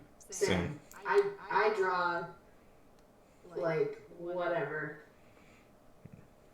I'm slowly finding my style. Yeah. Kind of all over the place. Can I plug one thing? Yes. Sean, really fast? Yes, you may. I'm gonna plug a website, my website, SL Funk Writes. We both write, by the way. Yeah. And Could we like art. So Yeah. I'm gonna plug one spot. Yeah, go ahead. I'd be curious to see some. Do you have a link to anything online, Chicken? I'm sure. Just make sure that's the actual. I don't want to send the wrong thing. I started typing it out, and then I was like, wait a minute, I could fuck this up. I gotta be careful. Oh, could I see some of yours, Planet Neverland?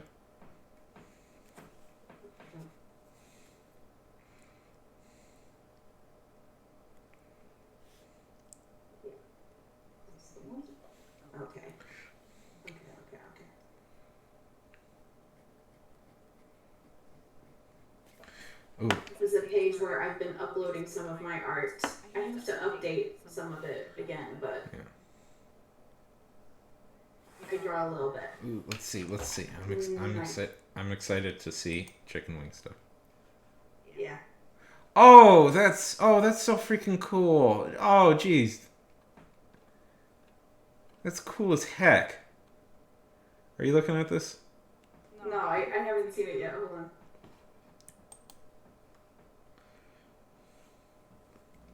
Oh, it's not working for me. Let me pull it up on my phone. Yeah. That's cool as heck. What about Neverland? What about you? Do you have any stuff?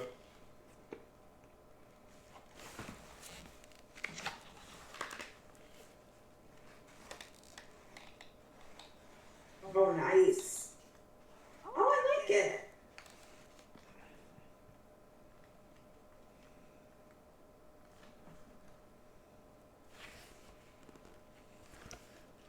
Uh, I like it. You use puffy paint. let's see. I did this a little bit ago. Glitter glue. Ooh. I guess I could. Love it. I have a Discord if anybody wants to join it. With an art thing. Mm-hmm. Sorry for all the plugs. We'll stop plugging. We'll stop plugging any minute now. Get your Discord on there and be like, all right. Well, you should put your YouTube on there. Oh yeah. Okay. YouTube is what we're working on anyway. Yeah. I also have a YouTube channel. If anybody's curious.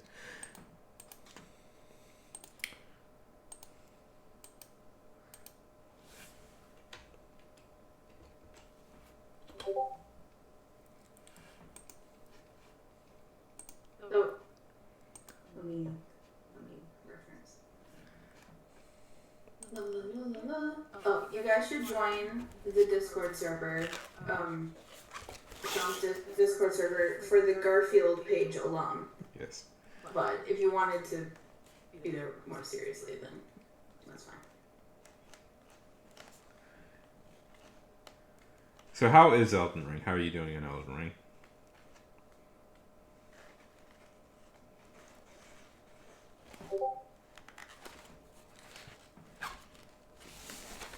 I drew this last night.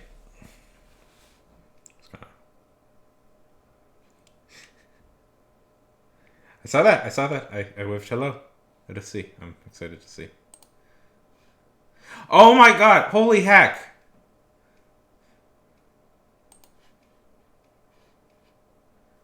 Yes. You are very good. You are very good, Willa. Yeah, that is quite impressive. Yeah. Yeah, but Funk, did you see what Neverland? I'm still. Is it in the Discord server? Yeah, it's in the Discord server. Look at that. Okay. I'm getting there. That's like.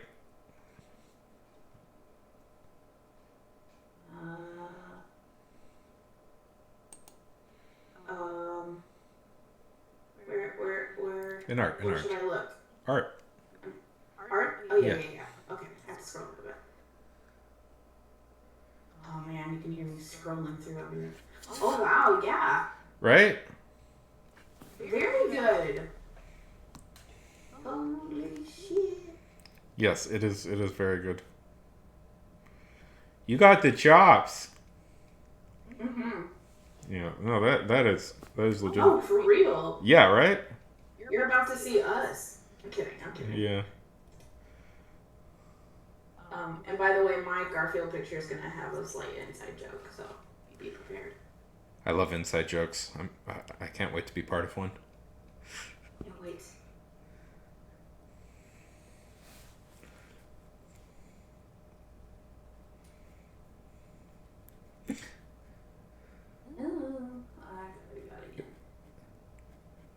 Yeah, that's really quite impressive. That's so cool, Michael. What are you talking about? That was a totally original joke.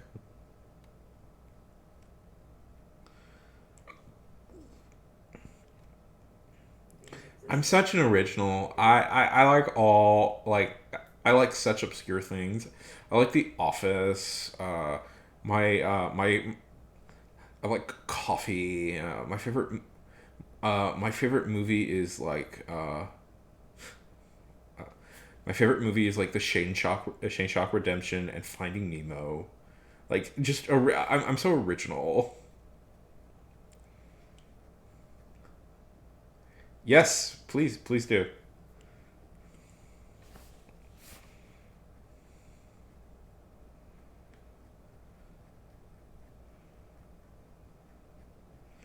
So tell us a little.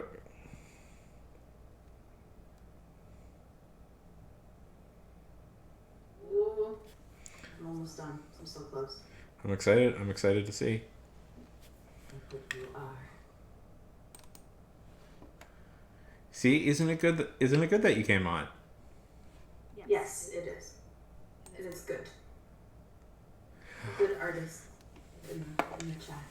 I love it. Yeah. Oh, go to bed. Go to bed. Go to bed. I totally understand. Go to bed. Go to bed. It was lovely to meet you, chicken. I will. I will. Improved immensely by your addition. Okay, alright. I think it's ready.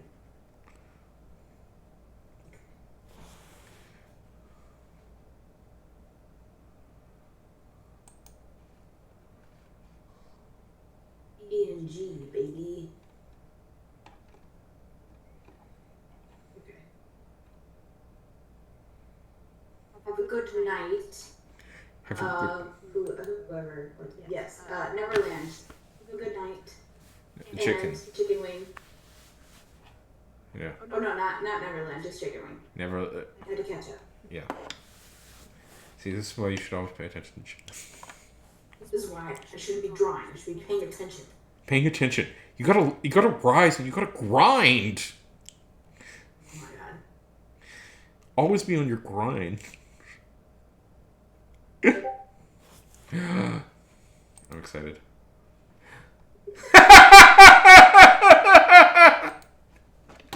Oh, literally, this is such a stupid inside joke. No, but it felt so good. I was like, I made it was a mustache.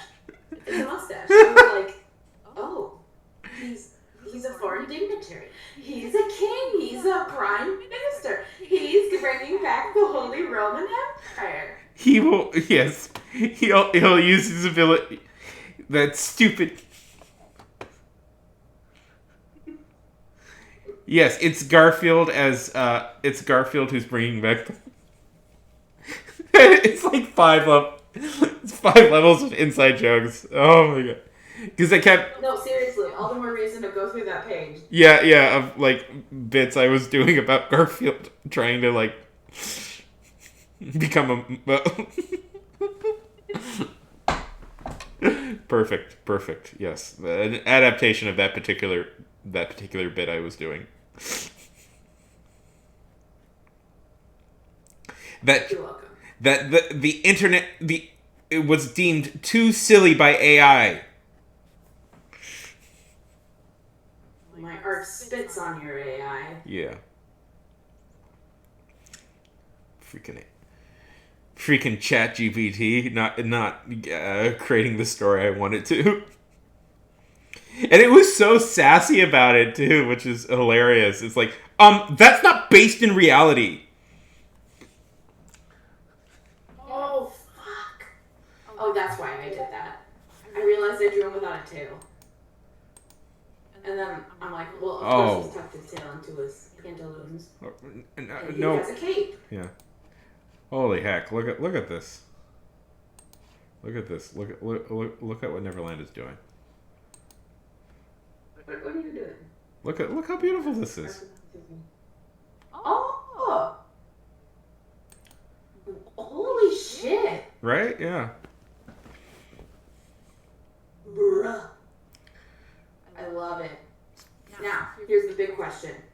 Neverland. Did you use any AI? Yeah, did you use it? Was AI a part of this process in any way?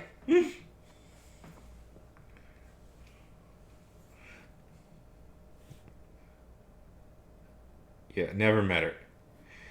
No, she's no,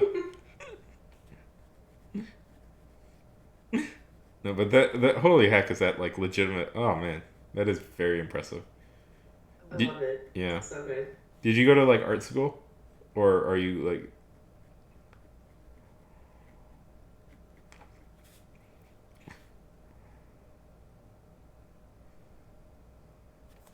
Yeah, who needs it?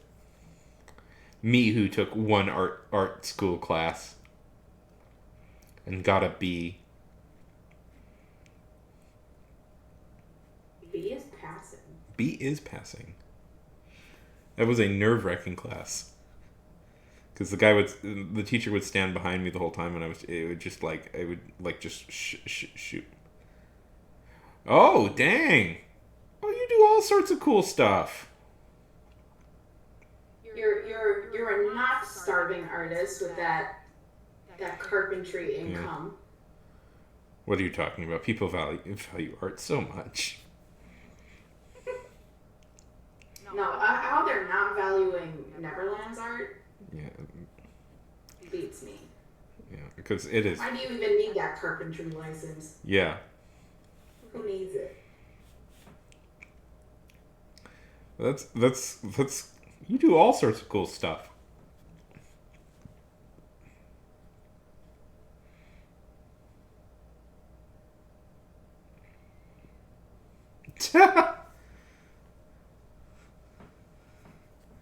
You have a carpenter's license. You study geology. What all of that is cool as heck.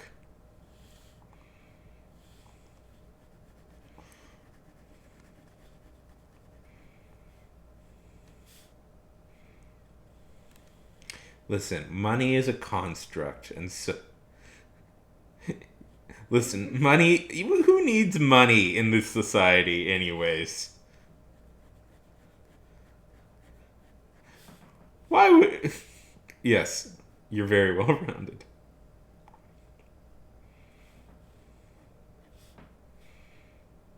Yeah, exactly. You can just will yourself full and warm, and will yourself a house. Just really think hard about it.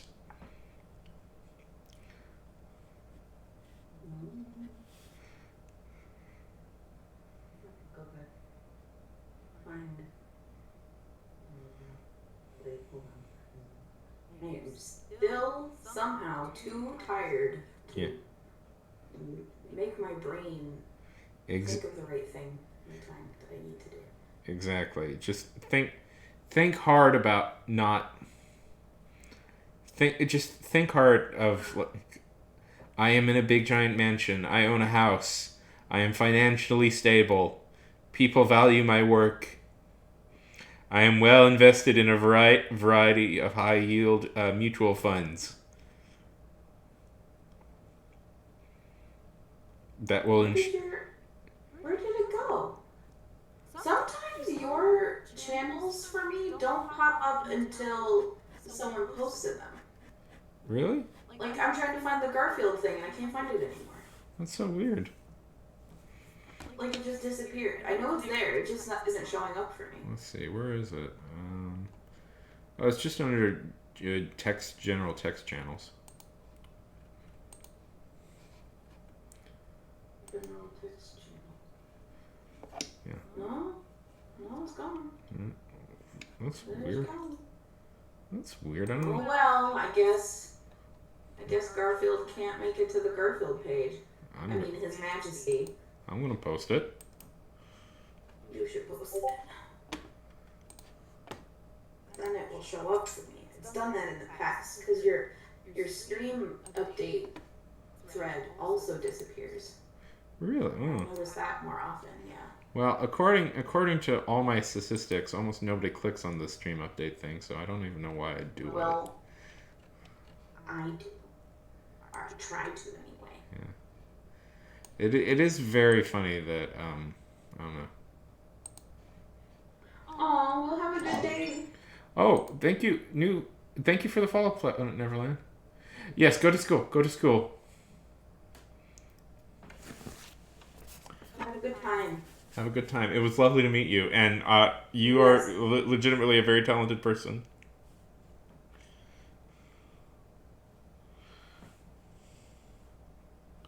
One second.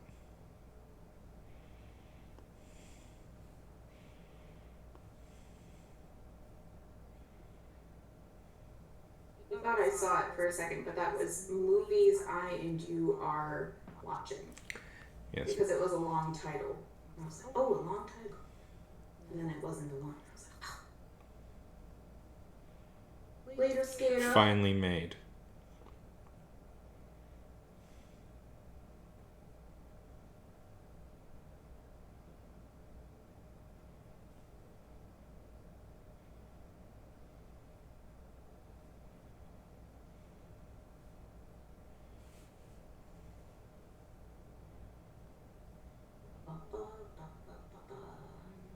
What was I gonna do? I was gonna There we go. do.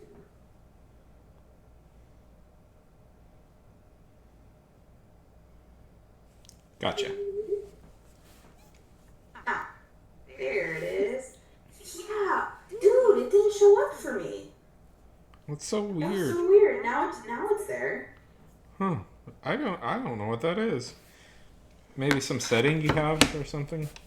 I don't know. Maybe. Or some setting I have? I've never done Discord right. I always screw it up somehow.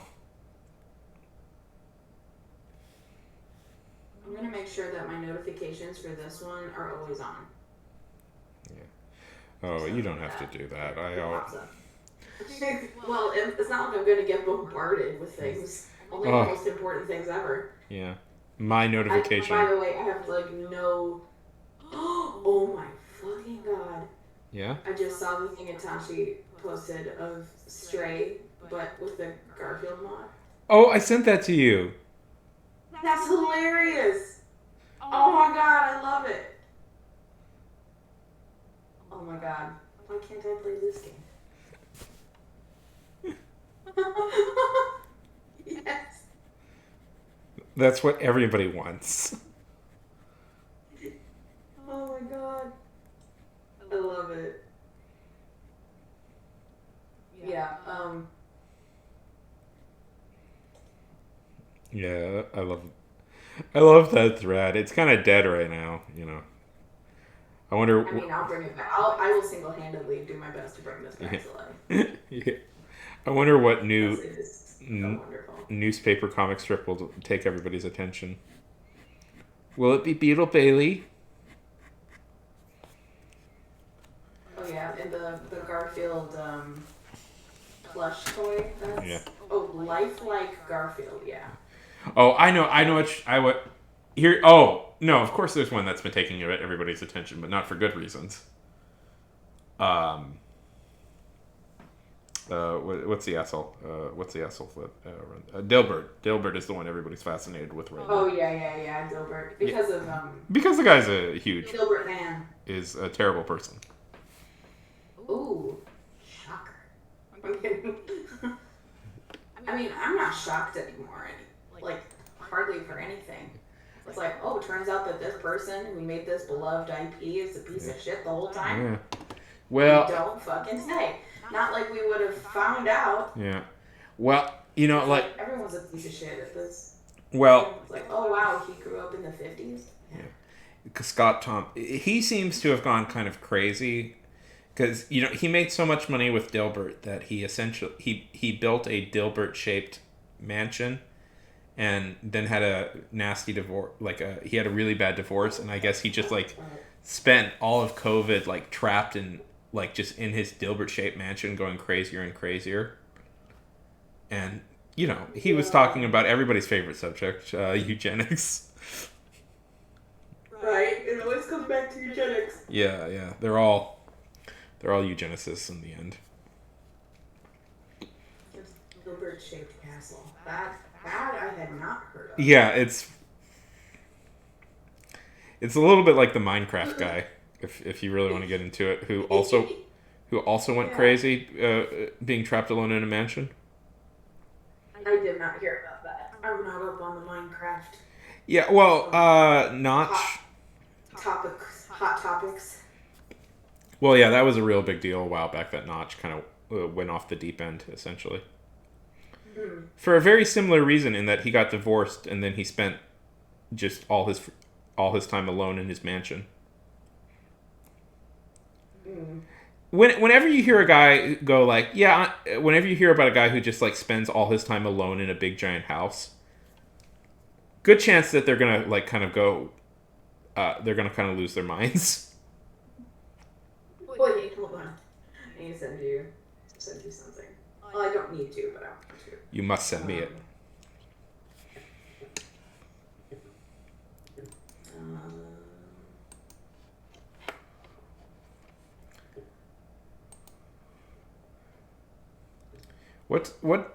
Funk, what time do you have to get up tomorrow? I should be up at 9.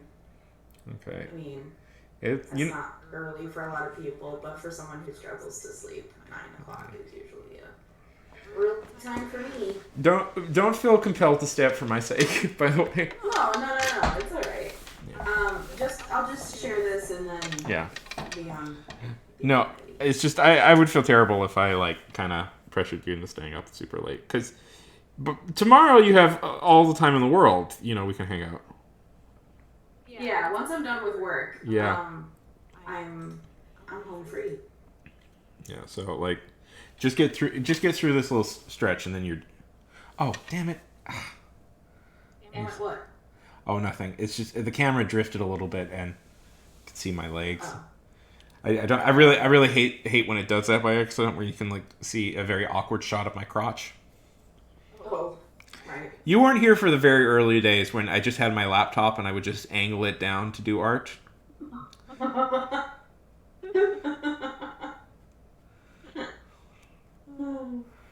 good. Yeah, I did that for a very long time. So like, there's just like awkward shots of my crotch the whole time.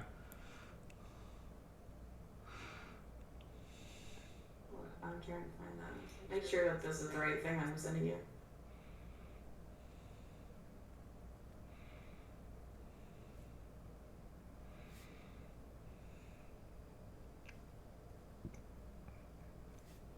That's not really the one I wanted to show you. I have to show you the one.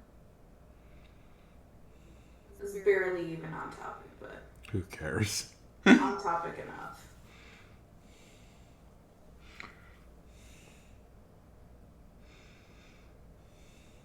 Okay.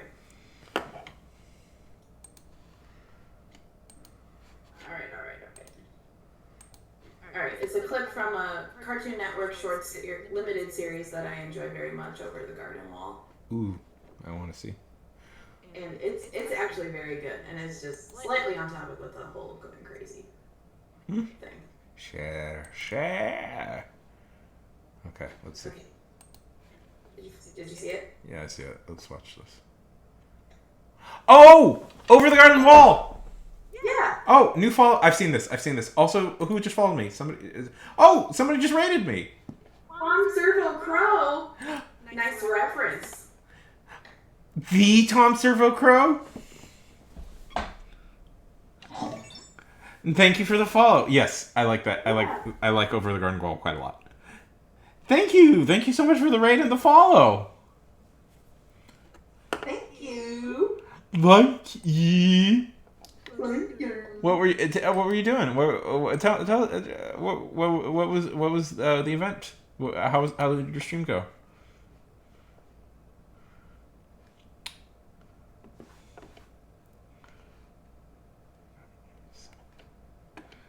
What were you doing?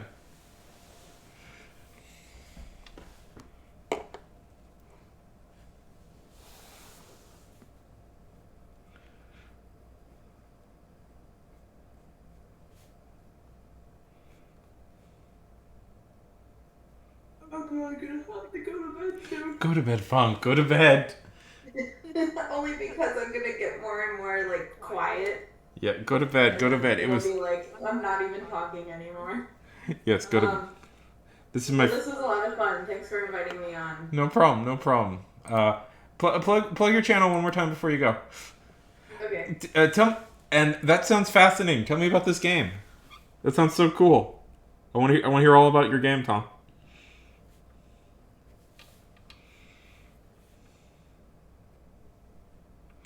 This is my friend Funk. If you'd like her, go follow her. Go follow her on her channel.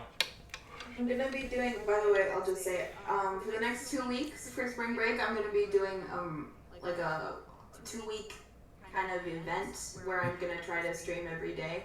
Awesome. And do writing sprints and just generally just have a good creative time. So if you want to come by, if you're a creative individual, not necessarily a writer, but if you want to, Yeah. And we do writing sprints where you basically just focus on one thing for like an amount of time. And it can be anything. Yeah. It doesn't have to be writing. It can be art. It can be chores. It can be work. It could be just taking a nap. Whatever you want. And we will most likely be doing a D&D game at some point. Yes. In that whole malaise, but we haven't worked the exact details of that out yet. But It'll be fun. It'll be fun. Fun 2 weeks. Yeah, we're gonna be doing Spelljammer. I've been very insistent that Spelljammer. I've been very insistent that I want to do Spelljammer. Okay, go to bed. Go to bed, Funk. Go to bed. All right. Good night. Night. Oh, where's the thing? All right. Good night. Good night. She's a teacher, so like tomorrow is literally her last day of school before spring break, so she needs to go to bed. So tell me a little about your game, Tom. I'm curious. That sounds so cool. And can you show any of those animations? I'd like to see them if you want to. Don't feel pressured to.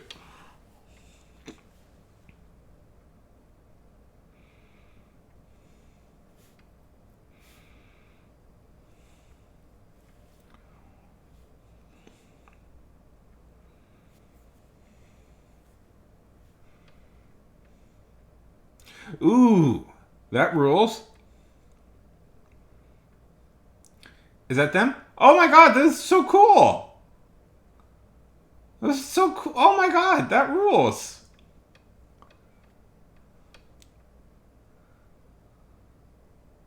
Are you gonna do like the? How long have you been like developing games and stuff? Like every person on the internet, I kind of wanted to learn how to do that, but I never did.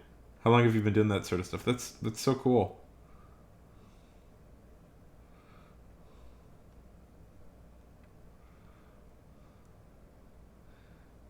Oh, I'll give you a follow too.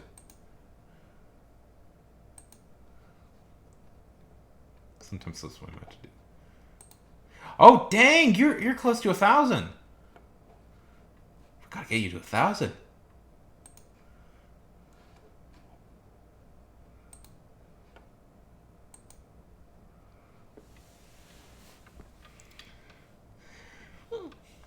No problem. Favorite B movie.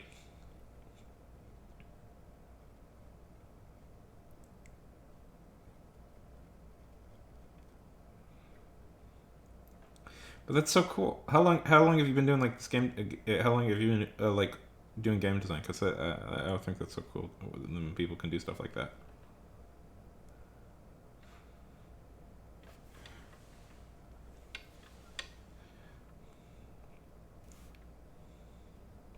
How long do you think it'll take you to finish it?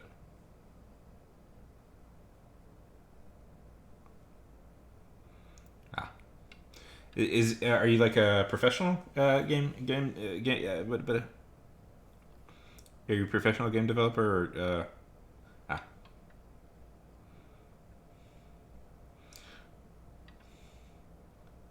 You do a lot of cool, but that's cool. That's so cool. Yeah. It's a good hobby. It's a cool hobby.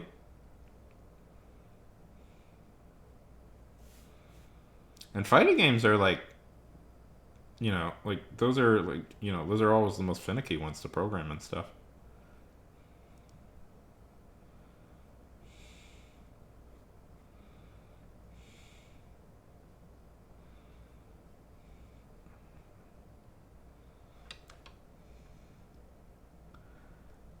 take it you're a big fan of them?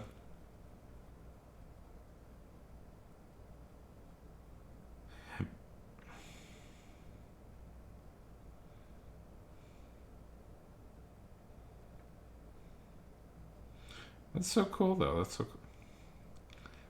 Just a guess. Just my powers of intuition are so strong that I can summarize that you have a person who has spent 2 years developing a fighting game may be in fact a fan of the fighting game.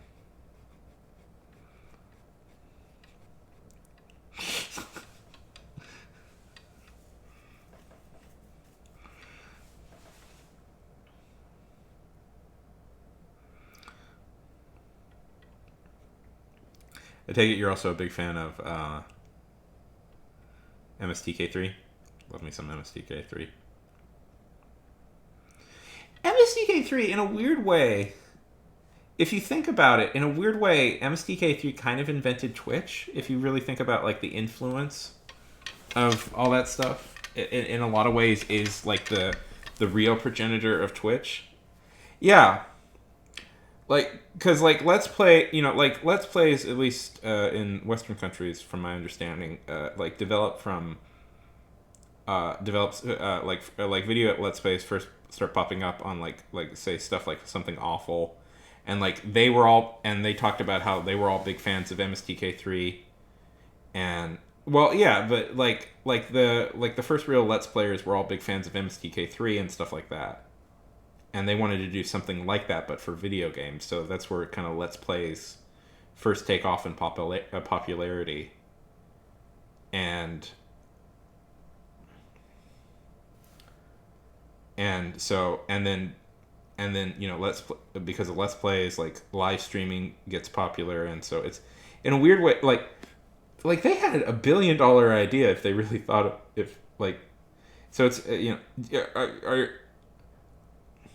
many a days I do like sitting back and watching the MSTK3 Twitch channel, which is a fun experience. So what would you say is, like, which one is your favorite? Like, which episode is your favorite? I like the, I was always a big fan of the Manos Hands of Fate.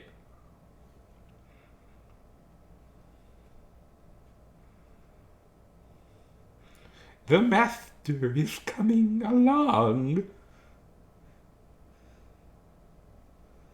Of course, Manos means hands, so it means hands of fate. Oh, Space Mutiny, that's such a fascinating one. That's such a good one. Oh, that's such a great one.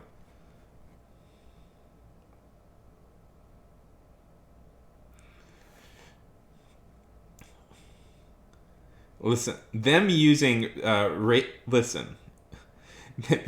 exploiting a...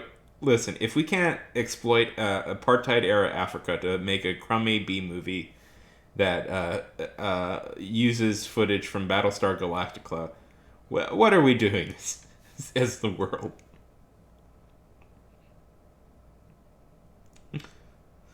Yeah, right.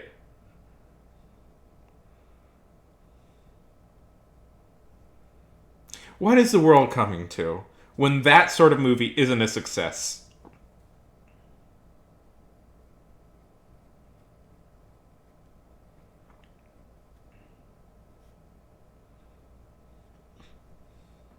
It's a conspiracy against everybody.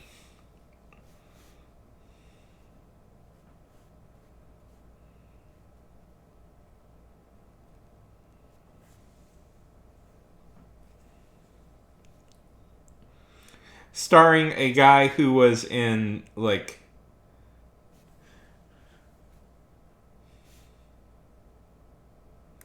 Starring Red Brown, who...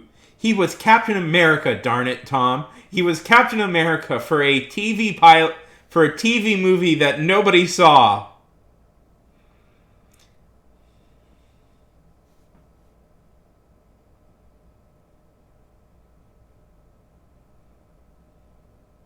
Talk about... Did they ever do that? I'm sure they did a riff tracks or something later on with that idea, but yeah. That was when they should have done, because that one is a disaster.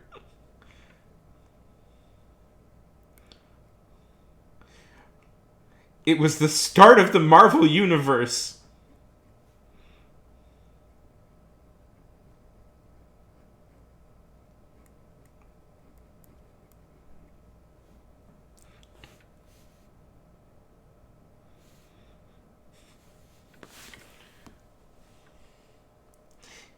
A beautiful.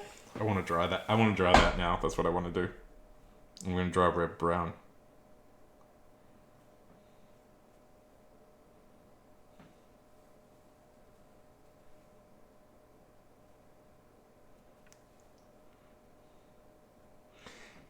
He had a motorcycle helmet and a clear plastic shield. Why didn't that take off?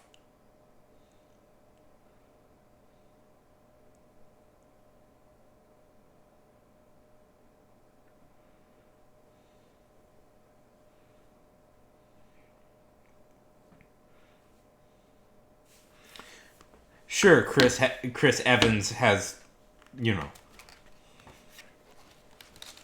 Exactly. For I'm proud to be an American. There's a lot of flute music inexplicably in this TV movie, and then it got a sequel that was also pretty bad.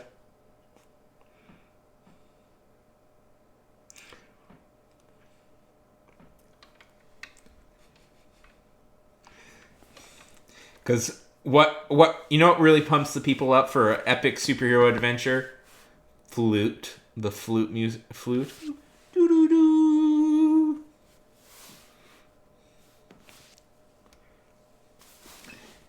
And think about it. They could have. Yes. Think about it. They could have had a crossover with the Spider-Man TV show that was on at the same time, and the Doctor Strange TV movie that came out also. It's a 1970s Marvel Cinematic Universe. Somebody's had to cut a trailer with those things together, right? Like that has to exist somewhere on the internet, a fake trailer like crossing over all the bad like TV movies and stuff.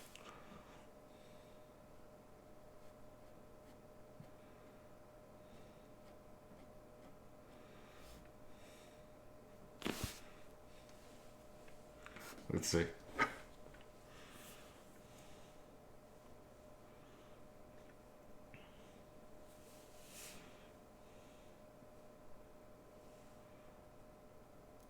Reb Brown, Captain America, fake trailer.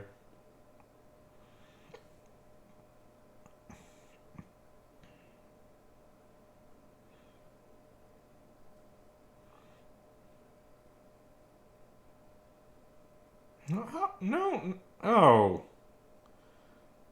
Nobody did it. Oh, lame. Boo on you, YouTube. Boo on you. That is such an obvious joke. I assume somebody had done it. I'll have to do it.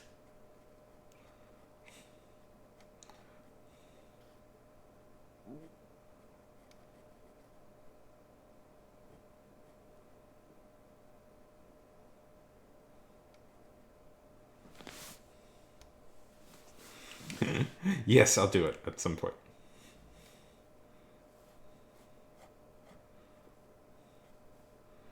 That's another good one.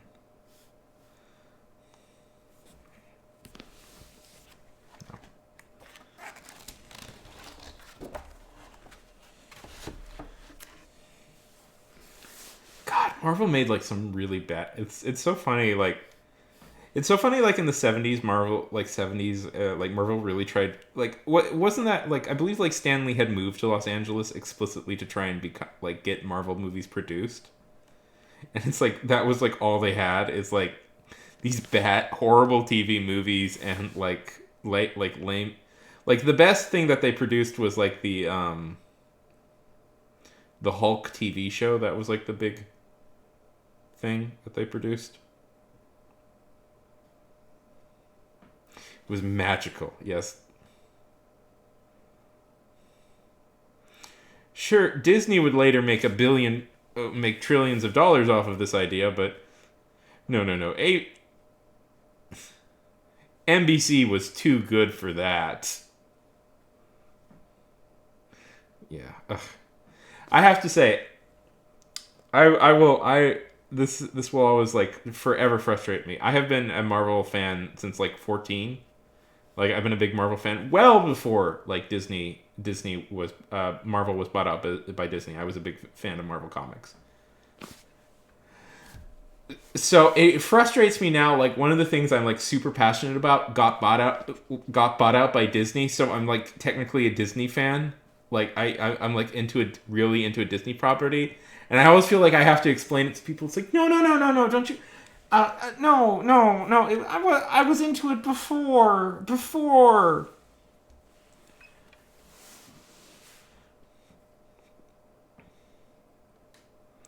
When it was pure and better, and owned by like a corrupt scammer who.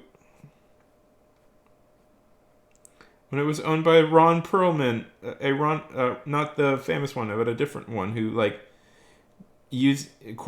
rated.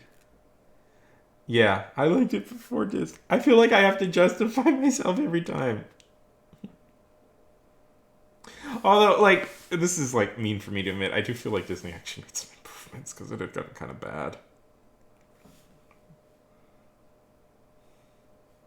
Like the management, the management had actually gotten a little bad, and maybe it was kind of good that they cleaned out house somewhat. But I would never admit that corporations bad. Freedom, power to the people. Disney does evil things, and I say that on top. I say that while talking to you through a Amazon-owned company, and Amazon has never done anything bad.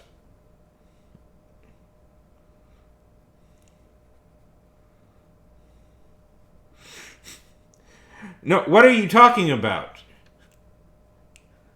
What are you talking about? Amazon is great. We all love Amazon. Jeff Bezos looks really tough for somebody who's plus 60. We all think he's really cool.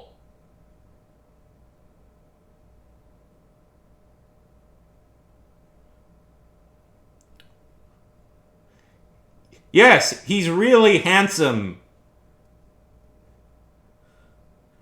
Nobody here at a Amazon owned company is criticizing Amazon whatsoever.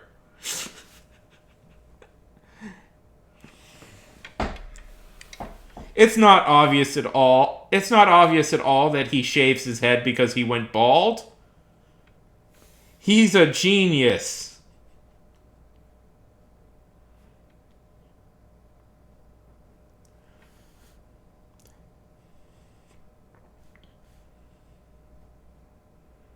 He does not look like modern day Lex Luthor in any way, shape, or form.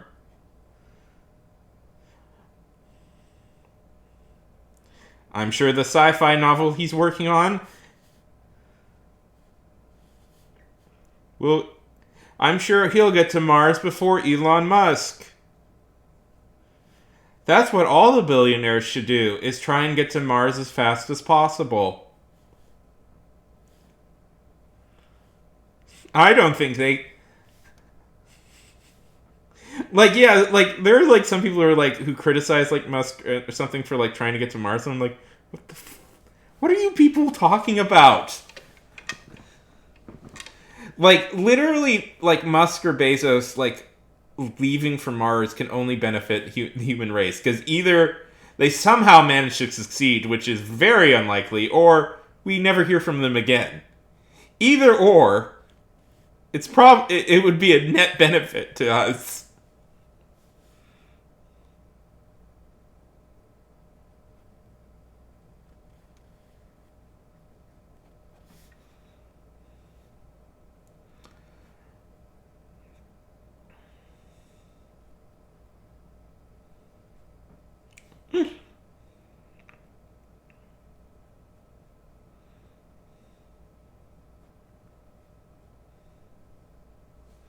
Go to bed. Go to bed. Go to bed. It was really fun meeting you, Tom. I'll try. I'll make sure to try and stop by a stream when you're on. Right. Probably. I think I can go for a little while longer. I'm determined now to draw 1970s Captain America.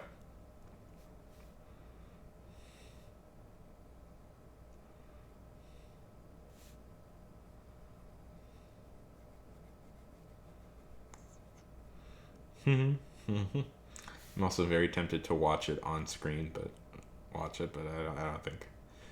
I tried to sit through it once before. It's a pretty hard sit.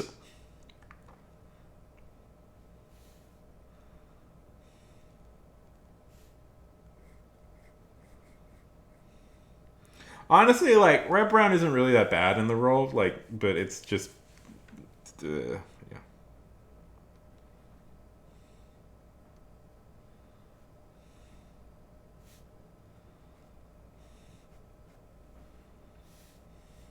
He's a nice guy, Red Brown. I've seen him at things. He seems like a nice guy.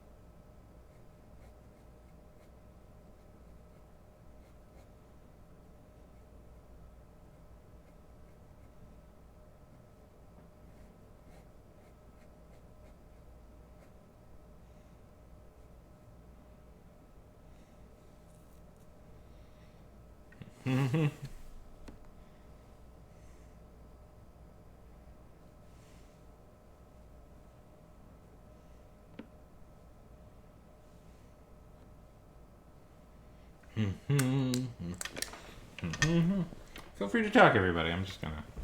I will.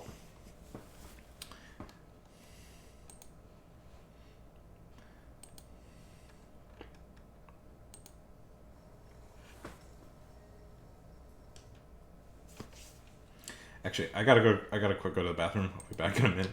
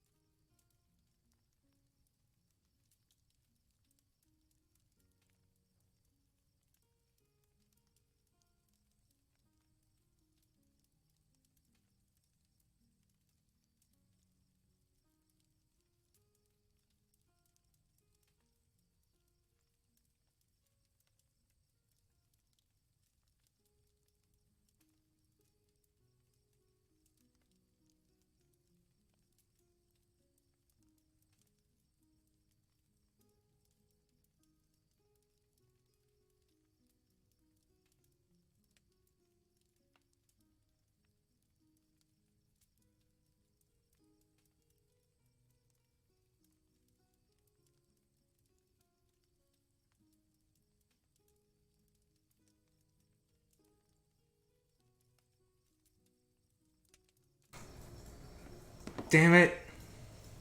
So dumb. Delicious spicy soup. Are you having that right now?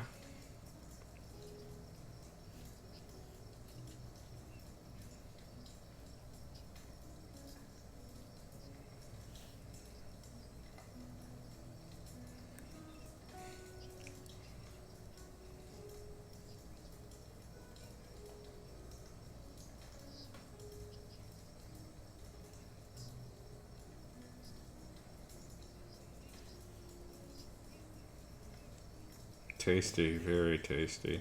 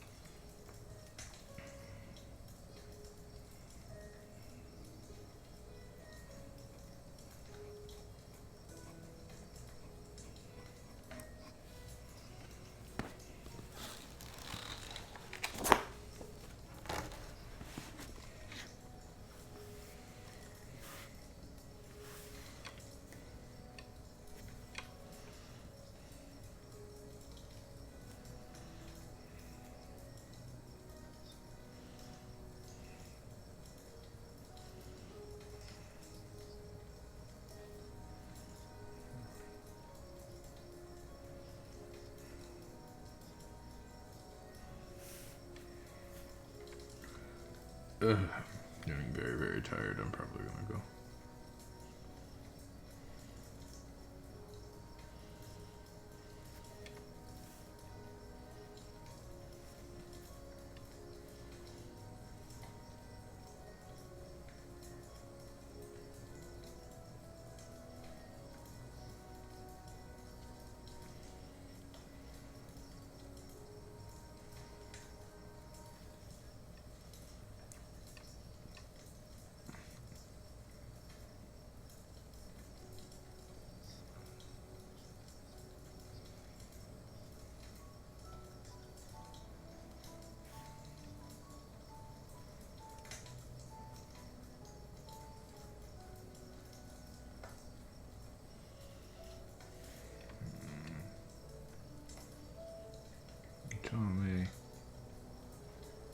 Tell me what you have.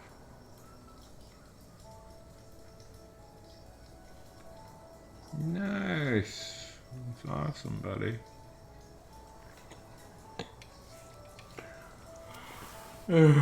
That's very good.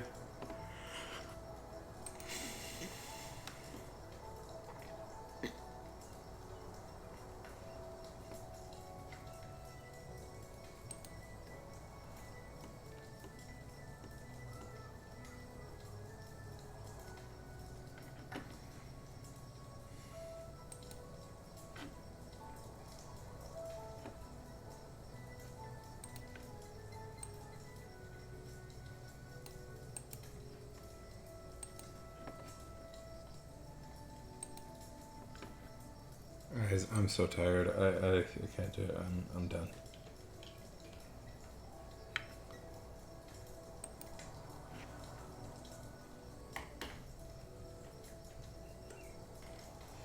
Let's call it here. I'm very tired. Have a good night, everybody.